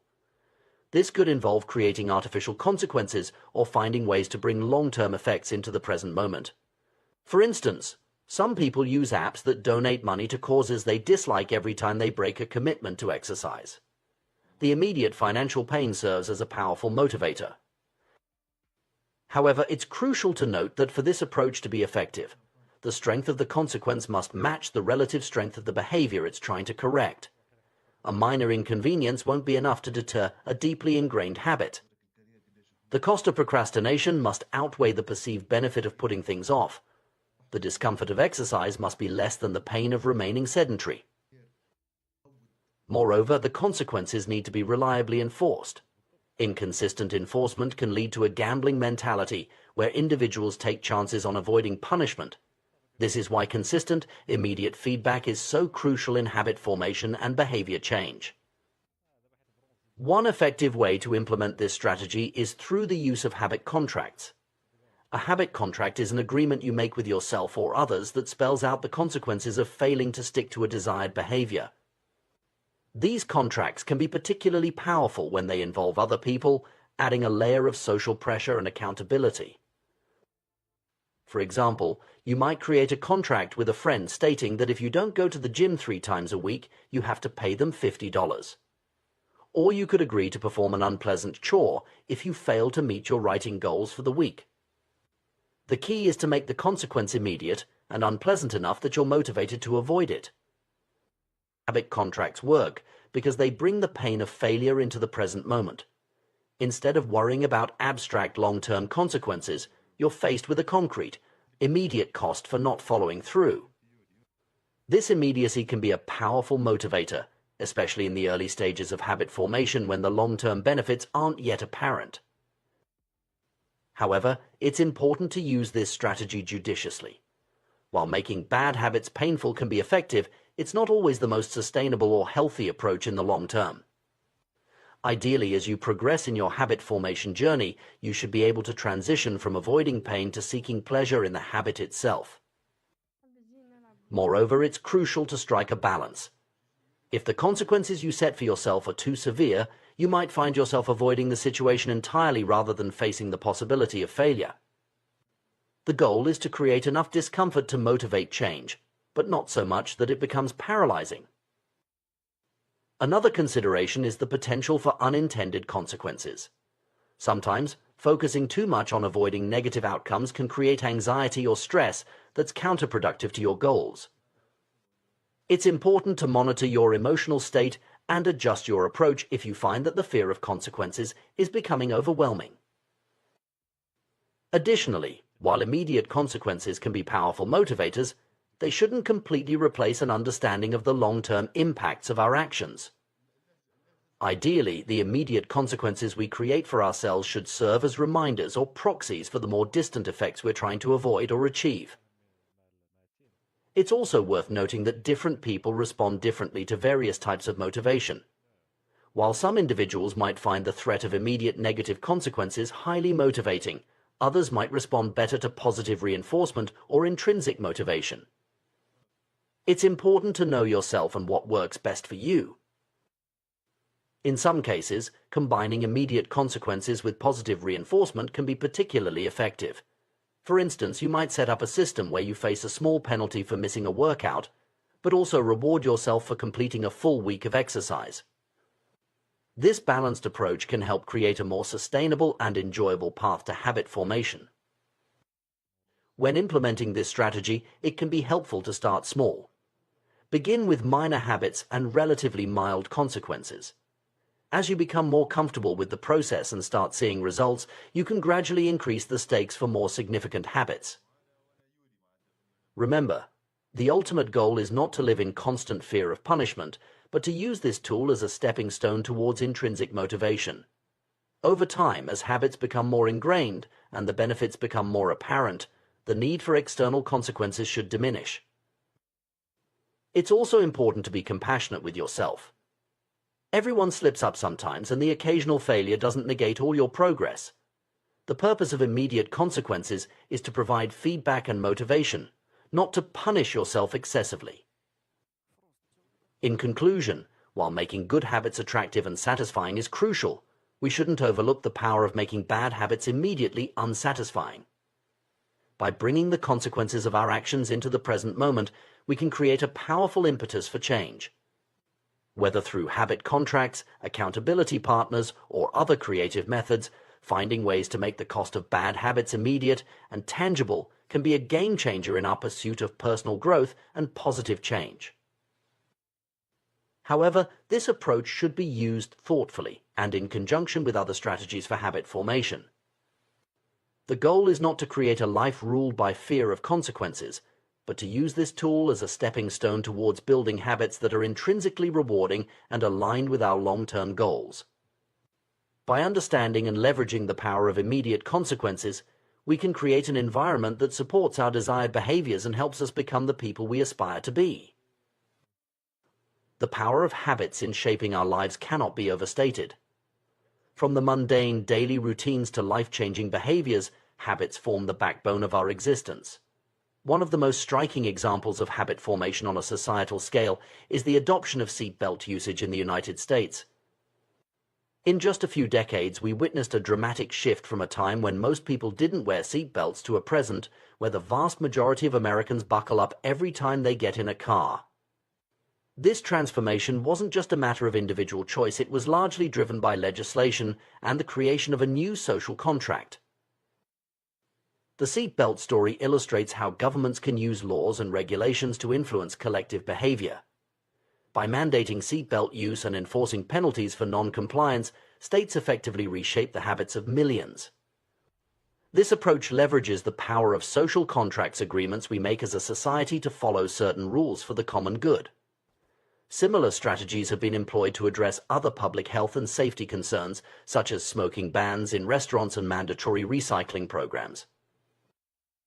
While these large-scale interventions are effective, we can apply similar principles on a personal level to cultivate positive habits or break undesirable ones. Enter the concept of a habit contract, a formalized agreement with yourself and others to hold you accountable for your behavior. This approach recognizes that sometimes willpower alone isn't enough to overcome ingrained patterns or resist temptation. By explicitly stating your commitments and the consequences of failing to meet them, you create a powerful motivational tool. Consider the case of Brian Harris, an entrepreneur who used a habit contract to achieve his health and fitness goals. After the birth of his son, Harris realized he needed to make some changes to his lifestyle. Instead of relying solely on good intentions, he drafted a detailed contract outlining his objectives, the specific actions he would take, and the consequences of non-compliance. Crucially, he involved his wife and personal trainer as accountability partners, having them sign the contract alongside him. Harris's contract was comprehensive, breaking down his overall goal into phases and specifying daily habits like logging his food intake and weighing himself. The consequences for failing to follow through were concrete and meaningful, having to dress formally for work, a departure from his usual casual attire, and paying his trainer a financial penalty. This level of detail and the inclusion of external accountability proved to be highly effective. As someone who initially viewed such contracts as unnecessarily formal, I've come to appreciate their value. The act of signing a physical document signals a deeper level of commitment than a mere verbal agreement or mental note.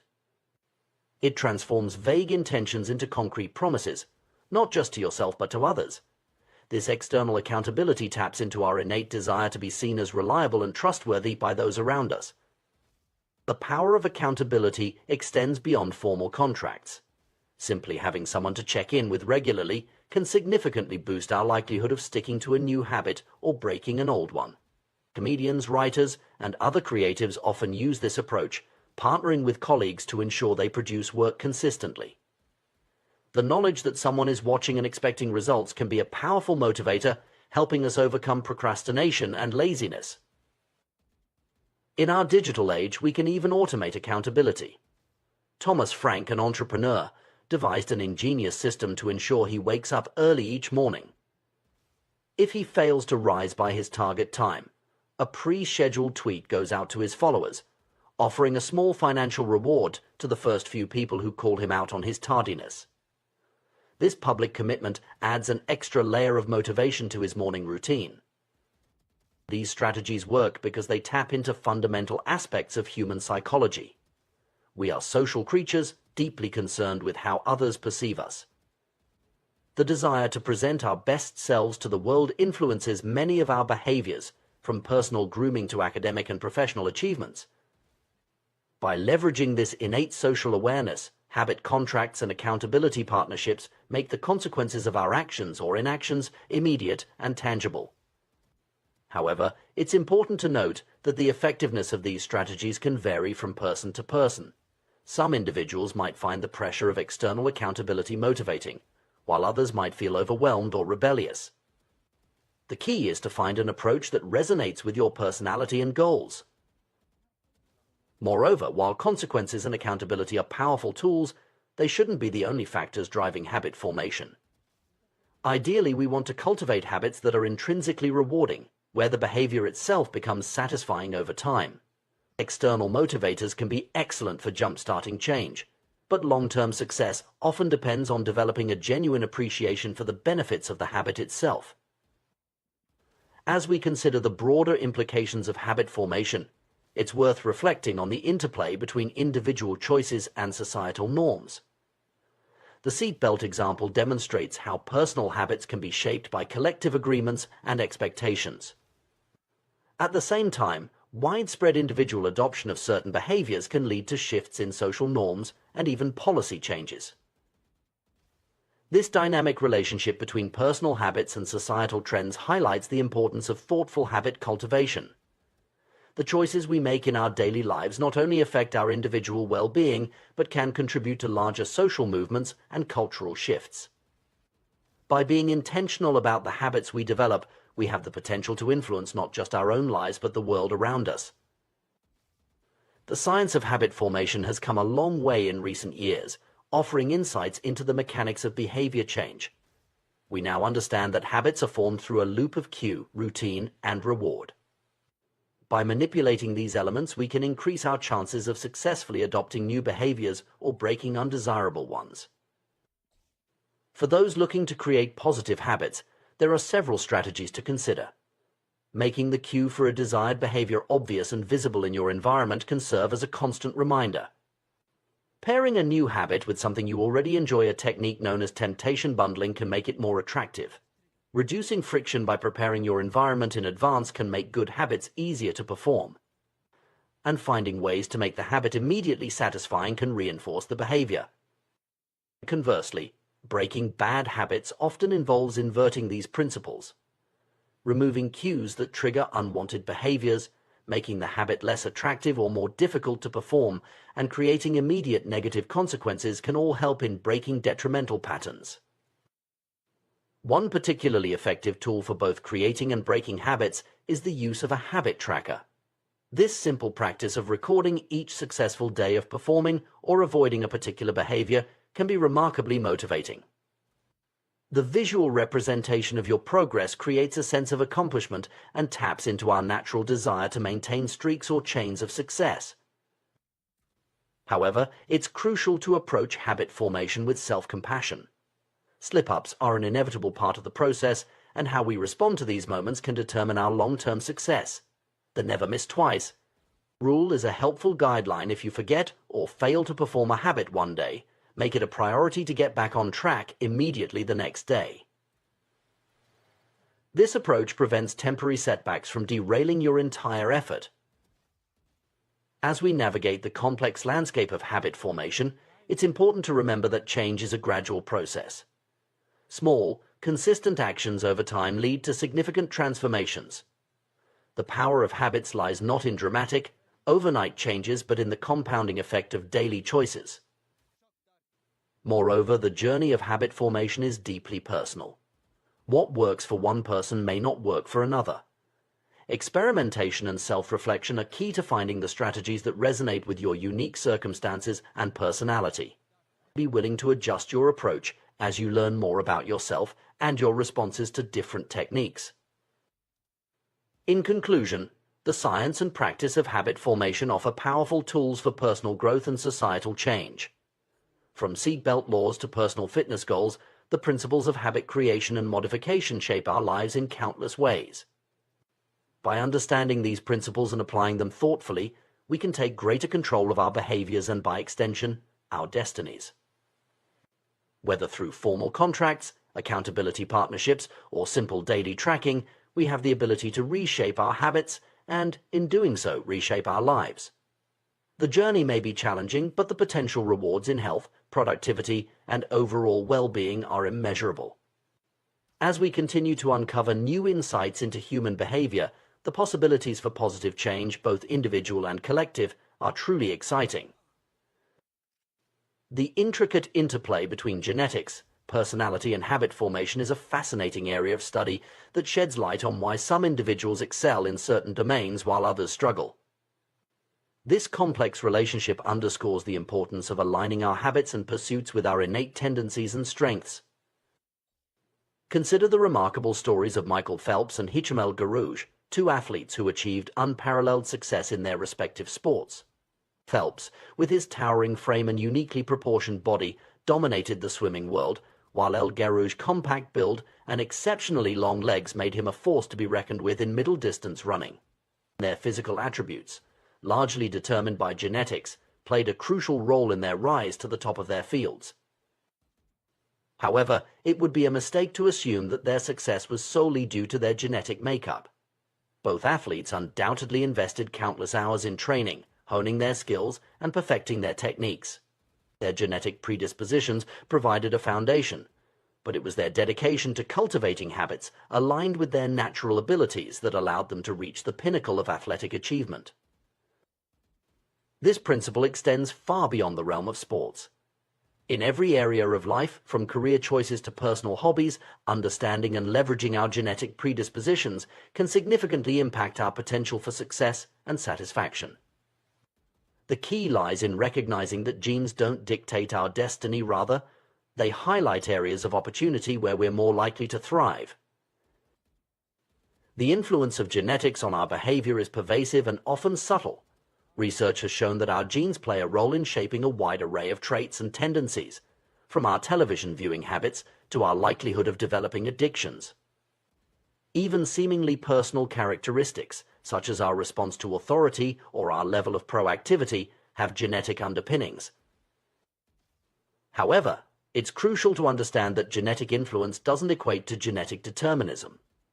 Our genes interact with our environment in complex ways, and the expression of genetic traits can be modulated by external factors. This interplay between nature and nurture is what makes human behavior so intricate and varied. One of the most significant ways our genetic makeup manifests is through our personality. The widely accepted Big Five model of personality traits provides a framework for understanding these innate tendencies. This model breaks down personality into 5 broad dimensions: openness to experience, conscientiousness, extroversion, agreeableness, and neuroticism. Each of these traits exists on a spectrum, and our position on these spectrums is influenced by our genetic makeup. For instance, extroversion, which ranges from outgoing and energetic to solitary and reserved, has been linked to biological factors observable from infancy. Studies have shown that babies who turn toward loud noises are more likely to grow up to be extroverts, while those who turn away tend to become introverts. Similarly, individuals high in agreeableness, characterized by kindness and consideration, often have naturally higher levels of oxytocin, a hormone associated with social bonding and trust. This biological predisposition might make it easier for them to form habits around social activities or acts of kindness. Understanding these innate tendencies can be immensely helpful when it comes to habit formation. When we try to establish habits that align with our natural inclinations, we're more likely to find them satisfying and sustainable. For example, An individual high in openness to experience might find it easier to cultivate a habit of trying new foods or visiting new places, while someone high in conscientiousness might excel at developing organizational or planning habits. However, it's important to note that our personality traits are not immutable. While they have a genetic basis, they can also be influenced by our experiences and environment. This malleability means that we have the capacity to develop traits and habits that don't come naturally to us, albeit with more effort. The key to leveraging our genetic predispositions for habit formation lies in self-awareness. By understanding our natural tendencies, we can make informed decisions about which habits to cultivate and how to approach their formation. This doesn't mean we should limit ourselves only to activities that come easily. Rather, it suggests that we should be strategic in our approach to personal growth and development. For instance, if you know you're naturally high in neuroticism, you might find it particularly beneficial to develop habits around stress management and mindfulness. These practices could help mitigate the anxiety and sensitivity associated with this trait.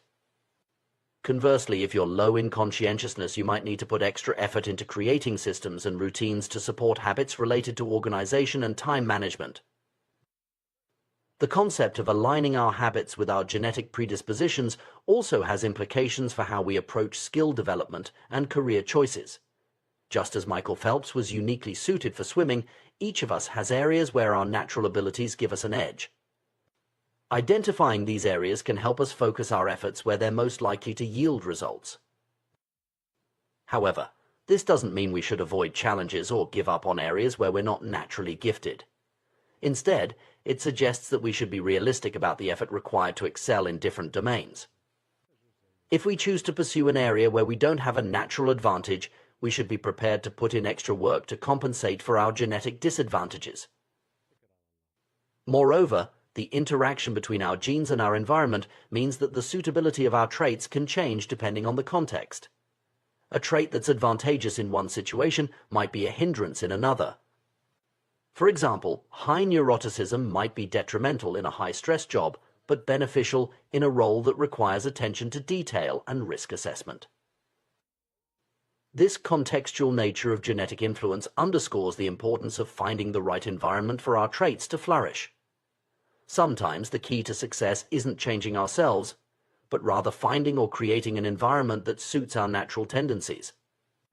This might involve choosing a career that aligns with our personality, seeking out social groups that appreciate our unique qualities, or modifying our physical environment to support our desired habits. It's also worth noting that while our genes influence our behavior, they don't control it entirely. We have the capacity for self-reflection and choice, which allows us to override our natural inclinations when necessary. This ability to act against our instincts is what allows us to grow and change over time. In fact, the process of habit formation itself can be seen as a way of shaping our behavior patterns to align more closely with our goals, even when those goals require us to act in ways that don't come naturally. Through consistent practice and reinforcement, we can develop new neural pathways that make desired behaviors more automatic, effectively rewiring our brains over time. This plasticity of the brain highlights an important point. While our genes provide a starting point, our habits and experiences play a crucial role in shaping who we become. The habits we choose to cultivate can enhance our natural strengths, compensate for our weaknesses, and even develop entirely new capabilities. Understanding the role of genetics in habit formation also has implications for how we approach behavior change on a societal level. Public health initiatives, educational policies, and workplace practices could all benefit from a more nuanced understanding of how genetic factors influence behavior. By recognizing the diversity of genetic predispositions within a population, we can design more effective interventions and support systems that cater to a range of natural tendencies. For instance, smoking cessation programs might be more effective if they offer a variety of approaches, recognizing that individuals with different genetic profiles might respond better to different strategies. Similarly, educational systems could be designed to accommodate a wider range of learning styles and personality types, helping each student find the approach that best suits their innate tendencies. As our understanding of genetics and behavior continues to evolve, we're likely to gain even more insights into how our genes shape our habits and tendencies. This knowledge has the potential to revolutionize our approach to personal development, allowing us to craft more effective strategies for growth and change. However, as we delve deeper into this field, it's crucial to maintain a balanced perspective. While genetic factors are important, they are just one piece of the puzzle. Our choices, experiences, and environment all play significant roles in shaping who we are and who we can become. Moreover, we must be cautious about over-interpreting genetic information or using it as an excuse for inaction. The knowledge of our genetic predispositions should empower us to make informed decisions, not limit our aspirations or justify harmful behaviors. In conclusion, the relationship between genetics, personality, and habit formation is a complex and fascinating area of study. By understanding our genetic predispositions, we can make more informed choices about which habits to cultivate and how to approach their formation. We can leverage our natural strengths while also developing strategies to compensate for our weaknesses. At the same time, we must remember that our genes are not our destiny. They provide a starting point, but our habits, choices, and experiences shape who we ultimately become. By combining self-awareness of our genetic tendencies with intentional habit formation, we can work towards becoming the best versions of ourselves, regardless of the hand we were dealt by our DNA. The journey of personal growth and habit formation is a deeply individual one, influenced by the unique interplay of our genes, personality, and environment. By embracing this complexity and approaching our development with curiosity and intention, we can unlock our full potential and lead more fulfilling lives. The journey of personal growth and habit formation is a complex and fascinating process, deeply influenced by our innate tendencies and the environments we find ourselves in. While we often focus on willpower and discipline as the primary drivers of habit change, the reality is far more nuanced. Our genetic makeup, personality traits, and natural inclinations play a significant role in determining which habits we're likely to stick with and excel at. Consider the trait of neuroticism, a personality characteristic that all individuals possess to varying degrees. Those who score high in neuroticism tend to be more anxious and prone to worry.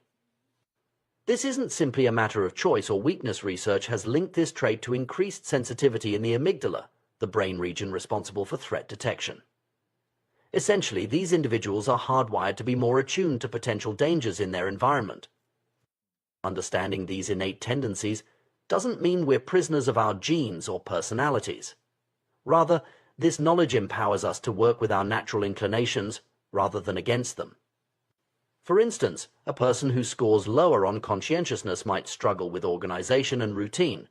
Instead of fighting this tendency, they might benefit more from focusing on environmental design strategies to support their habits.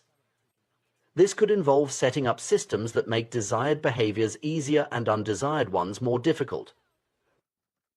The key takeaway here is the importance of tailoring our habits to our individual personalities and preferences. Too often, we fall into the trap of trying to adopt habits that work for others or that are currently trendy without considering whether they're a good fit for us personally. This approach is often counterproductive and can lead to frustration and failure. Instead, we should seek out versions of habits that bring us joy and satisfaction. If you're trying to incorporate more exercise into your routine, don't force yourself to follow a bodybuilding regimen if you find it tedious. Perhaps you'd be more motivated by rock climbing, cycling, or dancing. The specific activity matters less than finding something that resonates with you personally. This principle extends to all areas of life. If you're trying to read more, don't feel pressured to tackle dense non-fiction if you find yourself drawn to romance novels or science fiction. The goal is to cultivate the habit of reading the genre as secondary.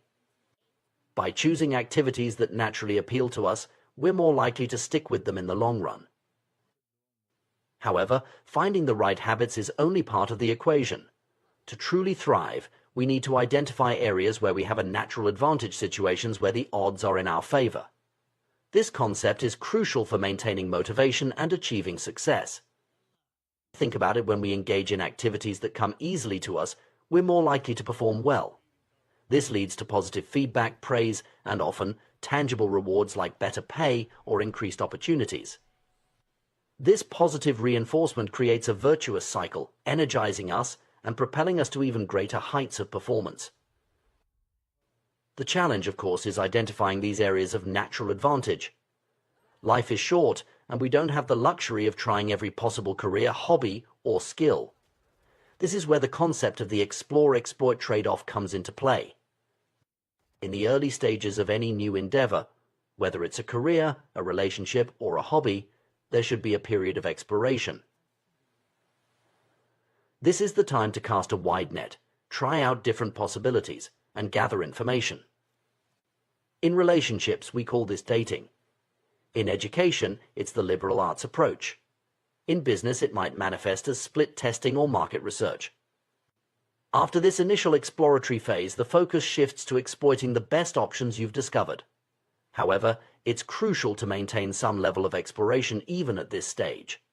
A common rule of thumb is to spend about 80 to 90% of your time and energy on your primary focus, while reserving 10 to 20% for continued exploration and experimentation. This balance isn't fixed, it should be adjusted based on your current situation. If you're succeeding in your chosen area, it makes sense to double down on what's working. If you're struggling, that's a sign to increase your exploratory efforts. The optimal approach also depends on your time constraints. Early in your career or when starting a new project, you have more latitude for exploration. As deadlines approach or as you advance in your field, the focus naturally shifts more towards exploitation of your established skills and knowledge. But how do you navigate this process of discovery? There are several key questions you can ask yourself to help identify areas where you're likely to thrive. What activities feel like fun to you but seem like work to others? This is a powerful indicator of your natural inclinations. The tasks that you find energizing, even when they're challenging, are likely areas where you have a natural advantage. When do you lose track of time? The state of flow, where you're so engrossed in an activity that you lose awareness of your surroundings, is a strong sign that you're engaged in something well suited to your abilities and interests. Where do you seem to get better results than the average person? If you find yourself progressing faster or achieving more in a particular area compared to your peers, that's a good indication you've found a field where you have a natural advantage. What feels natural to you? This requires honest self-reflection, setting aside societal expectations and ingrained beliefs. When do you feel most authentically yourself? These moments of genuine engagement and enjoyment are signposts pointing towards your areas of natural strength. It's important to acknowledge that some of this process involves an element of luck. We don't choose our genetic makeup or the environment we're born into. Some individuals, like Olympic athletes Michael Phelps or Hicham Gerouge, are fortunate to have rare physical attributes that are highly valued in their specific sports. Moreover, they had the opportunity to be exposed to and develop those talents. However, this doesn't mean we should leave our personal growth entirely to chance. By actively exploring different areas, paying attention to what energizes us, and being willing to pivot when something isn't working, we can significantly increase our odds of finding our personal sweet spots. This approach to personal development and habit formation represents a shift from the traditional no pain, no gain mentality. It's not about forcing yourself to adopt habits or pursue goals that don't align with your natural inclinations. Instead, it's about understanding yourself deeply, identifying your areas of natural strength, and then leveraging those strengths to achieve your goals. This doesn't mean avoiding challenges or staying within your comfort zone. Growth often requires pushing our boundaries. However, when we're working in areas aligned with our natural talents and interests, these challenges feel more like exciting opportunities than daunting obstacles. Moreover, this approach can lead to more sustainable success and fulfillment. When we're engaged in activities that naturally resonate with us, we're more likely to persist in the face of difficulties. We're also more likely to achieve a state of flow, which research has linked to increased happiness and life satisfaction. It's worth noting that this process of self-discovery and alignment is ongoing. Our interests and strengths can evolve over time, and what worked for us at one stage of life might not be as effective in another. This is why maintaining that element of exploration is crucial, even when we've found areas where we excel. This perspective on personal growth also has implications for how we approach education and career development. Rather than pushing everyone towards a standardized set of skills or career paths, we should be encouraging exploration and helping individuals identify their unique strengths and interests. In the workplace, this might mean allowing employees more flexibility to shape their roles around their strengths, or providing opportunities for people to explore different areas of the business.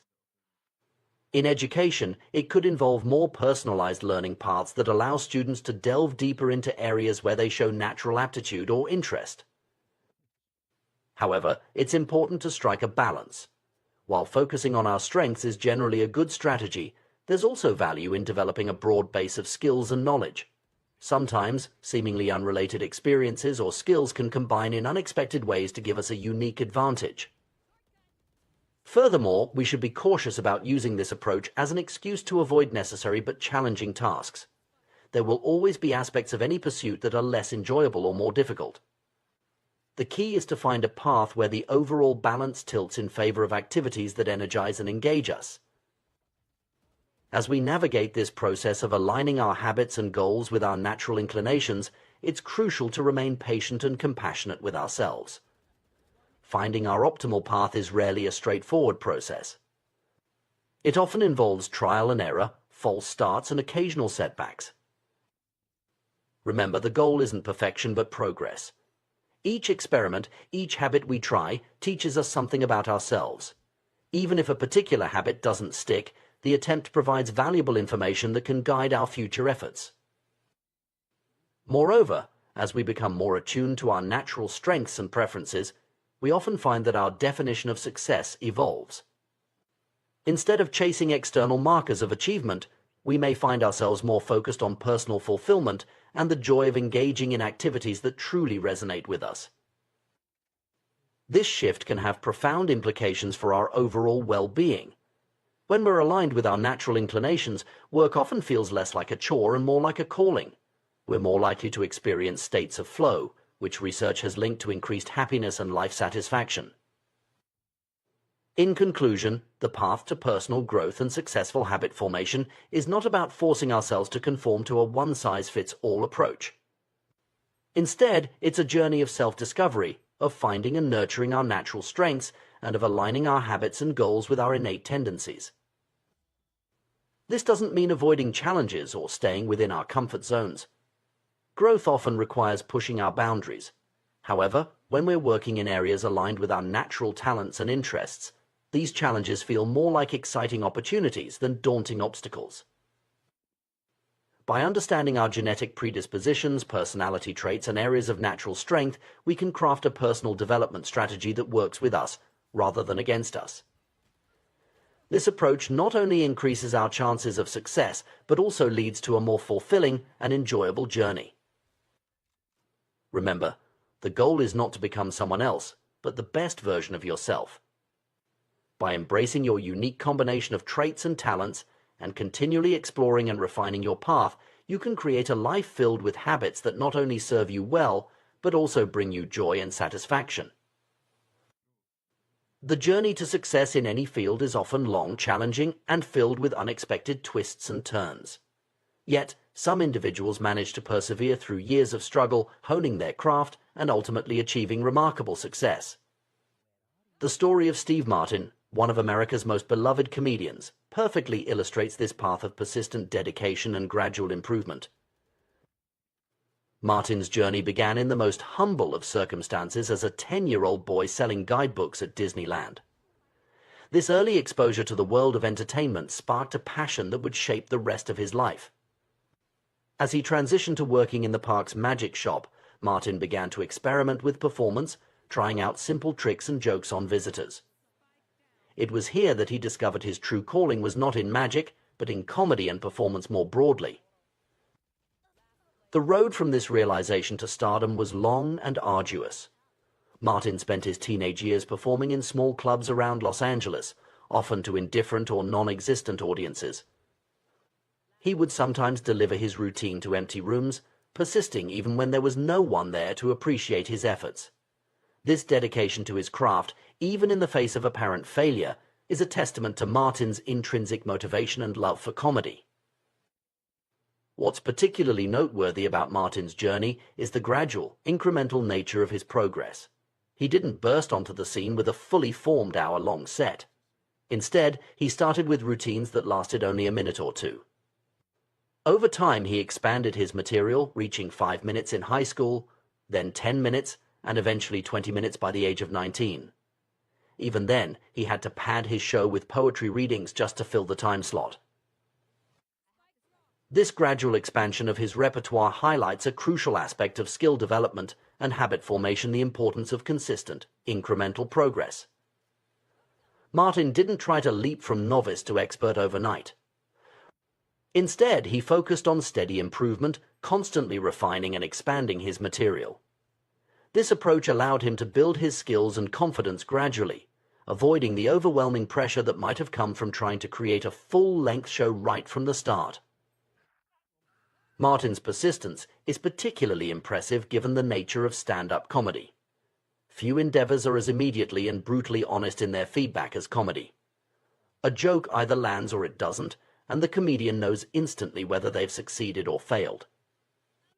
The courage required to face this potential rejection night after night, for years on end, is remarkable. It took nearly 15 years of this dedicated practice and refinement before Martin achieved his breakthrough. When success came, it came in a big way. His tours drew tens of thousands of fans, and he quickly rose to the top of his field. But this overnight success was, in reality, the result of almost 2 decades of persistent effort. Martin's own reflection on his journey is particularly insightful.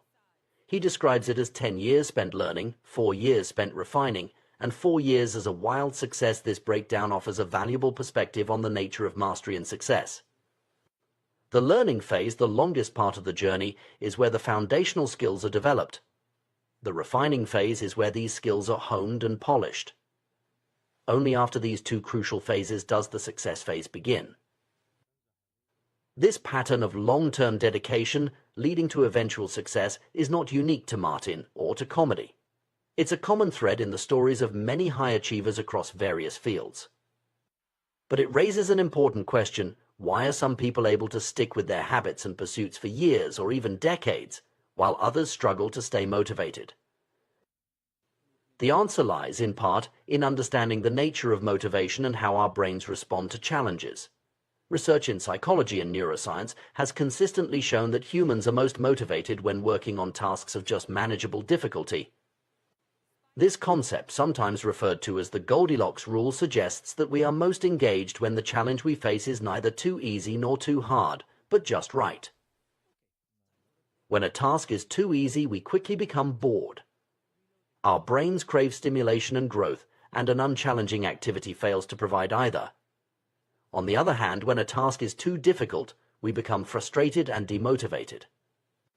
The constant experience of failure without progress is disheartening and can lead to giving up. The sweet spot lies in between these extremes. When we're working on something that stretches our abilities but remains within reach, we enter a state of optimal engagement. This state is often associated with the concept of flow, described by psychologist Mihaly Csikszentmihalyi as a condition of full immersion in an activity characterized by energized focus and enjoyment. In Martin's case, we can see how he intuitively followed this principle throughout his career. He consistently pushed himself to expand his routines and improve his craft, but he did so in manageable increments. Each small success a new joke that landed well, a slightly longer routine successfully delivered, provided the motivation to continue pushing forward. This approach of seeking just manageable difficulty can be applied to any habit or skill we're trying to develop. Whether it's learning a new language, improving our fitness, or developing a professional skill, the key is to find that sweet spot where we're challenged but not overwhelmed. For example, if you're trying to develop a reading habit, you might start with short articles or novellas rather than diving straight into complex literature. As your reading stamina improves, you can gradually increase the length and complexity of your chosen texts. Similarly, if you're working on improving your physical fitness, you might begin with short, manageable workouts, and progressively increase the duration and intensity as your strength and endurance improve. The beauty of this approach is that it creates a self-reinforcing cycle of motivation and improvement. As we successfully navigate challenges at the edge of our abilities, we experience a sense of accomplishment and growth. This positive experience motivates us to continue engaging with the activity, which in turn leads to further improvement. Over time, tasks that once seemed daunting become manageable, allowing us to take on even greater challenges. However, maintaining this optimal level of challenge requires constant adjustment. As we improve at a task, what was once challenging becomes easy. To maintain motivation, we need to continually seek out new challenges that match our growing abilities. This might involve learning new skills, taking on more complex projects, or setting more ambitious goals. In Martin's comedy career, we can see this principle in action. He didn't stop once he could consistently deliver a 5-minute routine. Instead, he continually pushed himself to expand his material, try new comedic styles, and perform for larger audiences. Each new challenge provided fresh motivation and opportunities for growth. This need for continual challenge and growth aligns with another key aspect of long-term motivation: the importance of intrinsic motivation. While external rewards like money, fame, or recognition can provide short-term motivation, sustainable long-term engagement typically comes from intrinsic factors: the personal satisfaction, enjoyment, or sense of purpose we derive from an activity. For Martin, the love of performance and the creative satisfaction of crafting and delivering jokes provided this intrinsic motivation. Even when external success was lacking, when he was performing to empty rooms or uninterested audiences, this internal drive kept him going. Cultivating this kind of intrinsic motivation is crucial for maintaining any long-term habit or pursuit. It involves connecting with the inherent value or enjoyment of the activity itself, rather than focusing solely on external outcomes. This might mean focusing on the sense of accomplishment you feel after a workout, rather than just the number on the scale, or savoring the process of creating art, rather than fixating on selling your work. Another crucial factor in maintaining long-term motivation is the environment we create for ourselves. Our surroundings, both physical and social, can have a profound impact on our ability to stick with our habits and pursuits. In Martin's case, immersing himself in the world of entertainment, first at Disneyland, then in the Los Angeles comedy scene, provided constant exposure to his chosen field and opportunities for practice and improvement. Creating a supportive environment for our habits might involve setting up a dedicated workspace for a creative pursuit, surrounding ourselves with like-minded individuals who share our interests, or removing obstacles that make it difficult to engage in our chosen activity. The goal is to make it as easy as possible to engage in the habit consistently, reducing the reliance on willpower alone. The role of failure and setbacks in the journey of habit formation and skill development is also worth considering. Martin's story includes many moments that could be considered failures: jokes that didn't land, performances to empty rooms. Yet he persisted. This resilience in the face of setbacks is a crucial component of long-term success. Developing this resilience involves reframing how we view failure. Rather than seeing setbacks as indictments of our abilities or reasons to give up, we can view them as valuable feedback and opportunities for learning. Each failed joke or performance gave Martin information about what didn't work, helping him refine his material and delivery. This growth mindset, the belief that our abilities can be developed through dedication and hard work, is a powerful tool for maintaining motivation over the long term. It allows us to see challenges as opportunities for growth rather than threats to our self-image. As we reflect on Martin's journey and the principles of motivation and habit formation it illustrates, we can draw several key lessons. 1. Success often requires a long period of dedicated practice and incremental improvement. The overnight success is usually anything but. 2. Maintaining motivation over the long term requires finding the right level of challenge tasks that stretch our abilities without overwhelming us. 3. Intrinsic motivation, deriving satisfaction and enjoyment from the activity itself, is crucial for sustaining long-term engagement. 4.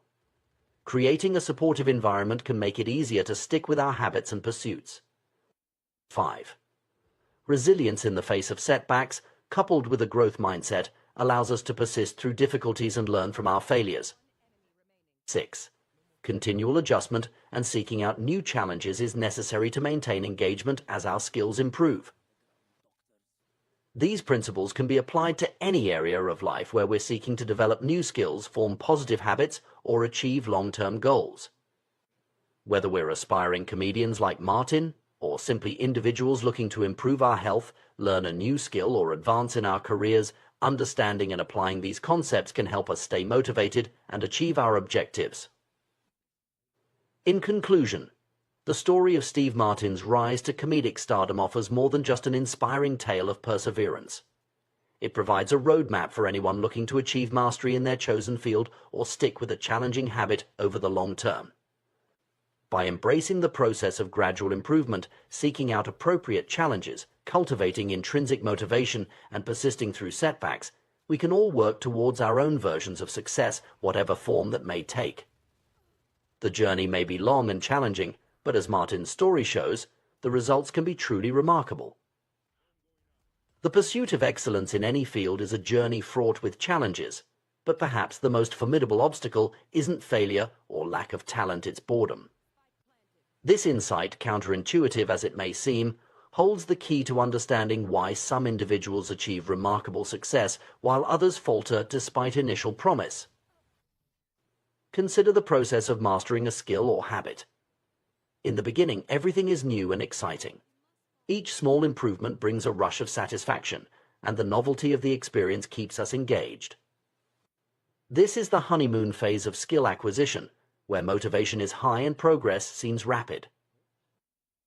However, as we become more proficient, a curious phenomenon occurs. The very consistency that leads to improvement also breeds familiarity, and with familiarity comes the potential for boredom. The rush of excitement that accompanied our initial efforts begins to fade, replaced by the steady, sometimes monotonous work of continued practice. This is where many people falter. When the initial excitement wears off, it's easy to lose focus or seek out new, more stimulating pursuits. But those who achieve mastery in their chosen fields are those who find ways to push through this plateau of boredom. The key to maintaining motivation in the face of routine lies in understanding what psychologists call the Goldilocks rule. This principle suggests that humans experience peak motivation when engaging in tasks that are right at the edge of their current abilities, not so easy as to be boring, but not so difficult as to be discouraging. Imagine playing a game of tennis. If you're facing an opponent who is significantly less skilled than you, the game quickly becomes tedious. There's no challenge, no excitement. Conversely, if you're up against a professional player who outclasses you in every aspect, the game becomes frustrating and demoralizing. But when you play against someone of similar skill level, something magical happens. The game becomes engaging, challenging, and deeply satisfying. You're pushed to your limits, but victory remains within reach. This is the Goldilocks zone of just manageable difficulty. The concept extends far beyond sports. In any field of endeavor, finding this sweet spot of challenge is crucial for maintaining long-term motivation. It's a delicate balance. Pushed too hard, and you risk burnout; not hard enough, and boredom sets in. Consider the career of a successful comedian. They don't start with hour-long specials in packed arenas. Instead, they begin with short sets in small clubs, gradually expanding their repertoire and tackling more challenging venues. Each step presents a new challenge, keeping the work engaging and pushing the boundaries of their abilities. This principle of incremental challenge is vital in habit formation and skill development. When starting a new habit, it's important to keep things simple and achievable. But once the habit is established, it's equally important to find ways to keep it challenging and engaging. For instance, if you're developing a writing habit, you might start with a goal of writing 100 words a day. As this becomes comfortable, you could increase the word count, tackle more complex topics, or experiment with different styles of writing. The key is to continuously find new challenges that stretch your abilities without overwhelming you. However, even with careful attention to the Goldilocks rule, there will inevitably be times when the work feels monotonous. This is where the true test of mastery begins. the ability to persist through periods of boredom, to continue showing up and putting in the work even when it's not exciting, is what separates the amateurs from the professionals. An elite weightlifting coach once shared a profound insight: at some point it comes down to who can handle the boredom of training every day, doing the same lifts over and over and over. This perspective challenges the common notion that success is all about passion and motivation. While these elements are important, they are not sufficient. True mastery requires the ability to persist even when the initial excitement has faded. This insight is liberating in a way. It means that those who achieve greatness aren't necessarily more passionate or motivated than the rest of us. They simply have developed the ability to push through the periods of boredom and continue their practice regardless of how they feel on any given day. The challenge, then, is to fall in love with boredom. To find satisfaction not just in the exciting moments of breakthrough, but in the quiet, consistent work that leads to those breakthroughs. This doesn't mean that the work should always feel tedious. Indeed, finding ways to inject novelty and challenge into your practice is crucial for long-term engagement. One way to maintain interest is through the concept of variable rewards. This principle, well known in psychology, explains why activities like gambling can be so addictive. When rewards are unpredictable, they create a stronger dopamine response in the brain, enhancing memory recall and accelerating habit formation. While not all habits should or could involve variable rewards, imagine if flossing only sometimes resulted in clean teeth. Understanding this principle can help in designing practices that remain engaging over time. For instance, a fitness routine could incorporate different types of workouts, a reading habit could explore various genres, or a meditation practice could experiment with different techniques. However, it's important to note that novelty alone is not the answer. Jumping from one new thing to another may keep boredom at bay, but it prevents the deep learning and skill development that comes from sustained practice.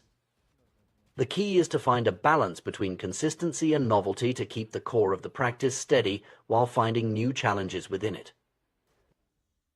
This brings us to another crucial point: the importance of identity in maintaining long-term habits. When we tie our habits to our sense of identity, when we see ourselves as the kind of person who does this, we're more likely to persist, even when the initial excitement fades. A writer writes, even on days when the words don't flow easily. An athlete trains even when they don't feel particularly energetic. A meditator sits, even when their mind feels especially restless. Developing this kind of identity requires a shift in focus from outcomes to processes. Instead of fixating on the end goal, becoming a published author, winning a competition, achieving enlightenment, we learn to find satisfaction in the daily practice itself. This doesn't mean abandoning our aspirations, but rather recognizing that the journey towards them is where the real growth occurs. Moreover, this perspective helps in dealing with the inevitable setbacks and plateaus that occur in any long-term endeavor. When progress seems slow or non-existent, it's easy to become discouraged. But if we've learned to appreciate the process itself, we can find satisfaction in the simple act of showing up and doing the work, regardless of immediate results. This mindset also helps in managing expectations. Often we have unrealistic ideas about how quickly we should progress or how consistently we should feel motivated. Understanding that boredom and frustration are normal parts of the journey can help us persist through these challenging periods. It's also worth considering the role of community in maintaining long-term motivation. Surrounding ourselves with others who share our goals and values can provide support, accountability, and inspiration during times when our individual motivation flags. This could be a formal group, like a writing circle or a sports team, or simply a network of like-minded individuals pursuing similar goals. Another strategy for maintaining engagement over the long term is to periodically step back and reconnect with the bigger picture. Why did you start this practice in the first place? What are the larger goals or values that it serves? Sometimes, zooming out and reminding ourselves of the broader context can reignite our motivation and help us push through periods of tedium. It's also important to recognize that motivation often follows action, not the other way around. We often think we need to feel motivated in order to act, but in reality, taking action even when we don't feel particularly inspired can generate its own motivation. This is why the simple act of showing up, of starting the work even when we don't feel like it, is so powerful. Ultimately, the ability to persist through boredom is a skill that can be developed, like any other. It requires practice, patience, and a willingness to sit with discomfort. But the rewards of this skill are immense. It's what allows us to push past the plateaus that stop most people to achieve levels of mastery that seem out of reach to those who rely solely on sporadic bursts of motivation. This doesn't mean that the journey should be joyless. Indeed, finding ways to enjoy the process, to find satisfaction in the daily work, is crucial for long-term success. But it does mean accepting that not every moment will be exciting or inspiring, and learning to find value in the steady, consistent effort that leads to true mastery. In conclusion, the path to excellence in any field is not just about talent, opportunity, or even passion. It's about the willingness to show up day after day, to put in the work even when it's not exciting, to fall in love with the boredom of consistency. It's about finding the right level of challenge to keep ourselves engaged, while also developing the mental toughness to push through periods of tedium. This perspective on mastery and habit formation offers both a challenge and a comfort. It challenges us to persist beyond the point where many would give up, to embrace the sometimes monotonous work of improvement. But it also offers comfort in knowing that those who achieve greatness aren't superhuman, they simply have developed the ability to stay the course, to find satisfaction in the journey as much as the destination. As we pursue our own paths to mastery, whether in our careers, our hobbies, or our personal development, let us remember this crucial lesson. Let us strive to find the right balance of challenge and consistency, to inject novelty into our practices while maintaining their core, and above all, to cultivate the mental fortitude to push through boredom. For it is in these quiet moments of persistence, when no one is watching and motivation is low, that true mastery is forged. The pursuit of excellence is a journey that requires more than just talent or sporadic bursts of motivation. It demands consistency, dedication, and a willingness to embrace the monotony that often accompanies mastery. This is a truth that applies across all fields, whether you're an athlete, artist, entrepreneur, or professional in any domain. Consider the contrast between professionals and amateurs. Professionals adhere rigorously to their schedules, refusing to let life's distractions derail their progress. They have a clear vision of what matters most to them and work tirelessly towards their goals with unwavering purpose. Amateurs, on the other hand, often find themselves blown off course by the urgent demands of daily life, struggling to maintain focus on their long-term objectives. This distinction is particularly evident in the realm of habit formation. Take meditation, for instance. Many people approach meditation as fair-weather practitioners, only engaging in the practice when they feel particularly inspired or when life is going smoothly. However, true growth and transformation come from consistency, especially when it's challenging.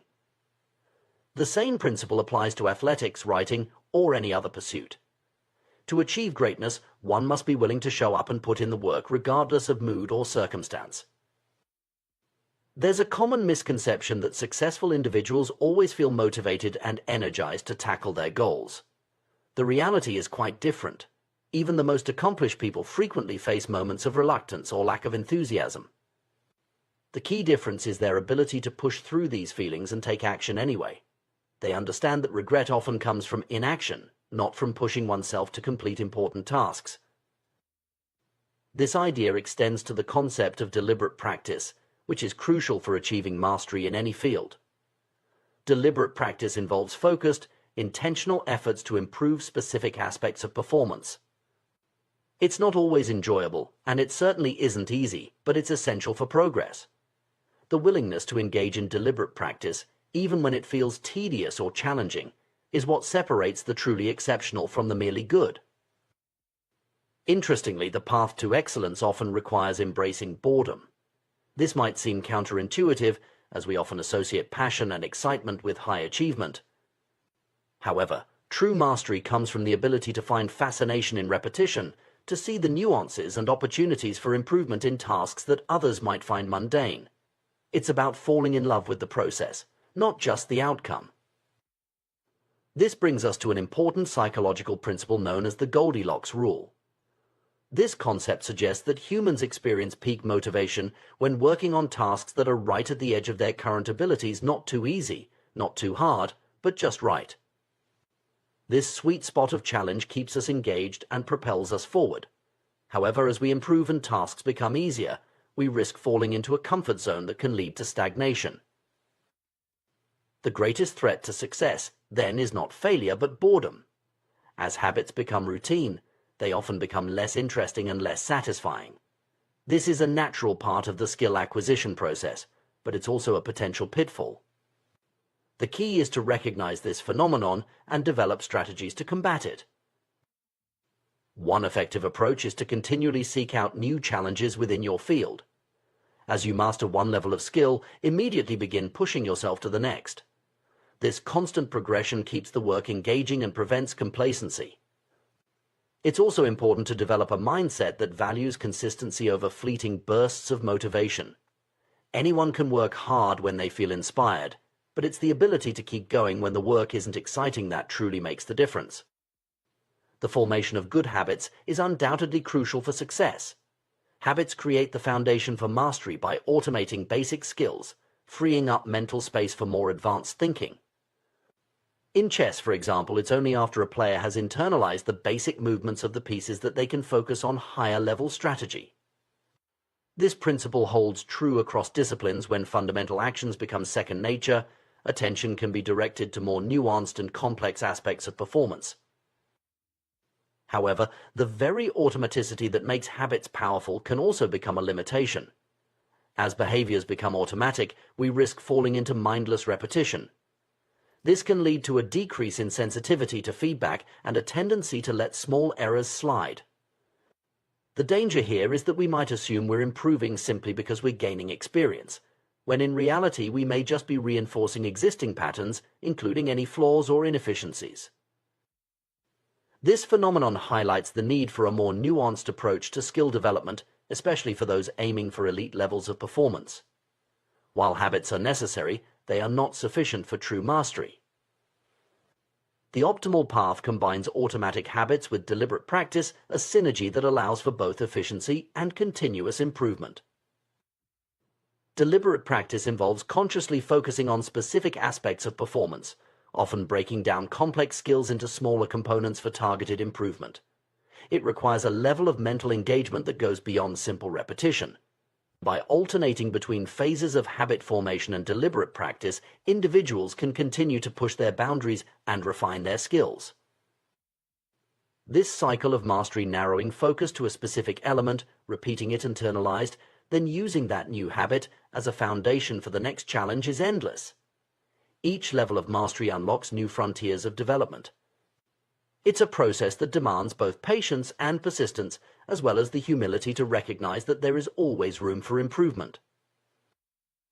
One of the key challenges in this journey is maintaining consciousness of performance over time. It's precisely when skills start to feel automatic and comfortable that the risk of complacency increases. To combat this, it's crucial to establish systems for reflection and review. Regular assessment of performance, identification of areas for improvement, and setting new goals can help maintain the edge needed for continued growth. The Career Best Efforts CBE program implemented by Pat Riley for the Los Angeles Lakers in the 1986 to 1987 season provides an excellent example of such a system. After a disappointing playoff performance that didn't live up to the team's potential, Riley developed a method to track each player's performance metrics and encourage consistent improvement. The goal was for each player to improve their output by at least 1% over the course of the season. What made this program particularly effective was its holistic approach. It wasn't just about points scored or other obvious statistics.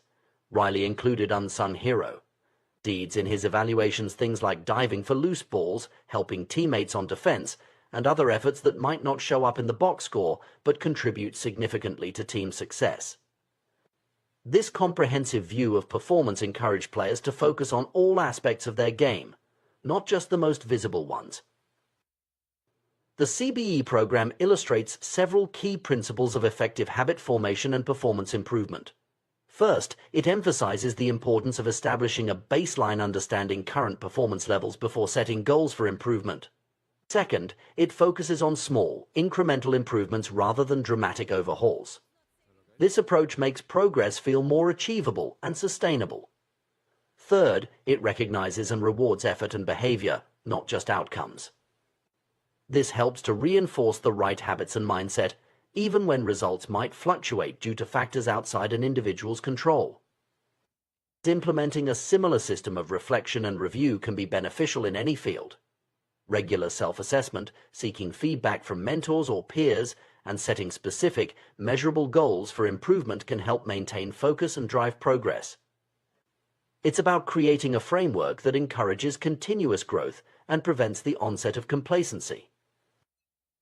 The journey to mastery is not a straight line. It involves periods of rapid growth followed by plateaus, moments of breakthrough insights, and times of frustrating stagnation. The key is to embrace this process, understanding that each phase plays a role in long-term development.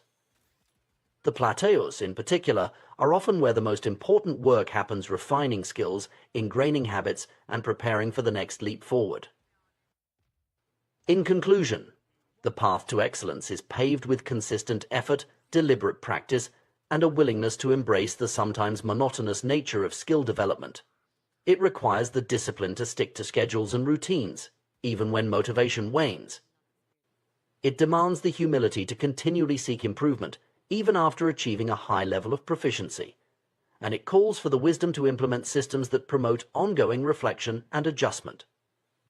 True mastery is not about reaching a final destination, but about committing to a lifelong journey of growth.